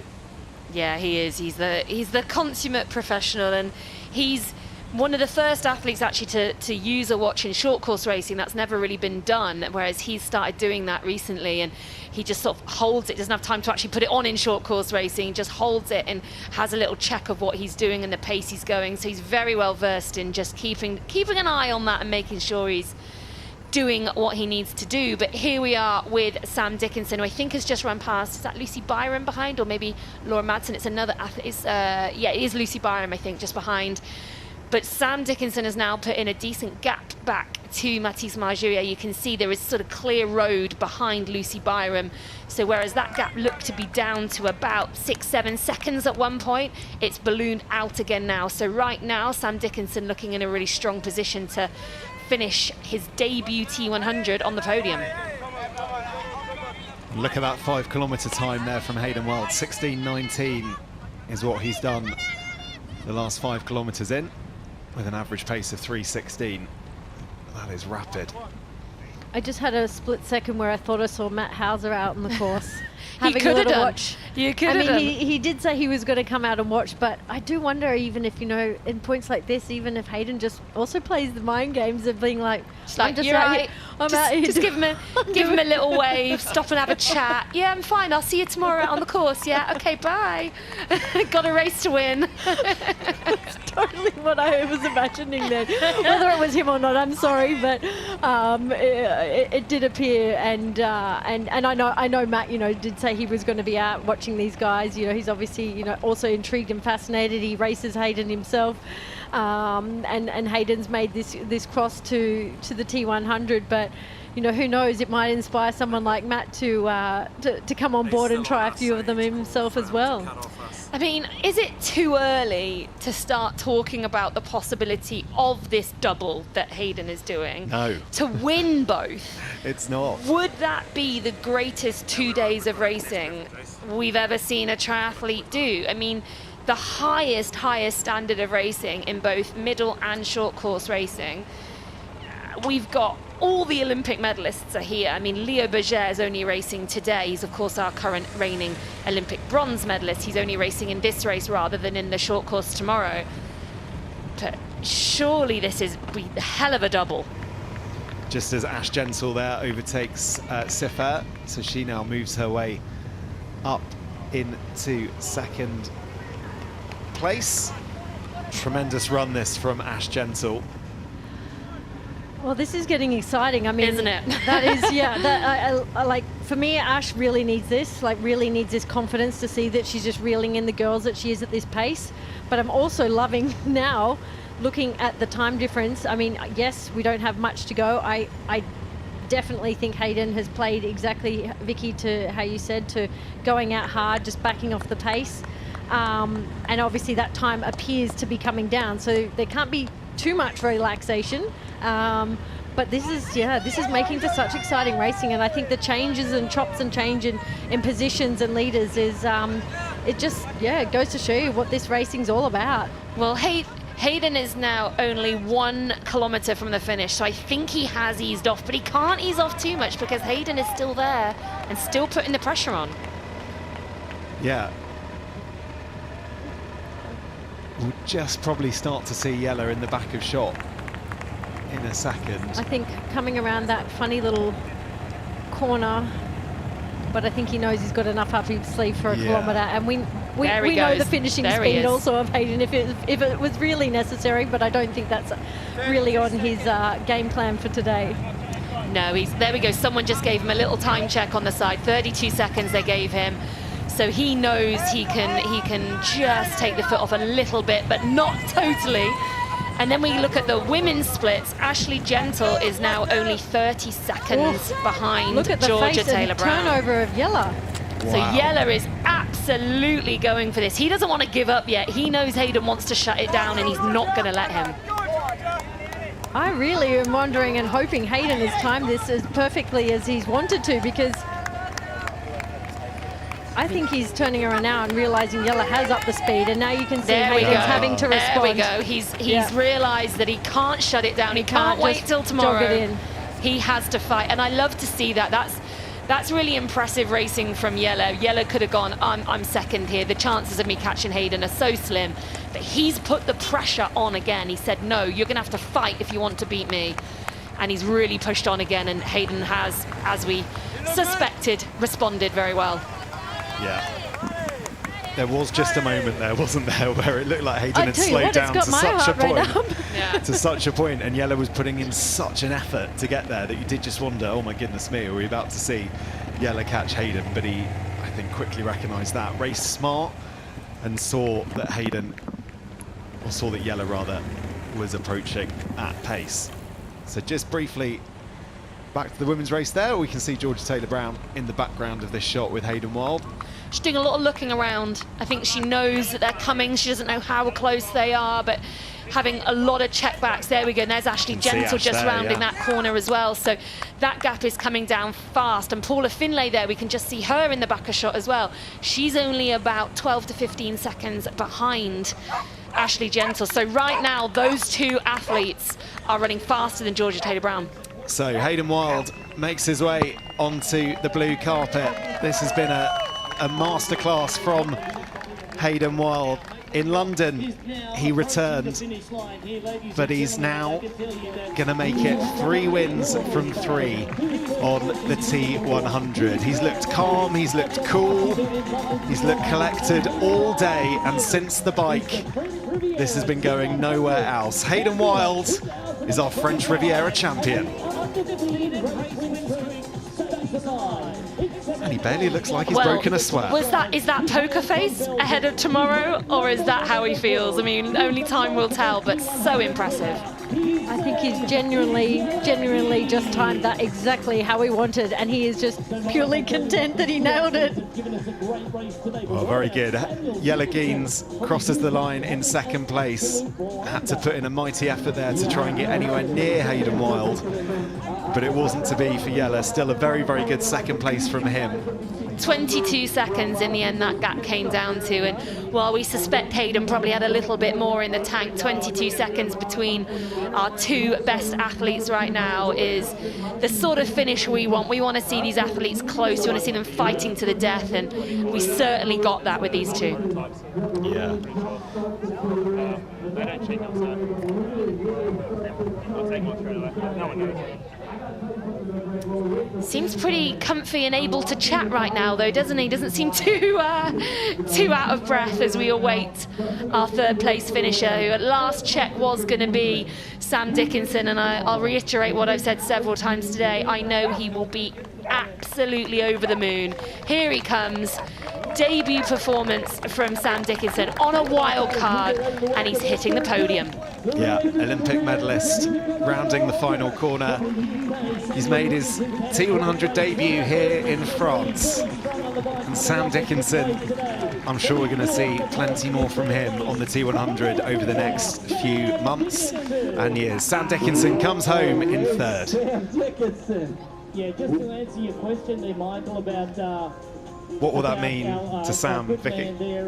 Everything. Sam lives and breathes this sport. He is intensely invested in this sport, and he will be absolutely delighted. And as we come back to the women now, we are about to see the pass. Ashley Gentle, who has not won on the T100 Tour since London of 2020, no, Ibiza, I beg your pardon, of 2024. She will be, no, I was right the first time it was London. I was right the first, I shouldn't have second guessed myself, should I? London of 2024 is about to hit the front, and the confidence that this will give her, I just don't think we can underestimate it. Yeah, makes the pass past Georgia Taylor-Brown, and she is now in the lead of this race. Ash Gentle leads a T100 race. I mean, in 2024, that was not an unusual phrase to say. We were used to seeing it. We were used to talking about her as the queen of the T100 distance. And that sort of crown seems to have slipped this year. She's struggled to find form, to perform time and time again. But it just goes back to what we were saying. Class is permanent, and just you keep persevering and you find it again. I mean, Ash mentioned in the lead up when I saw her around the athletes hotel that her run was not actually 100% where she wanted it to be. And I think it's those transition phases of, you know, changing things, you know, working on your bike. Yes, sometimes your run suffers, and it's sometimes a matter of it coming together, and it doesn't always happen on race day. It might be happening in training, but for one reason or another, it just doesn't work when you want it to. And I couldn't be more stoked for her right now. I just think it's really, you know, rewards effort that I think she really needed to buoy her confidence. And such a turning point in the season. Like, we're exactly halfway. Like, I mean, this would mean we have 5 different winners, and I think valuable points. Maybe she hasn't had the points that some of the other girls have got earlier in the season, but I see her demeanor change with Ash. You know, there's an Ash when she's winning and she's feeling confident, and they're ever so slight, the differences, but you do see it in her face and her composure, not just in the way she runs and her running style.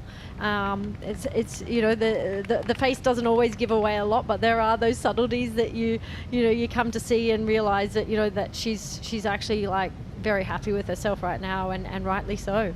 Yeah, she should be. And I think what we know about Ash being the champion racer that she is, now that she's at the front, even not being 100% in her running right now, it's going to take a huge amount to overhaul her, because she is so tough. She'll be gaining confidence with every step. She'll be feeling so good about what she's done so far here today that I find it really hard to imagine her losing that lead at this point. But what we can say, looking at the leaderboard, is we've got Paula Finlay at only about 25 seconds back, I think, and Indy Lee within a minute as well. Not to mention George Taylor-Brown. This race is not over.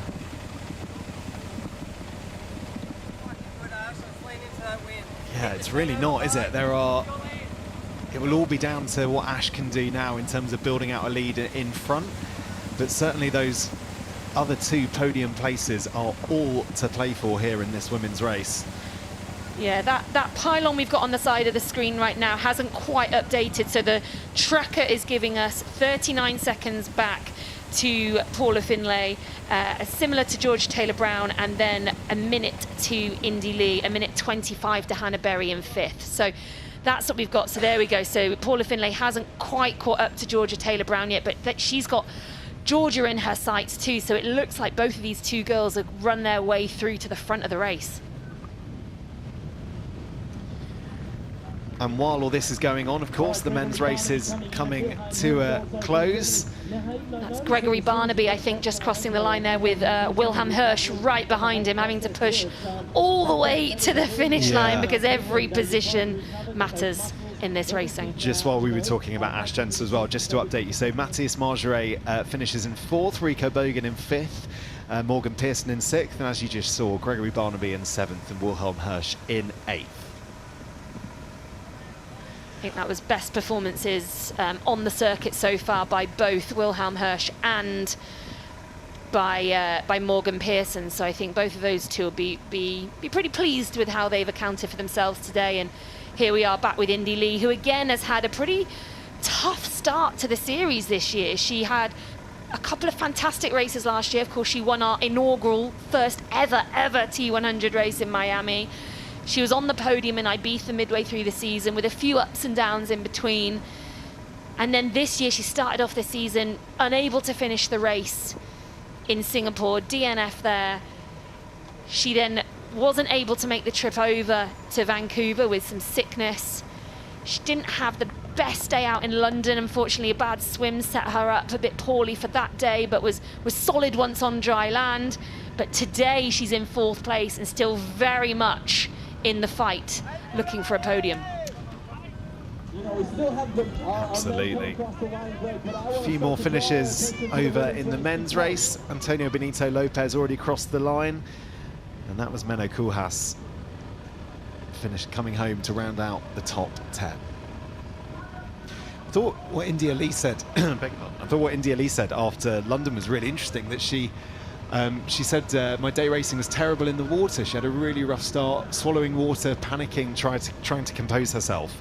And Emma, I was really struck that even athletes who do this day in, day out still do struggle with stuff like that. Occasionally that just happens.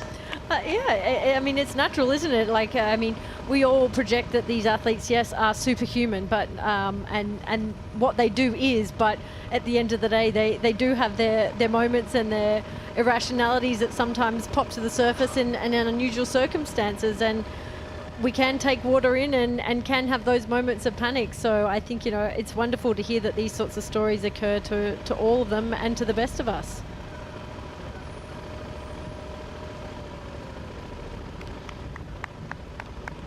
So Paula Finlay just got eyes there on Ash Gentle and Georgia Taylor-Brown. Such is the nature of this course. They weren't able to get a sense of where everyone was on the bike leg. It was a 180-kilometre loop that we had here on the French Riviera. But now these laps, these 3-kilometre or so laps here on the run course, you can bet these athletes know exactly where every single one is who's in their race right now. And Indy Lee, I think, for me, looks really good running here. She looks like she's moving across the ground really fast, really smoothly. The fact that she's just passed all the 3 girls in front of her going in the opposite direction gives her real-time feedback as to how she's doing. She'll know that she's been gaining on Georgia across this run so far. She'll know that Paula is still within striking range. And I think she's very much going to believe that a podium is possible for her today. And whilst we spoke about she's had a bit of a rough season so far, especially on the T100, in other racing she's done, she's raced twice in France and she's won both of them. So I know France is a bit of a happy hunting ground for her so far this year. And I know she was excited to come back here and get stuck into this. And she's another athlete who rides on confidence, as so many athletes do. Being able to see that she's having a much better race, to feel good, will just keep moving her forward and forward. And, you know, I really wouldn't bet against her for hitting the podium here today. Well, if you're as absorbed by this as we are here in the commentary box and you want to give a T100 race a go, there's still plenty of opportunities to get involved.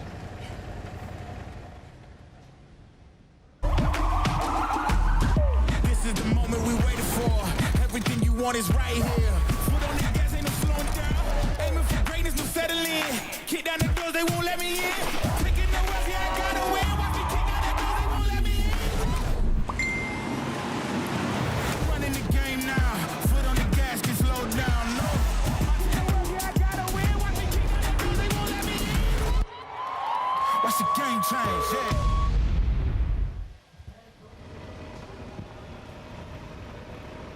Yeah, plenty of opportunities still to get involved, even this season with Dubai and Qatar in a few months' time. And if you want to spend a few days in the Middle East in the middle of, well, certainly our British summer, I'm sure there's some warmer climes around the world, but a good way of getting out and having something to focus on and train in those darker winter months.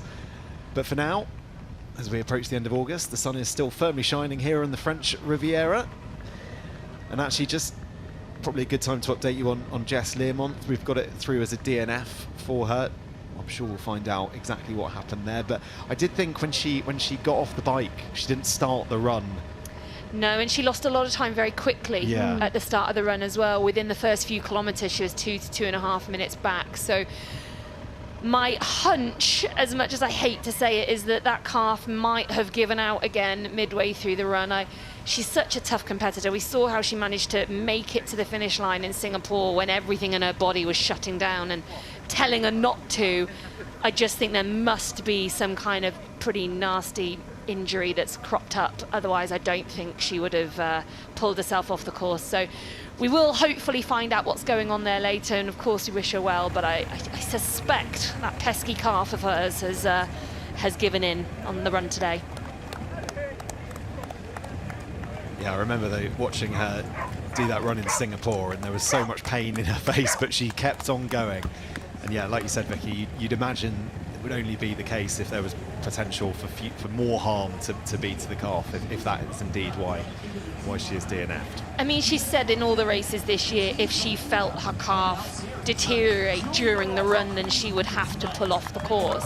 And it just so happens that so far she's had a 100% track record of making it to the finish line, and you know, perhaps it was inevitable at some point that it would come a cropper. But anyway, here we are back at the front of the women's race, and that familiar figure of Ashley Gentle striding away from her competition. Now we've got a time split of about 35 seconds back to Paula Finlay, who is right up there now with Georgia Taylor-Brown. Those two athletes were running pretty much shoulder to shoulder when we saw them a minute ago.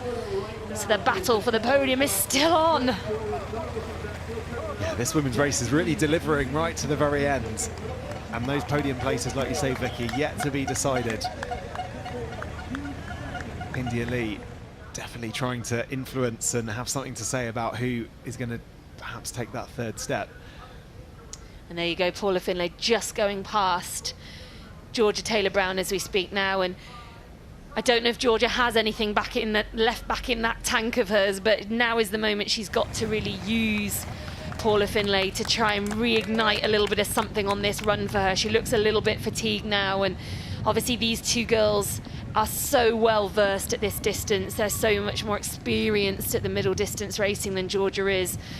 But if Georgia's got anything left in that racing brain of hers, she's going to hold on to Paula for dear life for the next kilometre or two, I think. I was going to ask you exactly that, whether or not, you know, going over this distance for someone like Georgia, you know, a natural competitor, but obviously hasn't had the opportunity to race at this distance. I mean, it is a different ball game, and someone like Paula Finlay, who is, you know, pretty much only competing at longer distance events these days.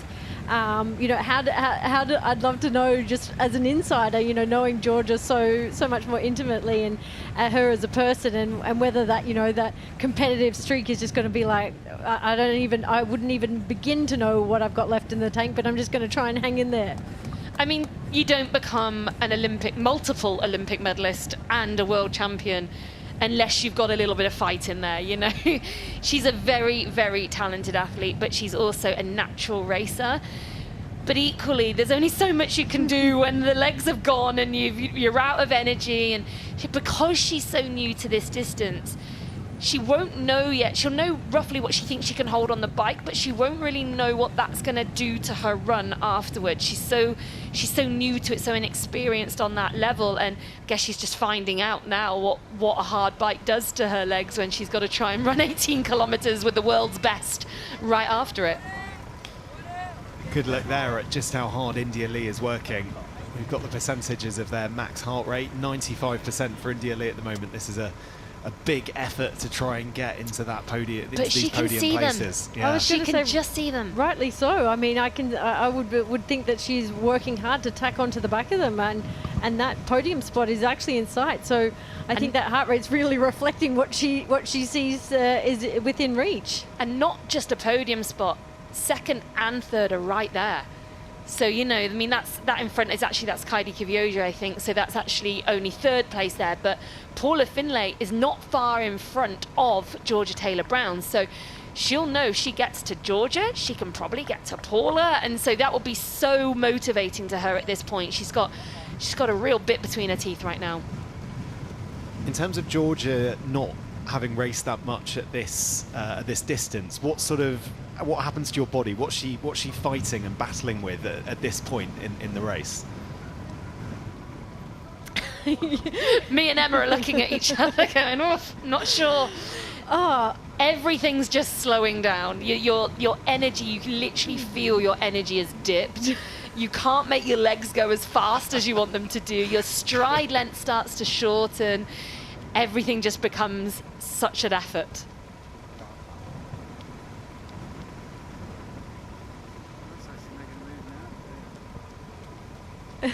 I think it's a funny one, you know, like, because there's been many a training session where you go through those dips, and sometimes, you know, you switch energy systems when you're not really necessarily wanting to or expecting to, and can switch over into fat burning mode and find another energy source. But I think at this level of competition, that's just not an option anymore. You know, you go through that dip, and then, as you said, Vicky, I think it's just something that you do. You just feel that energy draining from you, and if you're not being able to get in the amount of carbohydrates that's required now, and what all your competitors are able to consume, you know, I see that as really, honestly, as a disadvantage, and really a steep learning curve in this type of environment. So I think for Georgia, you know, I don't think I agree. I feel like her mind is probably saying, I want to do one thing. I'm really willing and ready to keep going, but my body is giving me other signals. And the longer that goes on for, the harder it is to override your brain when your body is starting to, one thing after another, sort of shut down on you. It's really hard to keep the brain in it and to keep pushing forward. And right now we can see her losing time on Paula, and any second now Indy Lee is going to overtake her. So we're going to have yet another change in these podium positions. And again, Paula Finlay not too far in front. Yeah, so Georgia just taking a look over her shoulder there, seeing India Lee fly past her. Again, she's pressed on hard there, hasn't she? She's really made an effort to pass at pace. And all these girls will be running past Georgia Taylor-Brown thinking, I can't let her sit on my shoulder. I've got to move, and I've got to go straight away. And that's exactly what Indy Lee's done. So she's moved into third place very convincingly. But it would not surprise me to see her close down that gap on Paula Finlay as well. Yeah, you can see already the amount of distance she's managed to create between her and Georgia Taylor-Brown. And just some faster slap timings for you there. Ash Gentle, by far the best runner on this course right now. 11:29 ahead of Paula Finlay, 11:47, who's also matching India Lee. So you can see Paula Finlay is sort of hugging those cones on the left-hand side of the screen just out of this aid station, while Indy Lee runs through this aid station. So these long straight sections enable the athletes to see one another, but if you are the athlete chasing, it's a real advantage because you can just feel yourself getting closer with every step.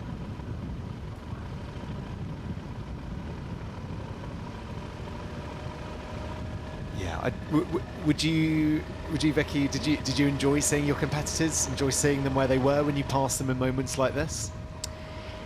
Yeah, I mean, usually for me, the run was my biggest strength. So if I was coming from behind, it was usually incredibly motivating, as we see the pass there between Ashley Gentle and Paula Finlay. I would be making that kind of pass and counting then till I got to the U-turn, because we didn't wear watches. So I would be counting, and then I'd do that the same on the next lap or the next U-turn, and so I could go, right, I'm definitely catching. Or I'd be using, I think you mentioned it earlier, like a lamppost or a tree or something like that, and be like, okay, well, I'm further ahead than I was at this point last time. So yeah, for me, I really enjoyed being able to get eyes on my competitors on the run, but I think that was possibly because that was my strength. See India Lee crossing over there with Paula Finlay. I don't think there was a look. I think that's keep the poker straight faces and not not give away anything. You know, who's working harder or who's breathing harder. I think that's another game point, isn't it? In these types of environments with this totally open course, no spectators. You know, it's like to look or not to look. Yeah, and I guess in the same way that you're sort of doing the timings from the cones or landmarks. These are just little mind games just to distract you perhaps from the pain of your body that you're feeling at this point in the race. Is that fair? Yeah, and I mean, even like, so you count the cones and then you question whether you counted the cones right. You know, I think it is such a beauty sometimes into having nothing around, no distractions, no one calling splits. It is really about you and yourself. And you know, I think someone like India Lee right now is like, I can see it, I can smell it, the race is right there in front of me, but I've got to go within myself in order to get there.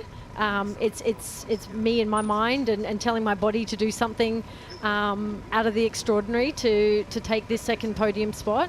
And the same goes for Paula, you know, how do I keep it? You know, there's the hunter and the hunted, and they're two very different places to be in, and you need to know how to utilize both when you're in either one of those positions. It's actually quite a good demonstration of just how windy it is. You can see the volunteers there handing out the water, looking at their shirts. They are really blowing around. And as I mentioned earlier, this part of the course so exposed. There really is nothing there to prevent the wind from catching and hitting these athletes as they're making their way on these last few laps, last few kilometres of this women's race here in the south of France. I think what's worth noting about all of these top three athletes is that every one of them is going to be absolutely delighted to be on the podium today, because Paula's had a pretty good, what I would call North American season. The racing she's been doing over in the States has gone really well for her, but the racing she's done on the T100 perhaps has fallen a little bit short of where her high expectations are. She had a really solid race in San Francisco, but wasn't able to back that up in Vancouver. So I think for her to hit the podium here today, I think she'll be absolutely delighted, no matter really whether that's second or third. Of course, she's going to want to hold on for second, but I think she'll be delighted no matter what. We've touched upon so many times already Ashley Gentle's below par for her start to the season. So for her to be back at the pointy end of the racing, to be dominating it from the front, she's going to be delighted. And for Indy Lee, again, who's had a little bit of success outside of our T100 circuit, but has had a really disappointing season again by her standards at the T100. I just think these three athletes are going to be three very, very, very happy females when they cross that finish line. Yeah, that's a really good point. When we go and chat to them in a bit, that would be nice to know that they're all probably going to be and if they're chuffed. not, I want to know why. Yeah. Press them on it for me. I will. Yeah, looking forward to hearing what these athletes have made of this course as well, because brand new course for us on the T100, a very unique bike leg and sea swim with those winds. I mean, yeah, it's been a tough day out, I'm sure, for all of these athletes. No doubt about that. So final lap here. Ash Gentle in a commanding lead, really, you have to say. She put the hammer down a lap or so ago, was able to find her way to the front of this race. And there she is. She looks calm, she looks composed. Vicky, would you agree with that? She looks like she's running well? I would, and I don't know if this is because I've got insider information from Emma regarding the fact we know she's not at her absolute best. I would say there was a little bit more tension through her shoulders, and also she seems to be kind of holding her head off to the side just slightly. And I know that's something that quite a few athletes do when they start to tense up and get tired. The head starts to tilt one way or another. It's just a show of tension through that upper part of the body. So there is a little bit of that there. But if you look at everything from probably waist down, it's poetry in motion with Ash, as it always is. And I think for someone who's not in maybe their absolute peak run form, this is a great showing. I think Ash is working hard for where she's at. Like, there's no doubt they're all working hard, but we've seen the Ash where she can run and look very comfortable, look very relaxed. But I agree that head tilt is usually her sign of when she's really working hard, really under pressure, and yeah, going a bit and beyond where she previously may have been feeling like she could run at in other races. So I think, you know, she knows. I feel like the last lap she really knew she had to put in a bit of effort there to gain some time, and then maybe just consolidate and keep that time on Paula Finlay and India Lee. So I'd be curious now whether or not, you know, like you see moments now where she sort of looks like she's composed again. I think the wind, you know, it's extremely strong, as we can see in many sections of the race, and that's also reason enough to cause your shoulders to rise and to really, you know, dare I say, lean into it. But you know, I think Ash is, you know, this is we're seeing a few more signs of the Ash that we've seen before. Just looking a little bit further down the leaderboard, obviously Georgia Taylor-Brown is nearly a stumble there from Ash, but she saved it. Georgia Taylor-Brown currently in 4th, but losing again a bit more time on those front 3. And Lucy Byram is actually now within 20 seconds of her. So Lucy Byram running through the field, currently in 5th, but will definitely have Georgia Taylor-Brown in her sights as well. So there might even be a further switch in our top 5 before the end of this race. And that's it with the race to Qatar, with your 4 best results counting across the season before the grand final in Qatar. It's really, really important that you go for every single place. I mean, you do that, I'm sure, in racing anyway, but there's something on the line for every single athlete now. I think that's a big difference, you know, having a series. That's so vital to make sure that, you know, you're capitalising on every position that you have right to the finish line. It's all vital.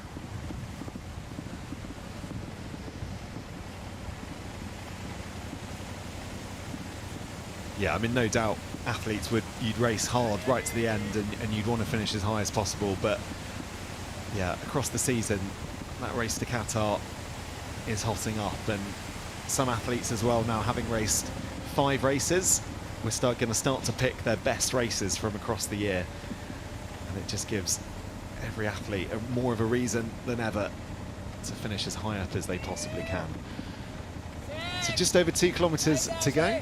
I'm just starting to turn my thoughts to what we might see from Ashley Gentle at the finish line. I mean, we've seen some pretty emotional winners this year already. I mean, Lucy Charles winning in London was, there we go, was that Josh? Yes, that was Josh. That was Josh, Ashley's husband there, that you probably heard, giving her a big old scream as she ran past, showing the excitement that I'm sure she's got inside of her as well. But yeah, we saw Lucy Charles with that big outpouring of emotion in London. We saw Kate Woff with the tears for her debut victory back in Singapore. With what we know Ash has been through, and the questions that have been levelled at her, and the criticism that's been levelled at her, having to just quieten that noise and constantly deal with it and just get on with what you're doing is a really hard thing to do. And I just wonder if we're going to see a big outpouring of emotion when she hits that finish line as well, because this is, make no mistake, this is a huge moment for her. You know, there's the component of racing which we all see and, you know, are watching, and we all are appreciating the elevation in our sport, but what comes with this is a lot of public pressure and a lot of commitments and a lot more people's opinion, and they're human, you know. People do take some of these things on board and do take them personally, and to the best of us, you know, that it does have an effect sometimes. And I think that's what sometimes we're seeing. It's not just the injuries and illness that plague an athlete and is somewhat a natural course of being a professional. But, you know, you do have these other duties and responsibilities and feelings of people, you know, needing to answer to outside of just winning races. And I think that's probably something that we tend to see and hear more and more of now. And I think, you know, Ash has certainly been at the brunt of that, I believe, and there is no doubt that does take an effect, and for how long, you know, you just never know. So I think this is always one of those beautiful moments that sport, you know, can shine a light on and you know, sometimes prove people wrong. It's also a wonderful motivation at times. It's those moments that make me emotional when I watch sport. I live for those moments, to see the people, the redemption races, the emotion poured out of the athletes, for the comeback stories. Like, it's what makes sport so special. And as you said, the elevation of our sport means more fans, more voices, more commentary on anything that any athlete does, more speculation. And it's really hard to cope with that when you are one of the athletes in the absolute spotlight. We can't forget, of course, last year she was fighting for the win in the overall T100 series. It came down to the wire in that last race where she went all in to try and catch Taylor Knibb.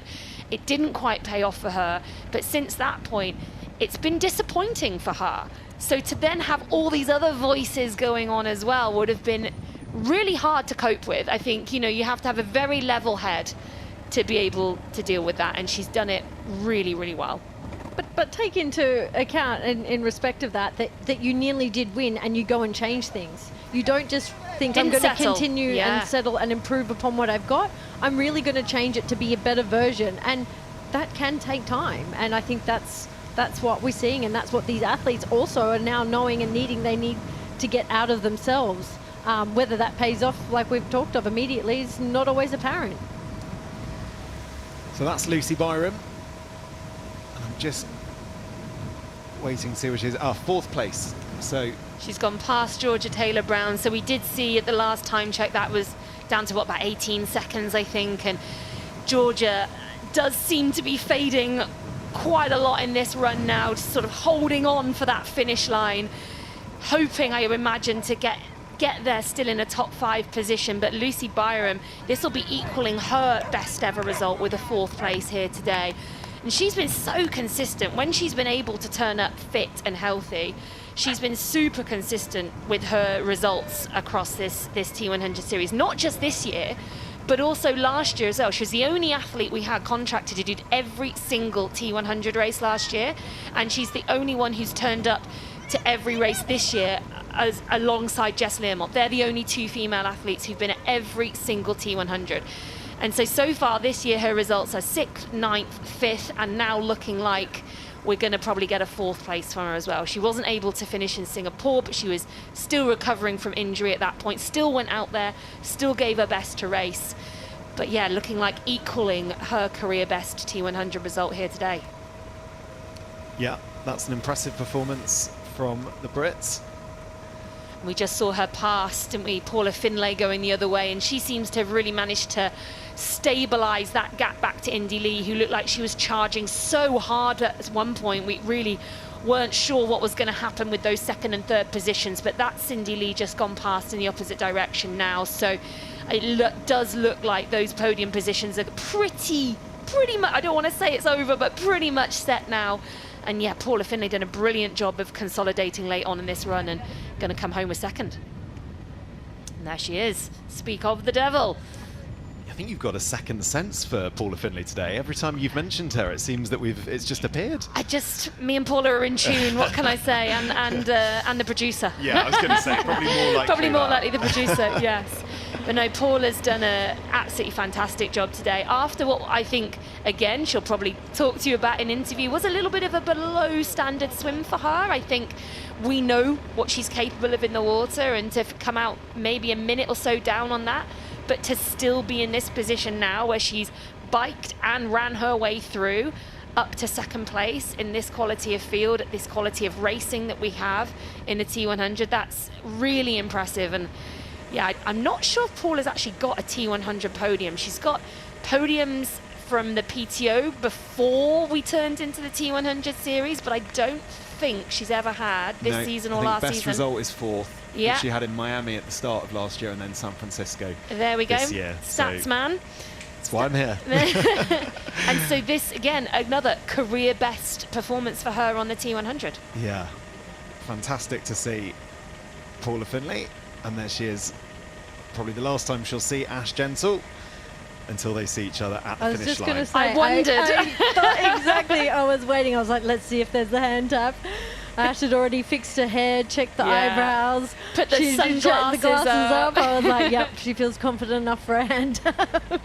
I love it. Well, these two athletes, of course, they race each other a lot on this circuit, but they've been racing each other since they were teenagers. They've been racing across the world in World Junior races and then in World Series races. So they've known each other for, you know, over 15 years now, these girls. So I even used to race Paula. Exactly. Me too. Yeah, but I go for much further back, and it's brilliant to see, and the same with Ash. You know, to see the caliber and length in career of these athletes that they're having, I think is truly special. So Ash Gentle then rounds one of the final corners that she's got to make here. The finish line firmly in sight. By her standards, this year has been tricky. It's not been quite up to what she is used to. She sets the highest of standards here on the T100. But as Vicky Holland said, form is temporary, class is permanent. Ash Gentle, you are back to winning ways on the T100.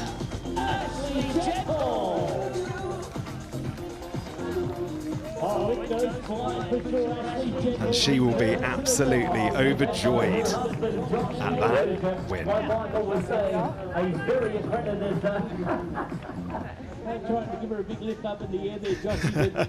Didn't quite fancy giving fireman's carry. Giving Josh a warning there. No, don't pick me up, please.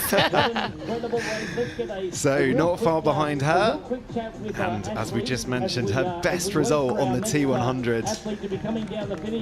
Paula Findlay is gonna round that final corner, make her way down. She's battled hard on this race here on the French Riviera. She's going to come home in second place, and it's going to feel very, very good. Paula Findlay comes home in second.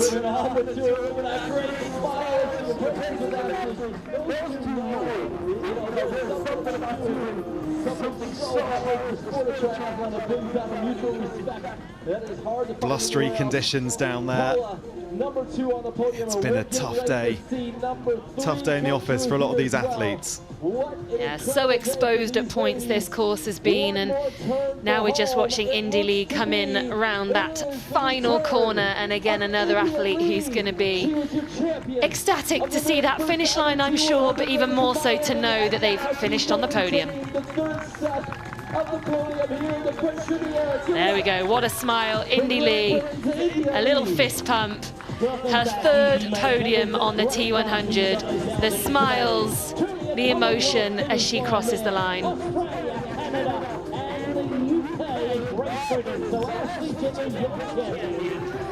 So there we have it, our podium girls are finalised. Ashley Gentle with a commanding lead in the end of just under a minute from Paula Findlay taking her first ever podium, and then Indy Lee rounding it out. We can just see now Lucy Byram rounding the final corner as well, as she's about to take the finish chute, equaling her career best performance. 4th place for her today. I think in her heart she might have hoped she could have snuck onto that podium today, and it was an opportunity to do so, but 4th place still such a commendable result, and you can just see she's left everything out there. Ellie Salthouse, the emotion getting to her before she hits that finish line. Ellie Salthouse, an athlete who's been really injured during the winter, has had a long road back to even getting to the start line at our T100 races, but she's been getting better with every single race that she's done. 11th in Vancouver, 14th in London, and now 5th place. Top 5 result for her. Fantastic result for Ellie Salthouse. Hannah Berry here now, just coming in across the finish line in 6th place. Another really, really solid result for Hannah Berry. Another consistent top result.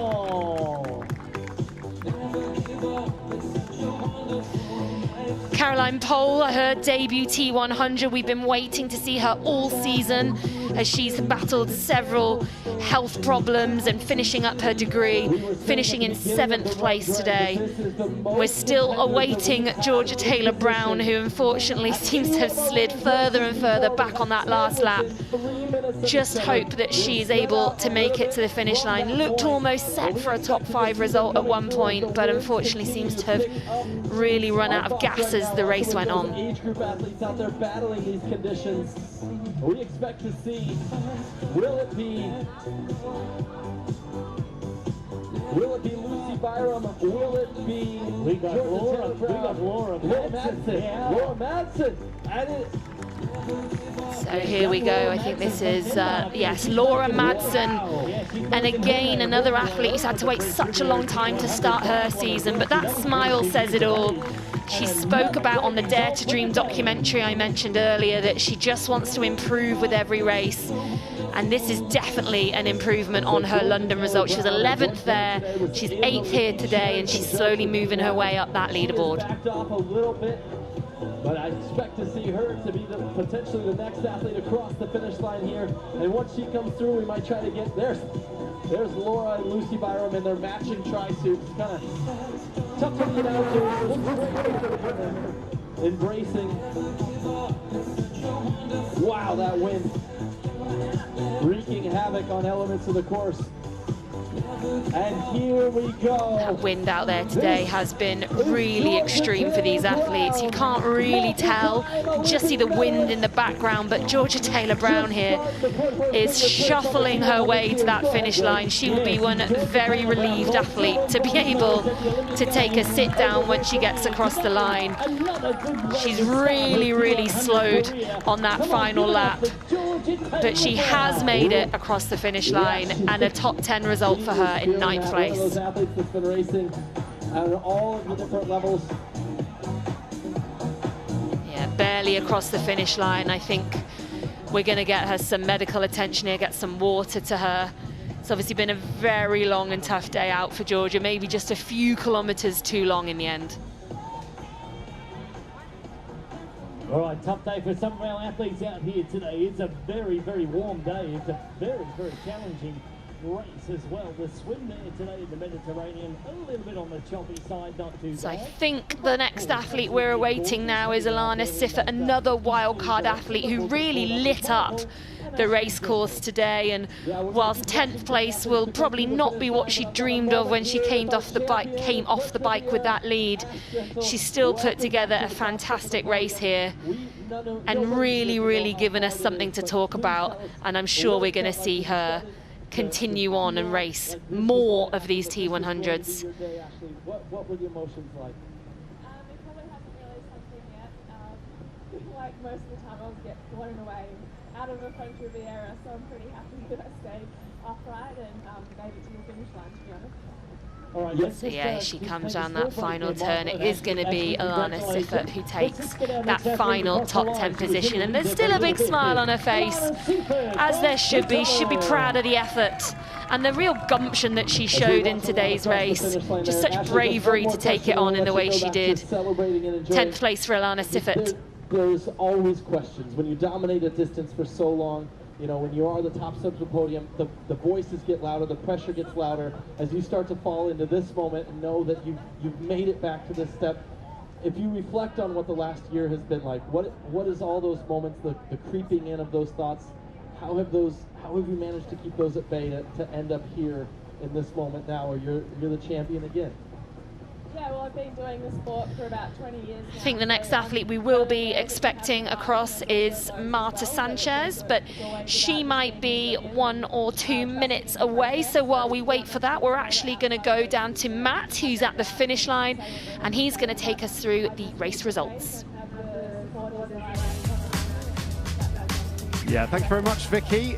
I have to say, it's very blustery down here.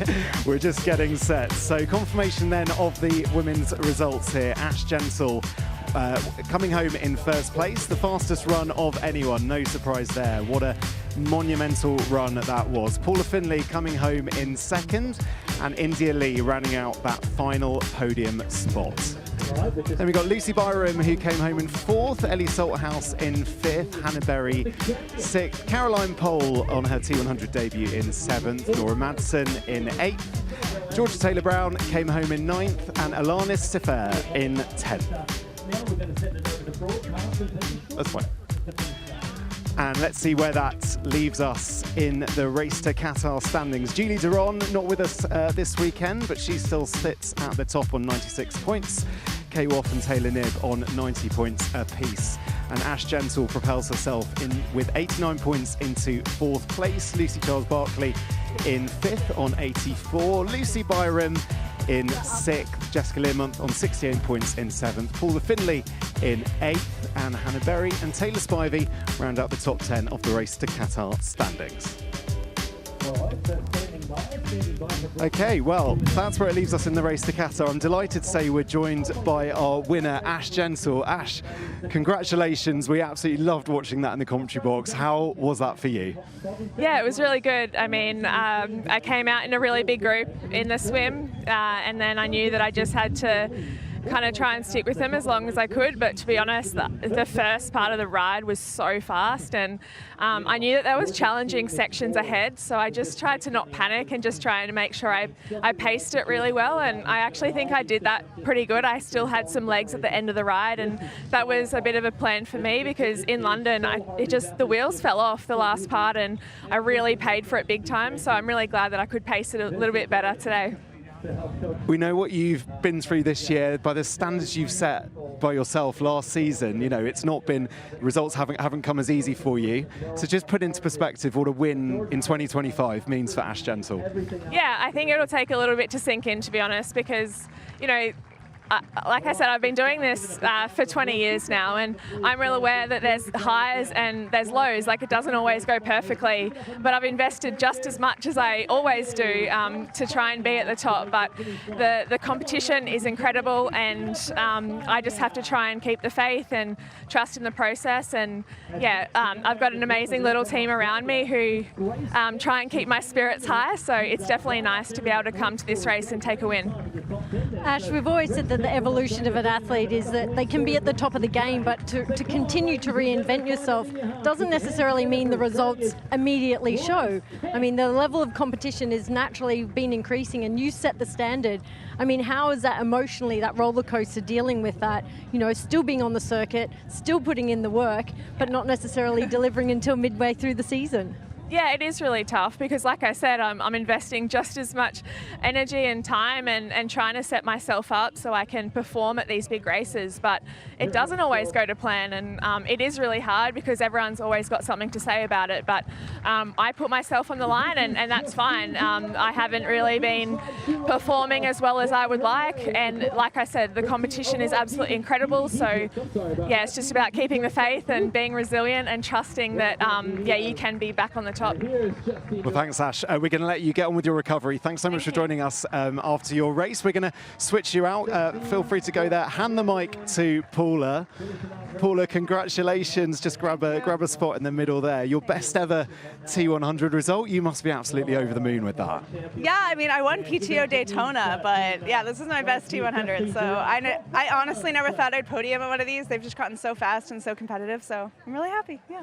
Yeah. It was a fantastic race, and you alluded to coming out earlier. I mean, one, naturally the travel, but getting used to the bike course, did you really feel that played into your hands today, given the different course that it was compared to the other T100 races? For me as a rider, because I'm a bit nervous technically on roads like this, and I'm not used to riding on European windy roads, it was really beneficial to know the course well. I rode it about 4 or 5 times before the race, and I had a really awful swim, so I knew I'd need to work the bike as best I could. So I think if I hadn't come early, it might not have gone that way, and so yeah, I don't regret coming a little early. Are we now going to see a change in strategy for all your races? You're going to get there a few weeks ahead of schedule? No, I don't know. I mean, for a 6-loop course, it's less necessary, but this was a super fun bike course, and kudos to the T100 who could pull that off and get the roads closed safely. And I've never ridden a descent. Being able to cross the center line like that, it was like being in the Tour de France. It's so cool. So yeah, awesome course.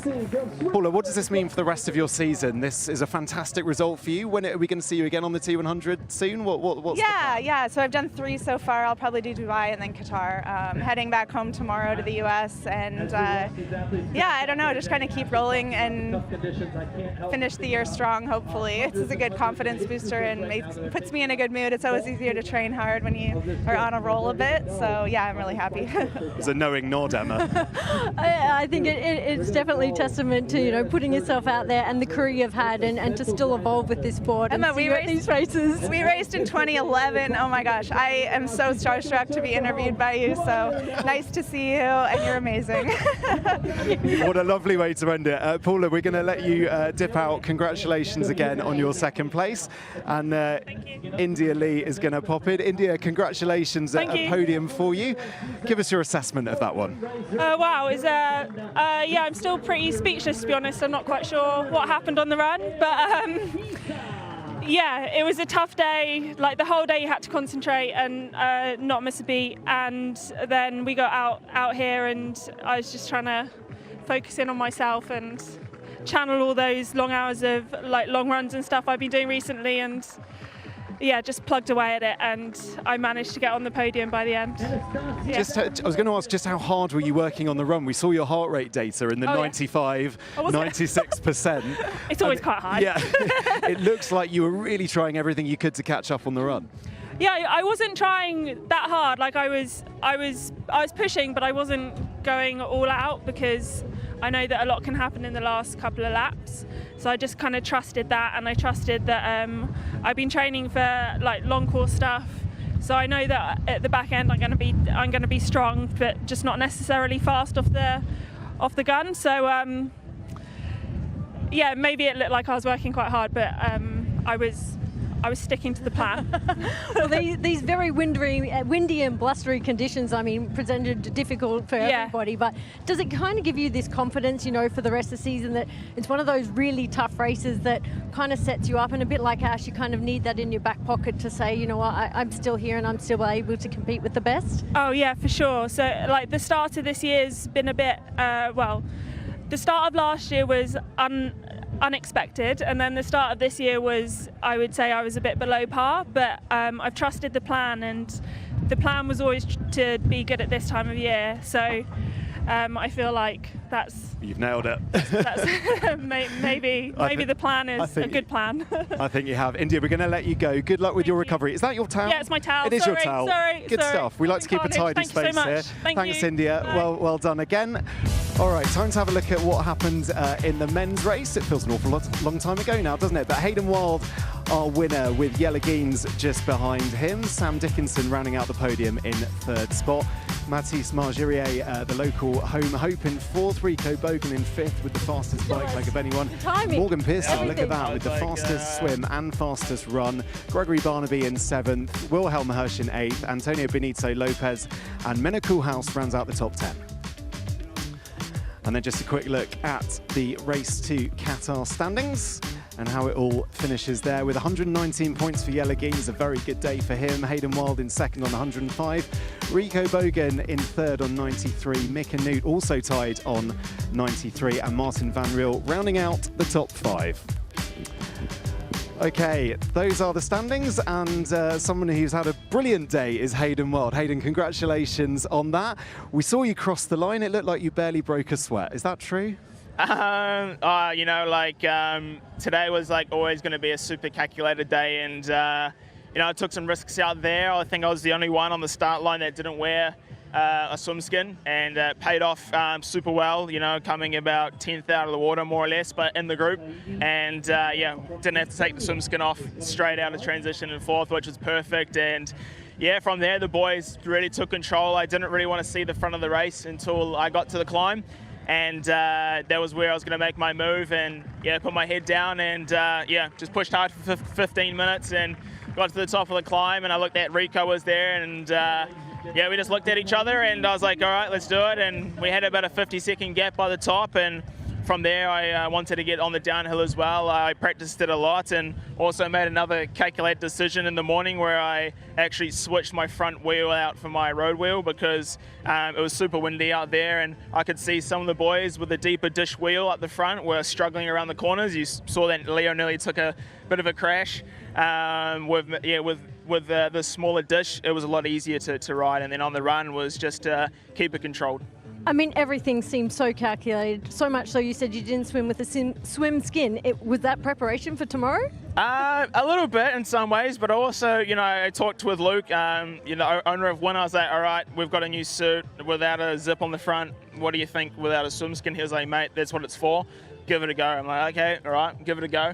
And it paid off really well, so really happy with that. And this afternoon, I mean, what goes from now until you line up again tomorrow in a race very, very short, very, very fast, obviously maybe not quite as calculated.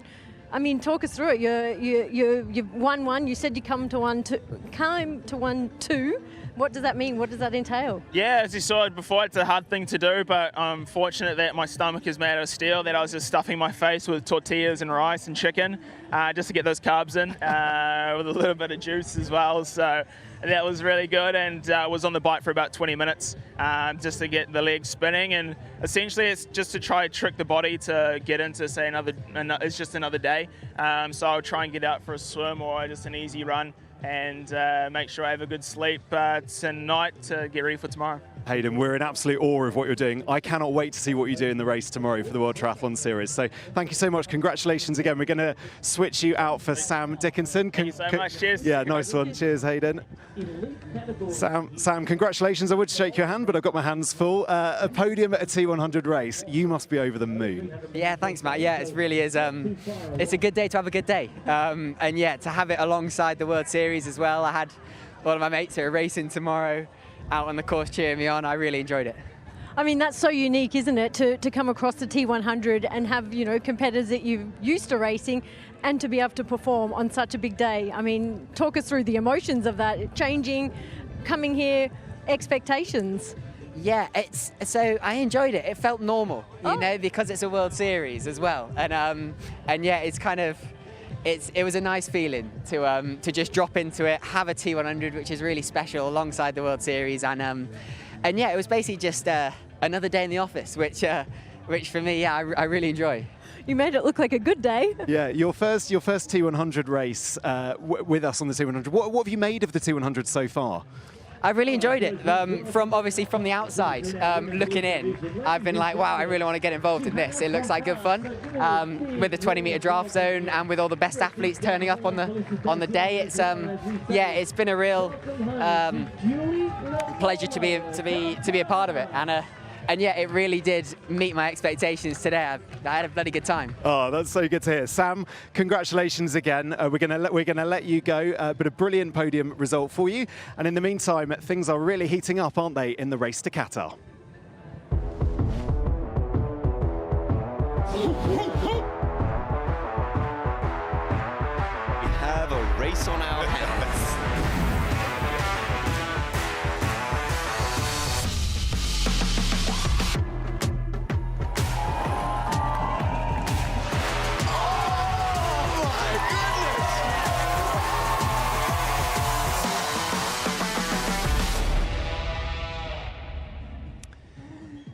Yeah, well over halfway in the season now here, just as we come to a close here in the south of France, and the perfect opportunity just to reflect on today with yourself, Emma.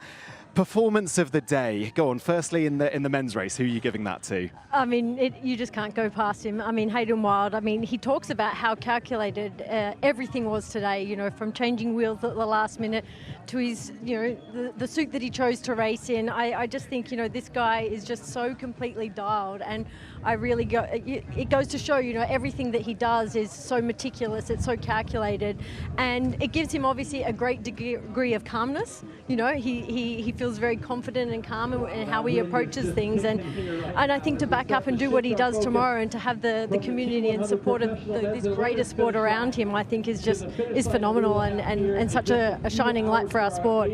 And just briefly, I imagine Ash Gentle also performance of the day? I honestly, I had my heart set on her. I just thought this course really reminded me of a race that she could have won, and I'm so happy she came away with it. Fantastic. All right, well, it's not long until we're back.